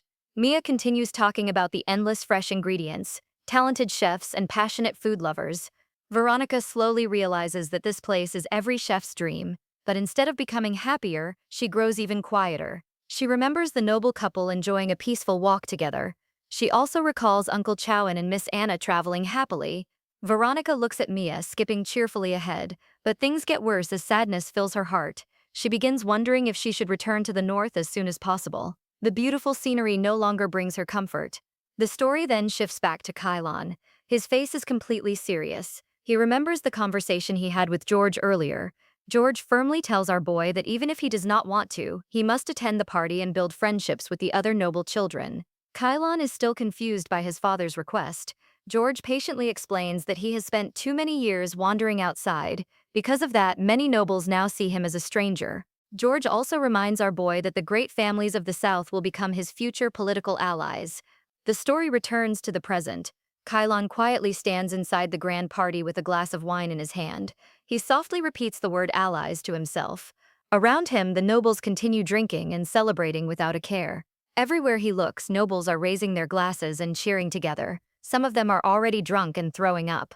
The sight immediately makes Kylon uncomfortable. He begins wondering if he really has to fit into this crowd. Soon, two young nobles walk over to greet him. One warmly welcomes Kylon back to the South. The other offers him another drink, but our boy stays completely silent and simply stares at the wine in his hand. Suddenly, Kylon quietly whispers that he wants to see Rena. Before anything else can happen, the doors open. A slave with chains on both his hands and feet is dragged into the room. The entire hall immediately falls into an uneasy silence. One noble proudly explains that the slave was recently captured. He laughs and says the prisoner is very rebellious. Then he encourages everyone to teach this guy a lesson. But things get worse almost instantly. Without any warning, the slave throws a powerful punch. The noble is sent crashing onto the floor in complete humiliation.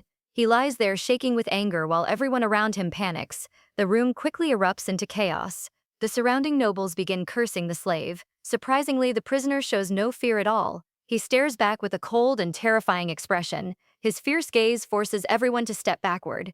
Realizing they cannot control the situation, the nobles turn toward Kylon. They shout at him to kill the slave immediately. Kylon looks up in surprise. He clearly does not understand why they expect him to execute the prisoner. The beaten noble keeps watching Kylon closely. Meanwhile, soldiers suddenly rush into the hall. They draw their swords and prepare to kill the slave on the spot.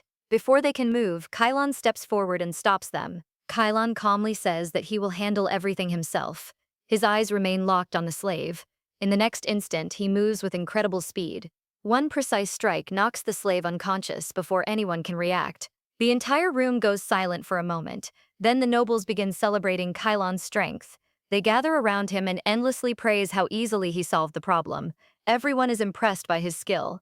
The noble who brought the slave slowly gets back on his feet. He is still shaking from the punch he received earlier. Kylon suddenly steps right in front of him. This guy immediately freezes in fear. Kylon silently looks at the unconscious slave on the floor. Instead of praising the punishment, he makes an unexpected decision. He says that he wants to buy the slave.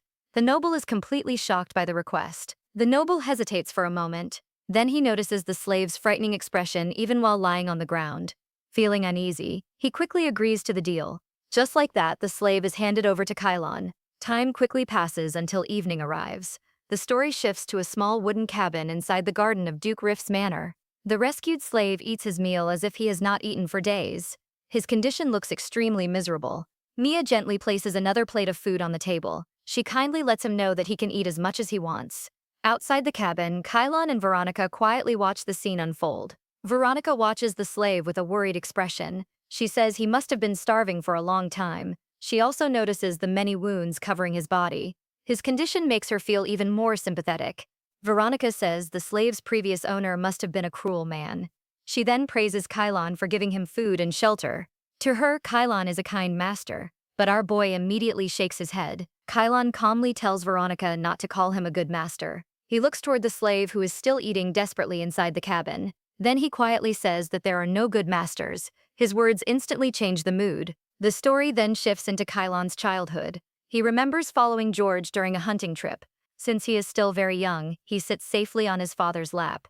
His curious eyes carefully watch everything happening around him. At first, Kylon believes they are going hunting like usual, but surprisingly, he does not see deer or birds anywhere. Instead, he sees a group of armed mercenaries riding ahead. Something feels completely different. Moments later, a group of helpless slaves is dragged past them. Among them is a miserable family with no way to escape. Young Kylon silently watches the heartbreaking scene. That day, he witnesses the cruel rule of the strong over the weak. The story returns to the present. A faint smile appears on Kylon's face. He admits that even though he belongs to the South, everything feels unfamiliar. This place makes him feel as uncomfortable as wearing clothes that do not fit. Kylon then tells Veronica that he only wants to return to the North as soon as possible. Veronica is immediately surprised. She happily realizes they both feel the same way. That thought finally brings her some relief. Veronica believes they will soon return to Lady Jenna. She says she misses Jenna very much. She also worries that Jenna must be feeling lonely inside the Abyss Manor. The story then shifts to Jenna herself. Jenna suddenly stands with a bright smile on her face. She excitedly asks Noel if these are the people she has been searching for. Noel nods without hesitation. He confirms that they are exactly the people she needs. Standing before Jenna are three ordinary-looking men. Although they are not impressive in appearance, each of them is a skilled brewer. Noel proudly introduces them as the best brewing experts in the Western region. Hearing that, all three confidently show their pride. Jenna steps forward with her hands on her hips. She asks each brewer how much liquor they can produce. The first says he can brew about 5 barrels. The second says he can make 3 barrels, while the last proudly claims he can produce 1 barrel of premium quality liquor. After hearing their answers, Jenna looks slightly disappointed. She quietly mutters that the production is still too small. Then she continues asking them several more questions. Meanwhile, Noel watches everything with a confused expression. Turns out, Noel never expects Jenna to be so interested in alcohol. He remembers her earlier plan about mass-producing liquor. Jenna immediately confirms that idea. She believes working together with the West will be a huge opportunity. Jenna explains that alcohol should become their very first product. She tells Noel that it can introduce the West's famous liquor to the entire empire. But her vision does not stop there. She also wants to promote many other Western products. Jenna explains that the West is famous not only for alcohol, but also for its talented craftsmen. They can create everything from simple clay jars to beautiful ceramic works. If production becomes organized, large businesses can be built. As a result, the entire country will continue to grow. Jenna says, these products can spread across every corner of the empire. They will improve people's lives and create a prosperous future. She then asks Noel if he is excited about that kind of world. Noel quietly repeats a single word in amazement. Paradise. Noel suddenly looks at Jenna with a completely serious face. Instead of agreeing with her dream, he paints a very different future. He says people will become machines, working for cheap wages under capitalism. His words instantly leave Jenna speechless. Noel continues describing a world where money controls relationships. He says people will only chase comfort through cheap industrial products. Jenna completely freezes after hearing all of that. She does not know how to respond. A moment later, Noel suddenly bursts into laughter. Turns out he was only joking. Jenna forces a smile, but she is still annoyed inside. She realizes this guy has probably spent far too long living under capitalism. The conversation quickly returns to business. Noel agrees that the West will create many new jobs. He also says tax collection will improve significantly. On top of that, Jenna's magic can provide energy for future industries. Noel says he will continue discussing the plan with the artisans. After gathering more information, he promises to report everything back to Jenna.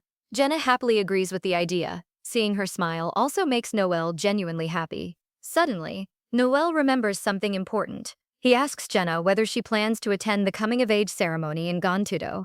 Jenna pauses for a moment before answering. She almost forgets about the event because she has been so busy.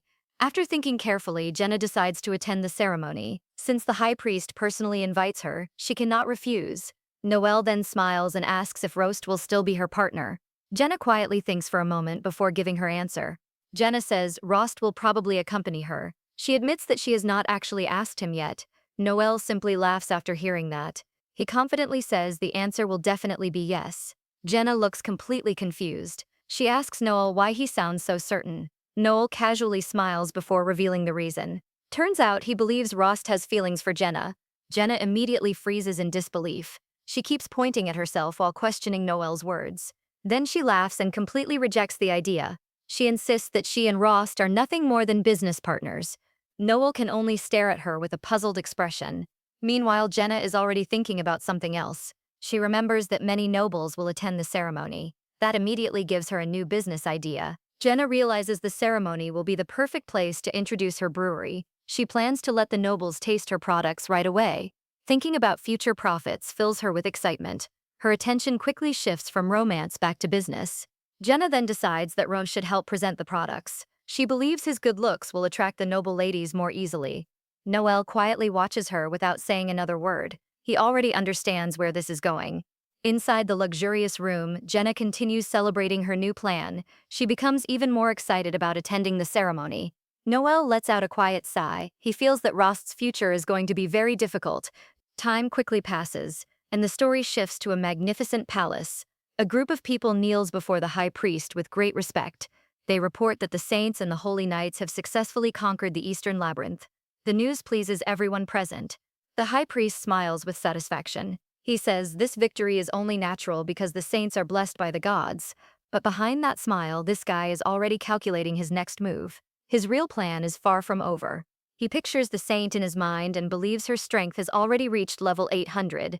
Then he imagines her fighting alongside the holy knights. Together, they may finally have enough power to challenge the Demon King. The thought makes him even more determined. But one final memory enters his mind. He recalls the hidden cave deep within the frozen northern mountains. Then he quietly remarks that it is a shame the northern labyrinth no longer exists. The story ends with that mysterious revelation. The high priest quietly regrets the destruction of the northern labyrinth. He says that place could have given him even more valuable experience, but now everything is gone. He blames Jenna for taking that opportunity away. The priest becomes even more frustrated as he thinks about Jenna. He believes the future Demon King is wasting time on meaningless things. That thought only strengthens his determination. This guy quickly walks toward the bright light ahead. As the light shines across his face, the high priest remembers the coming-of-age ceremony. He slowly forms a wicked smile. He decides to expose Jenna's true identity during the event. His plan is already in motion. Time quickly passes and the story shifts to a noble's mansion. A purple-haired noble excitedly questions his friend about the recent incident. The blonde noble confirms that everything is true. He says his servant personally witnessed it. The blonde noble points at his swollen face. He explains that the slave was responsible for his injuries. Hearing this makes the purple-haired noble furious. He immediately reports everything to his father. As a result, the situation becomes much more serious. Soon, several nobles gather inside a large palace hall. Everyone is angry about the incident. They cannot accept that a slave attacks a noble without punishment. On top of that, the slave is later set free. One short noble loudly criticizes Kylon's decision. He says their actions are completely unacceptable. Then he suggests that everyone should confront Duke George together. But surprisingly, another noble disagrees. Instead of being angry, the other noble sees an opportunity. He says this incident can be used to remove the slave welfare policies. This scumbag even says he hopes more nobles get attacked. His selfish attitude immediately shocks everyone. The short noble becomes even angrier after hearing that. He says the other man only speaks so casually because his own son is not the victim. The argument quickly grows more intense. The atmosphere inside the room becomes extremely tense. At that moment, the high noble finally speaks. He calmly says this incident reveals Kylon's true beliefs. According to him, our boy has never changed. Everyone quietly listens to his conclusion. The story briefly flashes back to Kylon's childhood. He watches his mother and the servants lose their lives during the slave rebellion. Even after witnessing that tragedy, Kylon's beliefs about slaves remain the same. That memory continues to shape his decisions. The story returns to the present. The high noble looks at everyone with a serious expression. He declares that they must remove Kylon from becoming the next heir. His words immediately change the mood of the meeting. The scene then shifts to the courtyard of the Griff estate. A legendary golden sword stands firmly inside a massive stone. This ancient weapon has been passed down through generations. According to legend, only the worthy can pull it free. Kylon slowly walks toward the legendary sword. He places both hands on the handle without hesitation. Then he uses all of his strength to pull it out. But surprisingly, the sword does not move even a single inch. After several failed attempts, Kylon finally stops. He lets out a helpless sigh as he stares at the unmoving sword. The failure leaves him deeply frustrated. He knows his strength is still not enough. The story then returns to Kylon's childhood once again. Since he is young, he repeatedly challenges the same sword. Every single attempt ends in failure. No matter how hard he tries, the legendary weapon refuses to move. George eventually walks over to his son. He gently tells Kylon that he still cannot pull out the sword. Those simple words only make our boy even more determined. His dream of becoming a righteous knight grows stronger than ever. Young Kylon turns around with a determined look. He says that even if he cannot pull out the sword today, he will succeed one day. He promises to become a righteous warrior. George watches his son with a proud smile. The story returns to the present. George walks straight toward Kylon with a serious expression. He immediately questions him about the slave who attacked a noble. The atmosphere instantly becomes tense. Kylon calmly explains that everything is a misunderstanding. He says he only transfers the slave to another farm in the region. George listens carefully but remains unconvinced. His doubts continue to grow. George points out that the farm has very weak security. It is also located near the area where slaves once lived. Because of that, escaping would be much easier. To him, this looks no different from setting the slave free. Surprisingly, Kylon calmly admits that the location does make escape easier.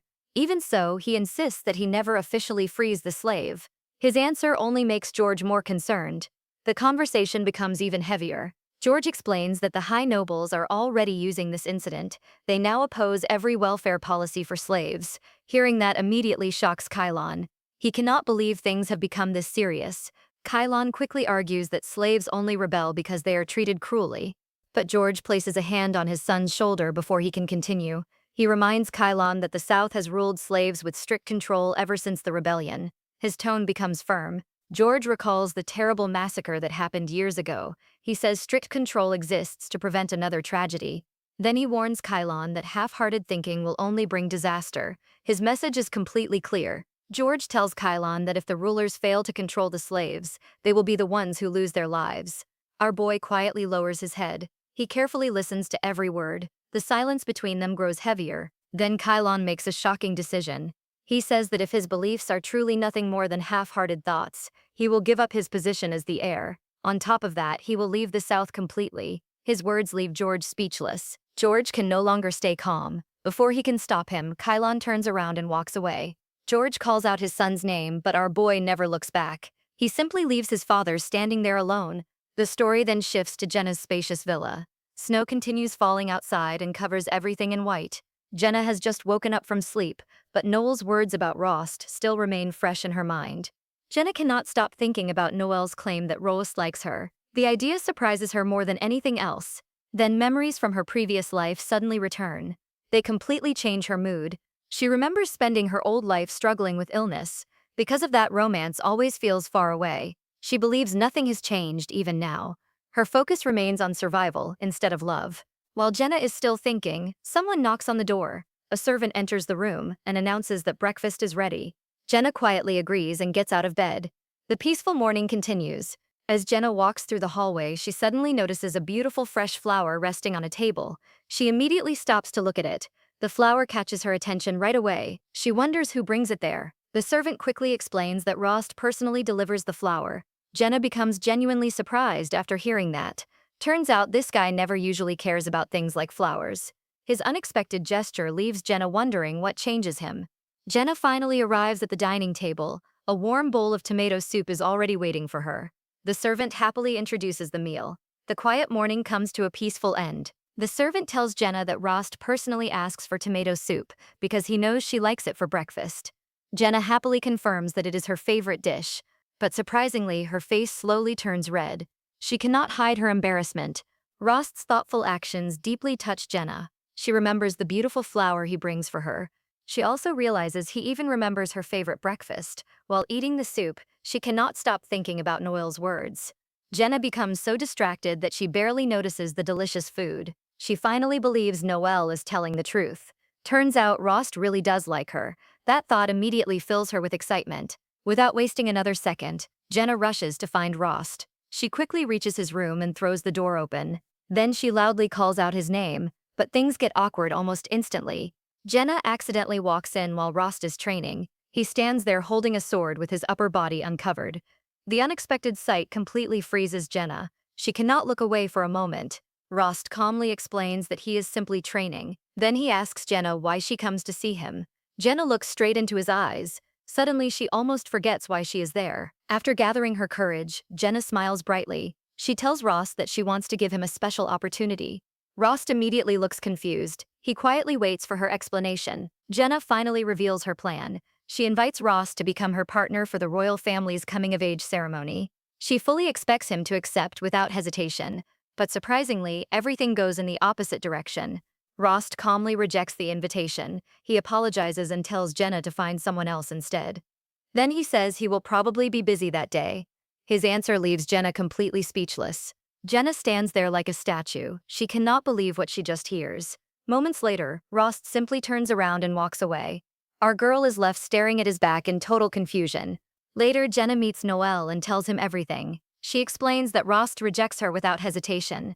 Noel is completely shocked by the news. Even this guy cannot believe it. After thinking for a moment, Noel comes up with another plan. He picks up a golden spoon and gently feeds Jenna a bite of pudding. Jenna immediately plays along with the act. The two pretend to be unusually close. Right at that moment, Rost walks by. He notices Jenna and Noel together. Jenna sweetly asks Noel to feed her another bite, but Rost shows absolutely no reaction and quietly walks past them. Jenna and Noel both watch him leave. They cannot believe his cold attitude. Since the first plan fails, Noel suggests trying something else. The two quickly move on to the next act. Melodious music begins to play. Jenna and Noel stand close together and start practicing a dance. Jenna praises Noel for being kind and thoughtful while indirectly criticizing Rost. This time, Rost quietly clenches his fists before turning away. Lucas secretly watches everything from a corner. He loudly cheers while the two continue acting. Jenna and Noel even hold each other's hands. But things get worse because Rost still shows almost no reaction. Refusing to give up, they change strategies once again. Noel suddenly runs ahead with a cheerful laugh. Jenna immediately chases after him with a smile. Their strange plan continues as the story moves forward. Rost continues watching everything with a completely cold expression. The game of tag changes nothing at all. Jenna and Noel refuse to give up. They immediately begin trying even more tricks. Noel kindly offers his coat to Jenna because of the cold weather. Jenna happily accepts the thoughtful gesture, but surprisingly, Rost still shows absolutely no reaction. Their plan fails once again. Noel then claims that his legs are sore from practicing too much. He offers to massage Jenna's legs to help her relax. Even this more personal gesture changes nothing. This guy Rost remains completely expressionless. After trying countless plans, Jenna finally drops onto a chair. She lets out a long, helpless sigh. Nothing they do gets any reaction from Rost. Their entire plan seems like a complete failure. Jenna quickly cheers herself up again. She picks up Luca and starts playing with him. Then she decides to stop worrying about Rost for now. Since she is sweating so much, she heads off to take a bath. Noel jokingly suggests that they should bathe together. Jenna is surprised for a moment. Meanwhile, Luca opens his mouth and loudly cries out again. The strange misunderstanding continues. The story then shifts to the warm bathroom. Jenna relaxes inside the bathtub and enjoys the hot water. Everything feels peaceful for a moment. Then Noel suddenly announces that he is coming inside. Jenna calmly tells Noel to hurry before the water gets cold. Noel reaches for the bathroom door without hesitation, but things get worse before he can enter. Rost suddenly appears in front of the doorway. Rost silently blocks the bathroom entrance. His terrifying presence immediately freezes Noel in place. Then he slightly pulls his sword from its sheath. That simple action is enough to make Noel back away in fear. Noel quickly changes his mind. He nervously says he will take a bath later instead. Jenna becomes confused because she has no idea what is happening outside. She wonders why Noel suddenly changes his decision. Meanwhile, Rost calmly sits cross-legged in front of the bathroom door. He silently guards the entrance without saying a single word. Noel stands helplessly in the corner. He has no idea how to deal with this situation. After staring at Rost for a while, Noel finally gives up. He quietly turns around and walks away with his towel. Tears begin running down his face. He feels completely defeated. Then the truth is finally revealed. Turns out Noelle is actually a girl. She is the Western Duchess, Noelle Femis. She sadly realizes that it has been a long time since she plans to bathe together with another girl. Luca watches everything from the side. Even after learning the truth, he still keeps crying loudly. He completely misunderstands the situation. The funny misunderstanding refuses to end. The story then shifts to a bright white villa under the morning sun. Kylon finishes packing all of his clothes into a travel bag. He lets out a quiet sigh of relief. Our boy prepares to leave the south. Kylon believes the only thing left is informing everyone about his decision. Suddenly, a freezing sword touches his neck from behind. The unexpected attack shocks him instantly. He immediately recognizes the person holding the blade. Kylon slowly turns around and sees George standing behind him. Then he notices the legendary sword in his father's hand. The shining red gem on its hilt catches his attention. He cannot believe what he is seeing. Kylon is completely stunned because George successfully pulls out the legendary sword, Robura. He always believes that only a righteous warrior can draw it. But surprisingly, George immediately destroys that belief. He says the legend is nothing but a lie. George explains the real secret behind the sword. Inside the stone is a hidden mechanism. Once someone solves that mechanism, anyone can pull the sword free. Kylon is left speechless. George calmly tells Kylon that the legend of the sword is nothing more than a lie. He says it is created to give children false hope. Kylon stands there in complete shock. Everything he believes begins to fall apart. George continues speaking without stopping. He tells Kylon that being naive is a leader's greatest weakness. Then he reminds him that he once cared deeply about slaves. But things get worse when George points to the painful result. George reminds Kylon that the people he loves are killed during the slave rebellion. Then he questions Kylon's dream of becoming a righteous warrior. He says our boy may simply be running away from responsibilities he cannot bear. Every word hits Kylon like a blade. The story then shifts to a carriage returning from the north. The townspeople gather around and begin talking. They believe the north rejects the slaves and sends them back. Everyone assumes the group must be starving and freezing. Some people even suggest giving the returning slaves food. Then the carriage door slowly opens. Surprisingly, the former slaves step outside looking healthy, happy, and well-fed. Their appearance completely shocks the crowd. One of the former slaves happily greets everyone. The people stare at them in disbelief. Their healthy faces make the truth obvious. Turns out they have been living far better than anyone expects. The story then moves back to the meeting of the high nobles.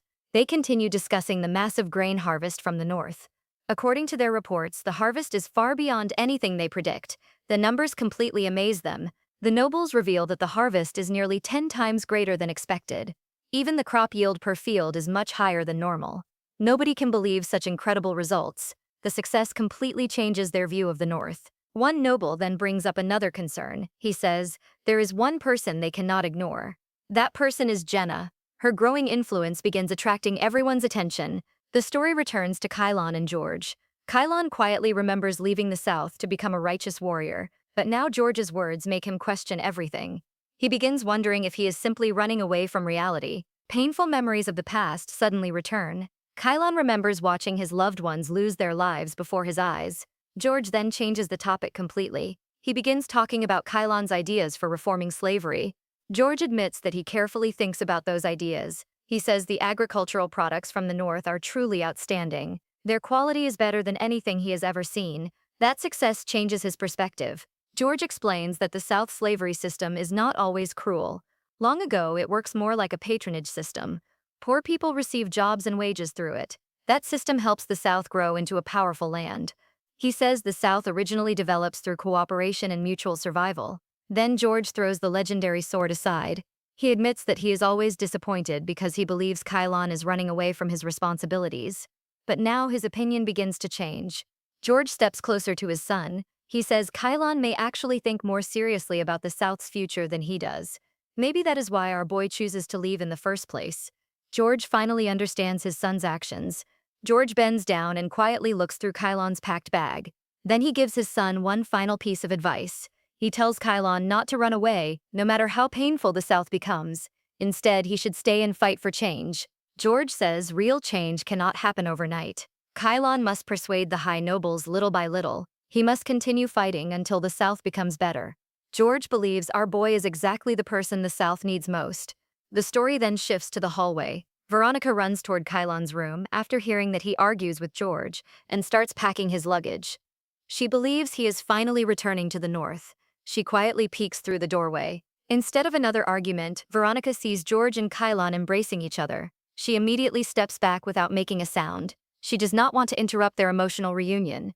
As a result, the plan to return to the north is delayed once again. Veronica believes they will soon return to the Abyss Manor. She looks forward to living their peaceful life again. But everything changes after George speaks to Kylon. He promises to let our boy attend the meeting of the high nobles. George also says he will personally persuade the nobles if they refuse to listen. Kylon quietly walks through the hallway after hearing those words. He cannot believe his father changes so much. Suddenly, hope begins to grow inside him. Kylon starts believing that if George can change, then the other nobles might change too. He realizes that everything now depends on his own actions. Because of that, he believes he may actually be able to change the South. For the first time, the future seems brighter. The next morning, Kylon wakes up feeling unusually refreshed. His mind feels lighter than ever before. He decides to visit Veronica first. He wants to tell her that he will remain in the South while she returns to the North. As Kylon walks through the manor, something immediately feels wrong. The entire mansion is strangely silent. He remembers George going to meet the high nobles the previous day. That memory suddenly fills him with uneasiness. Kylon continues walking through the empty halls. Surprisingly, he cannot find a single servant anywhere. His anxiety grows with every step. Then he notices something horrifying. A dark red bloodstain is smeared across the wall. Kylon instantly realizes it is blood. The terrible sight confirms that something has gone horribly wrong. His instincts immediately warn him of danger. Kylon remembers a secret escape route hidden inside the manor. Only the Griff family knows about it. The passage is built for emergencies if enemies ever seize the mansion. He quickly decides he must escape before it is too late. Just as Kylon prepares to leave, several familiar faces flash through his mind. He remembers Mia, Veronica, Anna, and the coachman. Because of that, he cannot bring himself to run away. Our boy turns back instead. The story then shifts to the Abyss Manor. Jenna peacefully relaxes on a sofa while reading Veronica's letters. She happily smiles as she reads them one by one.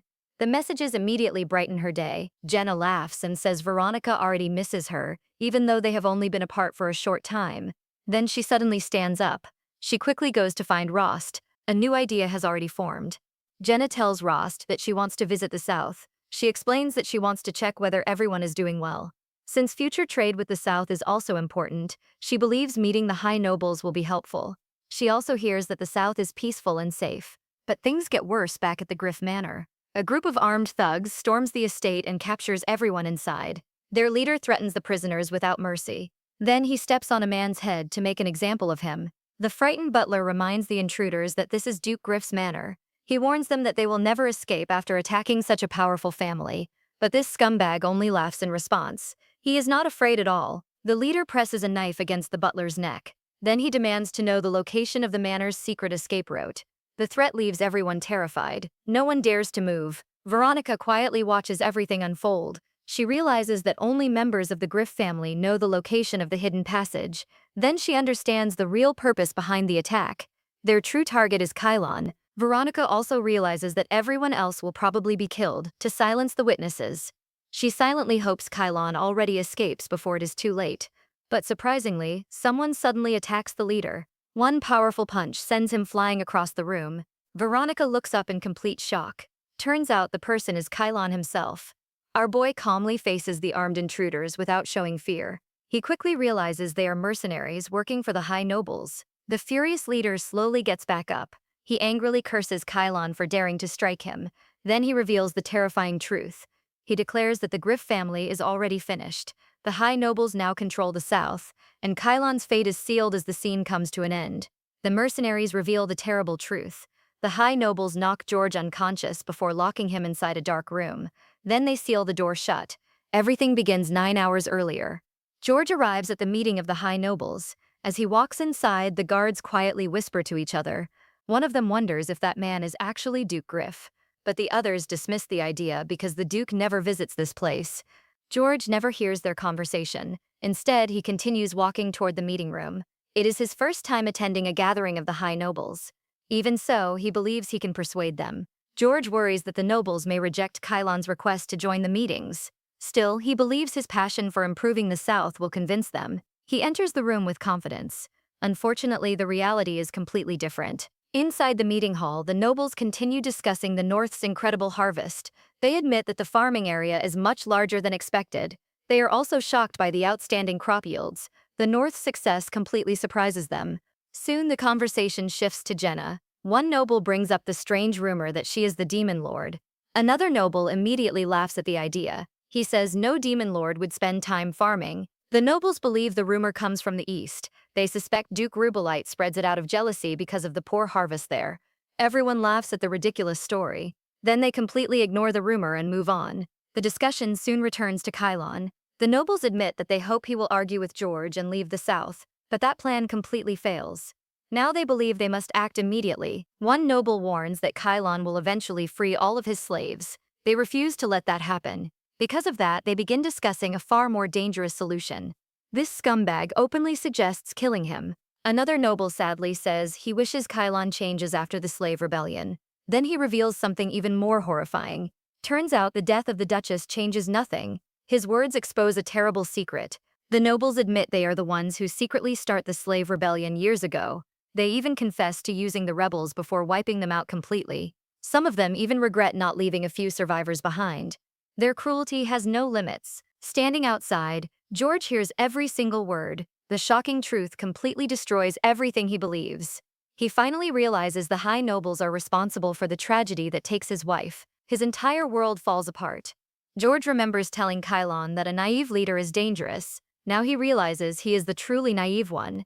While he stands there overwhelmed, someone quietly approaches from behind. Before he notices, the attack begins. The story returns to the present. The mercenary leader slowly stands back up after Kylon's punch. Then he threatens our boy with George's life. He orders Kylon to surrender if he wants his father to survive. Kylon carefully thinks about the situation. In the end, he chooses to follow the mercenaries. Veronica watches everything in horror. She immediately worries about everyone else inside the manor. Someone asks the mercenary leader what should be done with the servants. Without showing any mercy, this guy orders them all to be killed. The command instantly fills the manor with fear. The situation becomes even more hopeless. The story then shifts to a dark and damp dungeon. George slowly regains consciousness inside the filthy prison. His elegant appearance is completely gone. Mud and dirt now cover his entire body. Kylon rushes to his father's side as soon as he sees him. He cannot believe George is in such terrible condition. Then he quietly asks what really happens. George finally reveals the painful truth. George apologizes to Kylon from the bottom of his heart. He admits that he is too naive to believe the South can change without sacrifice. He also admits that he completely underestimates the greed of the high nobles. Because of that mistake, he puts Kylon in danger. The story briefly returns to the meeting room. The high nobles begin discussing their next move. Originally, they only planned to kill Kylon, but surprisingly, George's arrival completely ruins their plan. Now the nobles face a serious problem. If they kill both George and Kylon, the royal family and the Holy Temple will become suspicious. Because of that, they must carefully rethink their next move before making another mistake. The high nobles quickly realize they cannot kill both George and Kylon. If the Duke of the South and his heir die together, the royal family and the Holy Temple will immediately become suspicious. Because of that, they begin searching for another solution. They need a believable story. One noble suddenly remembers an old rumor. He says everyone already believes Kylon constantly argues with his father. Then he comes up with a cruel plan. He suggests blaming George's death on his own son. The nobles quickly agree with the idea. They decide to spread the story that Kylon loses control during another argument. According to their plan, our boy murders his own father in a fit of rage. They believe everyone will accept that explanation. The story then shifts to Ross training with his soldiers. He defeats two men at the same time without much effort. Then he orders everyone else to attack together. His intense training surprises everyone watching. Some soldiers quietly wonder why Ross suddenly pushes himself so hard. There are no magical beasts appearing anymore. Even so, this guy keeps training without rest. No one understands the real reason. While fighting, Ross suddenly remembers Jenna's invitation. He recalls her asking him to become her partner for the coming-of-age ceremony. The memory flashes through his mind. Then another painful memory follows. The sound of iron chains echoes around him. He remembers the curse that binds the Winter Snow family. Then he recalls the high priest's warning. Anyone who marries the Duke could also suffer from the same curse. Because of that warning, Rost hardens his resolve. He decides that the Demon Lord must be destroyed no matter what. Then he turns back toward the soldiers. He refuses to let anyone stop training. Rost orders everyone to keep fighting without taking a break. He asks how they expect to face the Demon Lord with such weak strength. The soldiers become serious after hearing those words. Everyone begins thinking about the mysterious enemy. The story then shifts to Jenna and Noel. The two happily enjoy different kinds of wine together. Jenna smiles as she looks around the room. Everything feels peaceful and relaxing. Noel proudly explains that every bottle is mass-produced with the help of master artisans. Then he asks Jenna which wine she likes the most. Jenna suddenly realizes how close she becomes to Noel. That thought surprises her. Without thinking much, Jenna suddenly invites Noel to become her partner for the coming-of-age ceremony. She happily says it would be fun if they attended together. To her, Noel is simply a wonderful friend. But surprisingly, Noel does not react the way she expects. Noel gently tells Jenna that she misunderstands the meaning of the ceremony. He explains that choosing a partner is far more important than she realizes. Jenna immediately becomes curious. She asks why it matters so much. Noel explains that the ceremony lasts for about 10 days. Young nobles from across the empire gather there with their chosen partners. During the celebration, romance often begins, but most people eventually marry the person they arrive with. Jenna is completely shocked after hearing that. She never expects the partner to become a future spouse. Noel confirms that this tradition is taken very seriously. He advises Jenna to think much more carefully before making her choice. Jenna quietly thinks about the idea of choosing a life partner. Surprisingly, only one person comes to her mind. The story then immediately shifts to another location. A new scene begins. The crown prince arrives and asks about the high priest. A servant quickly explains that the priest is performing a sacred ritual. Curious, the crown prince goes to find him. What he discovers completely surprises him. Turns out the high priest is simply relaxing inside a bathtub. The crown prince casually sits beside the bath. He jokingly questions whether this is really a sacred ritual. The unusual scene creates an awkward atmosphere. The high priest calmly greets the crown prince. The prince complains that he is going crazy from being trapped inside the imperial capital for so long. The high priest understands his frustration. Then he hints that everything will change very soon. Before the conversation continues, a servant suddenly rushes into the room. He urgently reports that important news arrives from the south. Hearing that immediately catches the crown prince's attention. The story ends as everyone prepares to hear the report. The story begins with shocking news from the south. A servant rushes in with an urgent report. He announces that Duke Griff has been murdered. Even worse, Kylon Griff is accused of killing his own father. The scene then shifts to the west. Jenna's plan to mass-produce wine officially begins. A new factory will be built with Ali handling the construction. Meanwhile, Jenna's magic will power the machines. After everything is arranged, Jenna prepares to leave. She mounts her horse and says she will return once the factory is complete.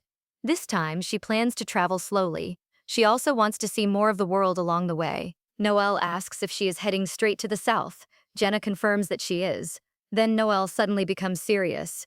Before she leaves, this guy wants to ask her one important question. Noelle asks Jenna what kind of world she truly dreams of creating. Jenna quietly listens to him. Before she can answer, the story suddenly shifts away. Another major event is already unfolding. The high priest quickly heads toward the south. Meanwhile, the high nobles begin to panic. They worry that their entire plan may fall apart. If the truth is exposed, everything will be over. One noble wonders whether the high priest will believe their story. Another confidently says he will. They decide to strengthen their lie even further. This scumbag suggests using another dangerous rumor. The nobles bring up the rumor that the hero of the north is actually the demon lord. They believe this lie will make everything easier. Their plan becomes even more sinister. They prepare to deceive the high priest completely. Soon, the high priest arrives at Duke Griff's estate. He quietly looks at George's lifeless body. George is known as a devout man with strong ties to the Holy Temple. Because of that, the priest knows he cannot ignore this case. The nobles immediately pretend to mourn the Duke's death. They greet the high priest with fake respect. The priest calmly greets them back. His expression remains unreadable. One noble apologizes for not visiting the Holy Temple more often. The high priest simply tells him there is no need to feel guilty. Then he asks the most important question. He wants to know where Kylon is. The nobles immediately answer that Kylon has been locked inside the basement. Then a maid steps forward to testify. She says Kylon is always kind and upright. However, she claims he sometimes loses control when angry. The high priest carefully listens to every testimony. Surprisingly, every servant tells the exact same story. They all claim Kylon constantly argues with his father. That perfect consistency immediately becomes suspicious. The priest continues questioning the nobles. They claim they keep the murder secret to prevent panic across the south. The high priest acknowledges their explanation. Then another noble carefully changes the topic. The long-haired noble brings up the rumor about the demon lord appearing in the north. He also claims Kylon once lived with that mysterious person. The nobles quietly watch the priest's reaction. They hope he believes every word. The story then shifts to Jenna's journey. She peacefully rides her horse toward the south. As she looks around, she notices endless fruit orchards. Surprisingly, she barely sees anyone growing grain. Jenna immediately understands the problem. If grain prices suddenly rise, the South will have no way to fight back. Because of that, she quickly begins forming another business idea. Her merchant instincts never stop working. While traveling, Jenna suddenly finds a man lying beside the road. She asks him for directions to Duke Griff's estate. The man carefully looks her up and down. He immediately realizes she is a wealthy noble. Seeing that Jenna has no escort, greedy thoughts fill his mind. He asks whether she is traveling alone. Jenna honestly says yes. That answer gives him confidence. The stranger suddenly pulls out a hidden dagger. He demands that Jenna hand over everything she owns. But things get worse for this scumbag almost instantly. Before he can react, his clothes suddenly burst into flames. Within seconds, almost all of his clothes burn away. Only a small torn piece of cloth remains. Jenna calmly stands before him without fear. Then she raises her voice and prepares to deal with the foolish bandit. The high priest quietly questions everything. He wonders if Jenna is really not the demon lord after all. At the same time, Kylon's face suddenly turns pale. His eyes lose all focus as the shocking situation overwhelms him. The story then shifts to Duke Griff's estate before the ceremony, to name the next Duke of the South. Nobles from across the region gather inside the grand mansion. A beautiful cake is carefully prepared for the celebration. Everything looks peaceful on the surface. Jenna enters the estate by saying she knows Kylon. As she looks around the dining hall, she is amazed by the wealth of the southern nobles. Everything appears luxurious. The atmosphere feels completely different from the north. While observing everyone, Jenna notices something strange. Even though the Duke has just died, none of the nobles seem disturbed. They calmly continue enjoying the gathering. Their behavior immediately catches her attention. Jenna compares the scene with the north. There, the Duke's death would completely shake the entire region. But surprisingly, the southern nobles remain perfectly calm. That difference feels very unusual. She quickly reaches a conclusion. Turns out the high nobles share power over the south. Because of that, the Duke's death does not create the same panic. Southern politics clearly works differently. Jenna continues looking around the estate. The food is plentiful despite recent shortages elsewhere. The upper class still enjoys a luxurious lifestyle. Nothing seems out of place. Soon, she notices another strange detail. Northern soldiers usually watch for enemies outside the city walls, but the southern soldiers keep watching the inside instead. That small detail immediately stands out. Jenna quietly studies the guards. Their attention never leaves the people inside the estate. Because of that, she begins suspecting something is wrong. It almost feels like the real enemy is already within the city. Just then, Kylon walks over to her. He greets Jenna with a calm smile. Then he tells her she has become even more beautiful. His warm attitude surprises her. Jenna looks at Kylon with confusion. She never expects him to act this way. Then Kylon admits that he truly misses her. His expression is completely different from before. The story then shifts back to the north. Rost gives Jade an important mission. He orders him to travel to the south immediately. Jade is caught off guard by the sudden command. Jade wonders why Rost is not attending the succession ceremony himself. Rost firmly explains that he cannot leave the north. There are rumors that magical beasts have appeared again. Because of that, he must stay behind. Instead, Rost tells Jade to check whether everyone in the south is safe. Jade immediately understands the assignment. Then he quietly figures out another reason behind it. This guy knows Rost is worried about Jenna. Without hesitation, Jade accepts the mission. He even promises to watch carefully for any suspicious southern nobles around Jenna. If he sees anything strange, he will report everything back. His loyalty never wavers. The story then returns to the southern estate. Jade secretly watches the ceremony from outside. As he looks inside, he suddenly spots Jenna standing beside Kylon. That unexpected sight leaves him speechless. Jade carefully observes the two from a distance. He quickly realizes the southern noble standing beside Jenna is actually Lord Kylon. That discovery immediately puts him in a difficult position. He does not know what to do next. Meanwhile, the celebration continues inside the estate. Couples dance gracefully across the ballroom. Jenna and Kylon also step onto the dance floor. The two move together in perfect rhythm. As they dance, Jenna carefully studies Kylon. Surprisingly, he feels completely different from the man she remembers. Back at the Abyss Manor, he loses his temper easily. He is also overly passionate and fiercely loyal. Now his attitude is much calmer and more mature. Jenna cannot help noticing the change. The more she watches him, the more curious she becomes. Something about Kylon is no longer the same. Jenna carefully looks at Kylon during the dance. He seems much calmer than before. His movements are more elegant and his eyes look much deeper. The change immediately makes her suspicious. She also feels sympathy for him. Kylon has just lost his father and inherited the title of Duke. That burden must be incredibly heavy. But surprisingly, Jenna notices something else. The more she looks at him, the more attractive he seems. Jenna quickly turns her face away. She tries to hide her embarrassment. Her reaction only makes the moment more awkward. Kylon suddenly steps closer to Jenna. He immediately notices her cautious attitude. Then he calmly tells her not to worry about his father's death. His unexpected response catches Jenna completely off guard. Kylon explains that he is never very close to George. Jenna looks at him with confusion. She does not know how to respond. The conversation quickly shifts to another topic. Jenna admits she is surprised by the atmosphere inside the estate. Even after the Duke's sudden death, nobody seems frightened. Everything continues as if nothing has happened. She cannot understand it. Kylon calmly explains the reason. He says the South remains stable because of the High Nobles. According to him, they are the true pillars of the region. As long as they rule, the people feel secure. Hearing that immediately surprises Jenna. Our boy always criticizes the High Nobles in the past, but now he speaks highly of them instead. His sudden change makes her even more suspicious. Before Jenna can ask another question, someone interrupts them. A noble warmly greets her. Soon, several high nobles gather around Jenna, one after another. They all welcome her with bright smiles. The group politely introduces themselves. Then they warmly greet Lady Jenna. Their friendly attitude surprises her. She never expects such a reception. The story then shifts to another location. A blonde woman hears Jenna's newest plan. Building 10 factories immediately shocks her. She cannot believe Jenna wants to start with such a massive project. She complains that the North already has countless problems to solve. Before she finishes speaking, something suddenly changes. Her expression softens almost instantly. Then she begins praising Jenna instead. Turns out the curse affecting her heart activates again. She suddenly declares her respect and admiration for Lady Jenna. Then this guy enthusiastically starts planning all 10 factories. Her mood changes in an instant. Meanwhile, another man quietly remembers an earlier conversation. He recalls asking Jenna about the world she dreams of creating.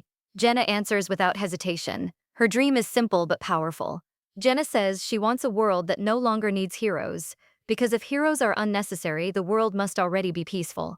Peace allows business to flourish everywhere. That is the future she truly wants. She happily explains that she only wants to live as an ordinary merchant. Returning to the present, the man quietly repeats her words to himself. But things get worse. He wonders whether someone with Jenna's power can ever live such a normal life. The story then returns to the gathering of the high nobles. They sincerely thank Jenna for helping during the food shortage. They openly admit the South would have suffered without her support. Their gratitude is genuine. Jenna quietly studies every noble standing before her. She expects them to be proud and arrogant. Surprisingly, they appear polite and respectful instead. Their behavior completely exceeds her expectations. Just then, Jade suddenly grabs a bottle of wine. He excitedly jumps onto a table in front of everyone. Then he begins talking non-stop. His unexpected actions immediately draw everyone's attention. The gathering becomes even livelier. One high noble proudly says he knows a few songs from the north. Then he announces that he wants to sing one for Lady Jenna. His confidence immediately worries everyone else. Ferris awkwardly laughs after hearing that announcement. Someone quickly asks him to stop. Another noble kindly tells Jenna to cover her ears before the performance begins. The entire group behaves in a surprisingly casual way. Jenna watches the nobles with complete surprise. She never expects them to be so rustic and humorous. Their relaxed personalities quickly catch her attention. Her first impression begins to change. She turns toward Kylon again. Now she finally understands why his opinion of the high nobles changes so much. Jenna realizes that judging people through prejudice is a mistake. But things get worse. Jenna suddenly reminds Kylon that they now belong to the Abyss estate. The moment those words leave her mouth, Kylon's expression completely changes. His eyes become cold. A dark and sinister aura immediately surrounds him. A peaceful village rests quietly among the mountains. Thanks to the saints' relief efforts, the holy knights become much closer to the common people. Everything seems calm at first. Aiden suddenly notices a strange wooden statue near a window. He carefully studies its unusual shape. Surprisingly, he does not recognize the god it represents. That discovery immediately concerns him. Aiden realizes the temple has no record of such a deity, yet people are openly worshipping it. Because of that, he concludes that the temple's influence is beginning to weaken. The situation is slowly changing. The story then shifts to Sarah. She confidently declares that the prophecy is still correct. According to her, the demon lord has finally revealed herself. Her followers quietly listen without interrupting. After a long silence, one follower finally speaks. He says they still trust the high priest completely. He believes the prophecy is only delayed, but then he carefully brings up Jenna. The follower explains that many people now call Jenna the hero who saves the North. Instead of seeing her as the demon lord, they praise her. Sarah immediately rejects that idea. She refuses to accept it. Sarah insists that Jenna's kindness is only a trap. She claims Jenna is winning everyone's trust before revealing her true nature. This scumbag's accusation grows even more extreme. Sarah firmly declares that Jenna plans to consume the entire world. Her followers remain completely silent. Nobody argues with her. At that moment, footsteps echo through the room. Then Aiden suddenly arrives. Aiden immediately disagrees with Sarah. He says he does not believe Jenna is the demon lord. His sudden statement completely surprises everyone. Sarah is especially shocked. Aiden explains that the accusation comes from Duke Rubelite of the East. He warns everyone not to blindly trust that man's words. Then he reveals something unexpected. Even the Holy Knights once doubt Duke Rubelite. Sarah cannot believe what she hears. She immediately asks if the Holy Knights truly suspect the Duke. Aiden confirms that they do. Then he begins explaining what happened. The story flashes back to the Eastern Estate. During the mission to clear the Eastern Labyrinth, chaos suddenly erupts. Duke Rebelite angrily bursts through a door. He begins shouting about a missing jewel. Without asking any questions, this guy immediately accuses everyone around him. He claims someone secretly steals his treasure. The Holy Knights can only stare at him with cold expressions. The Duke openly suspects his own allies without any proof. The story continues with Aiden explaining what happened at the Eastern Estate. The missing jewel is eventually stolen by the real culprit. Because of the Duke's reckless accusations, innocent people suffer for several days. His behavior leaves a terrible impression. The story returns to the present. Aiden looks completely fed up. He says a man with such a paranoid personality would even suspect his own daughter of being the demon lord. His explanation leaves Sarah speechless. Sarah struggles to believe what she hears. She slowly begins questioning everything. Then she quietly wonders if Jenna is actually innocent. Her confidence starts to fade. The scene then shifts to the Chancellor. He notices Sarah's uncertainty and offers a suggestion. If she still has doubts, there is an easy way to find the truth. His mysterious words immediately catch her attention. Sarah's hands freeze while holding her knife and fork. The Chancellor quietly leans closer. Then he claims he knows a method to prove whether Jenna is the Demon Lord or not. Sarah becomes even more confused. A little later, a carriage races across the open grasslands. Inside, the Crown Prince silently looks out the window. His expression remains calm but complicated. The atmosphere inside the carriage feels extremely awkward. Sitting across from him, Sarah grows more nervous by the second. Turns out she has to travel alone with the Crown Prince. That realization makes her shrink into the corner. She feels completely uncomfortable. Unable to bear the silence any longer, Sarah finally starts a conversation. She brings up the sudden death of Duke Griff. Her voice is hesitant. She simply wants to ease the awkward atmosphere. The Crown Prince barely reacts. He calmly replies that all humans eventually die. His cold answer immediately kills the conversation. Sarah can only nod with an uneasy smile. 30 minutes pass in complete silence. Sarah gathers her courage once again. She asks about the Duke's succession ceremony. Then she wonders why the Crown Prince is attending instead of the Emperor. The Crown Prince finally gives a direct answer. He says the Emperor is simply too afraid to leave the palace. Ever since the prophecy about the Demon Lord appears, this guy refuses to step outside. His words are brutally honest. The Crown Prince continues exposing the truth. He reveals that the Emperor even avoids meeting his own son. Until the Demon Lord is defeated, he refuses to show himself. Sarah is stunned by the shocking confession. She forces another awkward smile. The silence inside the carriage becomes even heavier. Sarah quietly realizes the Crown Prince is far more difficult to talk to than she expects. The journey feels endless. Trying once again to keep the conversation alive, Sarah asks about the High Priest. She says she hears they have known each other for a very long time.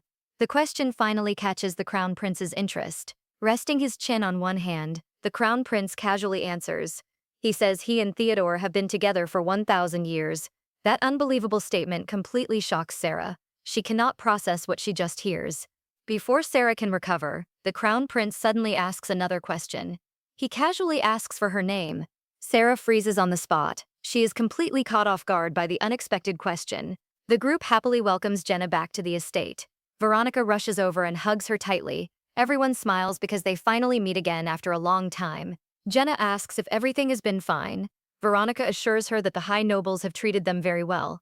Hearing this, Jenna feels relieved and greets everyone with a bright smile. Meanwhile, the high nobles gather inside another mansion. Varys admits he completely misjudges the high priest. He never expects this guy to possess such terrifying brainwashing magic. The Chancellor calmly reveals the truth. Kylon and the Northern envoys have already had their memories and emotions altered. As a result, they only remember the high nobles in a positive way. Everyone freezes after hearing this shocking secret. They realize even our boy Kylon has been manipulated. The atmosphere instantly becomes heavy.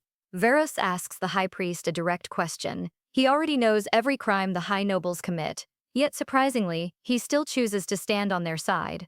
The high priest gives a simple answer. He claims everything is for peace between the South and the Empire. His calm response leaves everyone speechless. The group falls silent for a long moment. Varys finally speaks and says, they have no choice but to trust the high priest for now. But things get worse because they also realize they can never afford to make him their enemy. The scene finally shifts toward the bright blue sky. A new chapter quietly begins. Everyone moves forward without knowing what disaster is waiting ahead. Jenna laughs after hearing how well the Southern high nobles treat everyone. She says she should thank them for their kindness. Veronica suddenly remembers something important and quickly asks about the coming-of-age ceremony. Jenna says she still has no partner. She explains that she first plans to go with Rost, but he refuses. Veronica immediately suggests Kylon instead, and Jenna surprisingly does not reject the idea. But things get worse because Chase suddenly appears and interrupts them. This guy strongly warns Jenna not to choose just anyone as her partner. Jenna calmly replies that Kylon is not just anyone. Chase insists that Rost is only being shy. He believes our boy will agree if Jenna asks again. But Jenna refuses to try and says she would rather attend the ceremony alone. Everyone is completely shocked by her answer. They explain that no one has ever attended the coming-of-age ceremony alone. As a result, Jenna would become the laughingstock of the royal capital. Jenna feels frustrated by the tradition. She says the ceremony expects people to choose someone they seriously consider marrying. Because of that, she feels even more pressured. Chase suddenly declares that love means loyalty. Veronica immediately argues that love is power instead. The two begin arguing as the atmosphere becomes more intense. Veronica then speaks seriously to Jenna. She explains that the South is rich, powerful, and filled with opportunities. If Jenna chooses Kylon as her partner, the trade between the North and the South will become much easier. Her words slowly convince Jenna. She begins wondering if Veronica is actually right. Even so, she still feels surprised because Veronica has always been loyal to the North. Before the discussion can continue, a loud announcement echoes through the castle. All guests are called to the main hall. The ducal investiture ceremony is finally about to begin. The carriage door slowly opens, and Sarah steps outside. The crown prince is already standing in front of her. The crowd immediately welcomes them and greets the crown prince with great respect. Kylon steps forward and welcomes both of them to the south. Sarah quietly lets out a deep breath after leaving the suffocating carriage. She feels relieved, but the uncomfortable atmosphere still remains. The crown prince smiles faintly as he looks at Kylon. He greets him after a long time and immediately brings up the death of Kylon's father. Then he asks how it feels to suddenly inherit the title of duke. The unexpected question almost freezes Kylon's expression. Sarah is also shocked because the question comes out of nowhere. Surprisingly, Kylon calmly lowers his head and answers without hesitation. Kylon says the position carries an incredibly heavy responsibility. He admits that without the powerful nobles beside him, he might have run away already. His answer sounds calm and respectful. The crown prince simply nods and keeps staring at Kylon. Then this guy casually says that if he were in Kylon's place, he would probably be celebrating instead. His words immediately make the atmosphere even more uncomfortable. Kylon can no longer keep the same calm expression after hearing those words. Sarah also turns pale because the conversation becomes increasingly awkward. A moment later, the crown prince smiles and says he is only joking. The crown prince walks toward the palace without looking back. He tells everyone to begin the ceremony. Sarah quietly follows him, but she still cannot shake off the strange feelings surrounding him. The scene then shifts inside the palace. The crown prince lightly places the ceremonial sword on Kylon's shoulder. The investiture ceremony is held in a simple and shortened format. As a result, Kylon officially becomes the new Duke of the South. The crowd applauds loudly as the ceremony comes to an end. Everyone witnesses the birth of the new ruler. Among the crowd, Jenna happily claps for Kylon. She proudly watches him receive his new title. Unlike Jenna, Sarah remains extremely tense because she comes here with another purpose.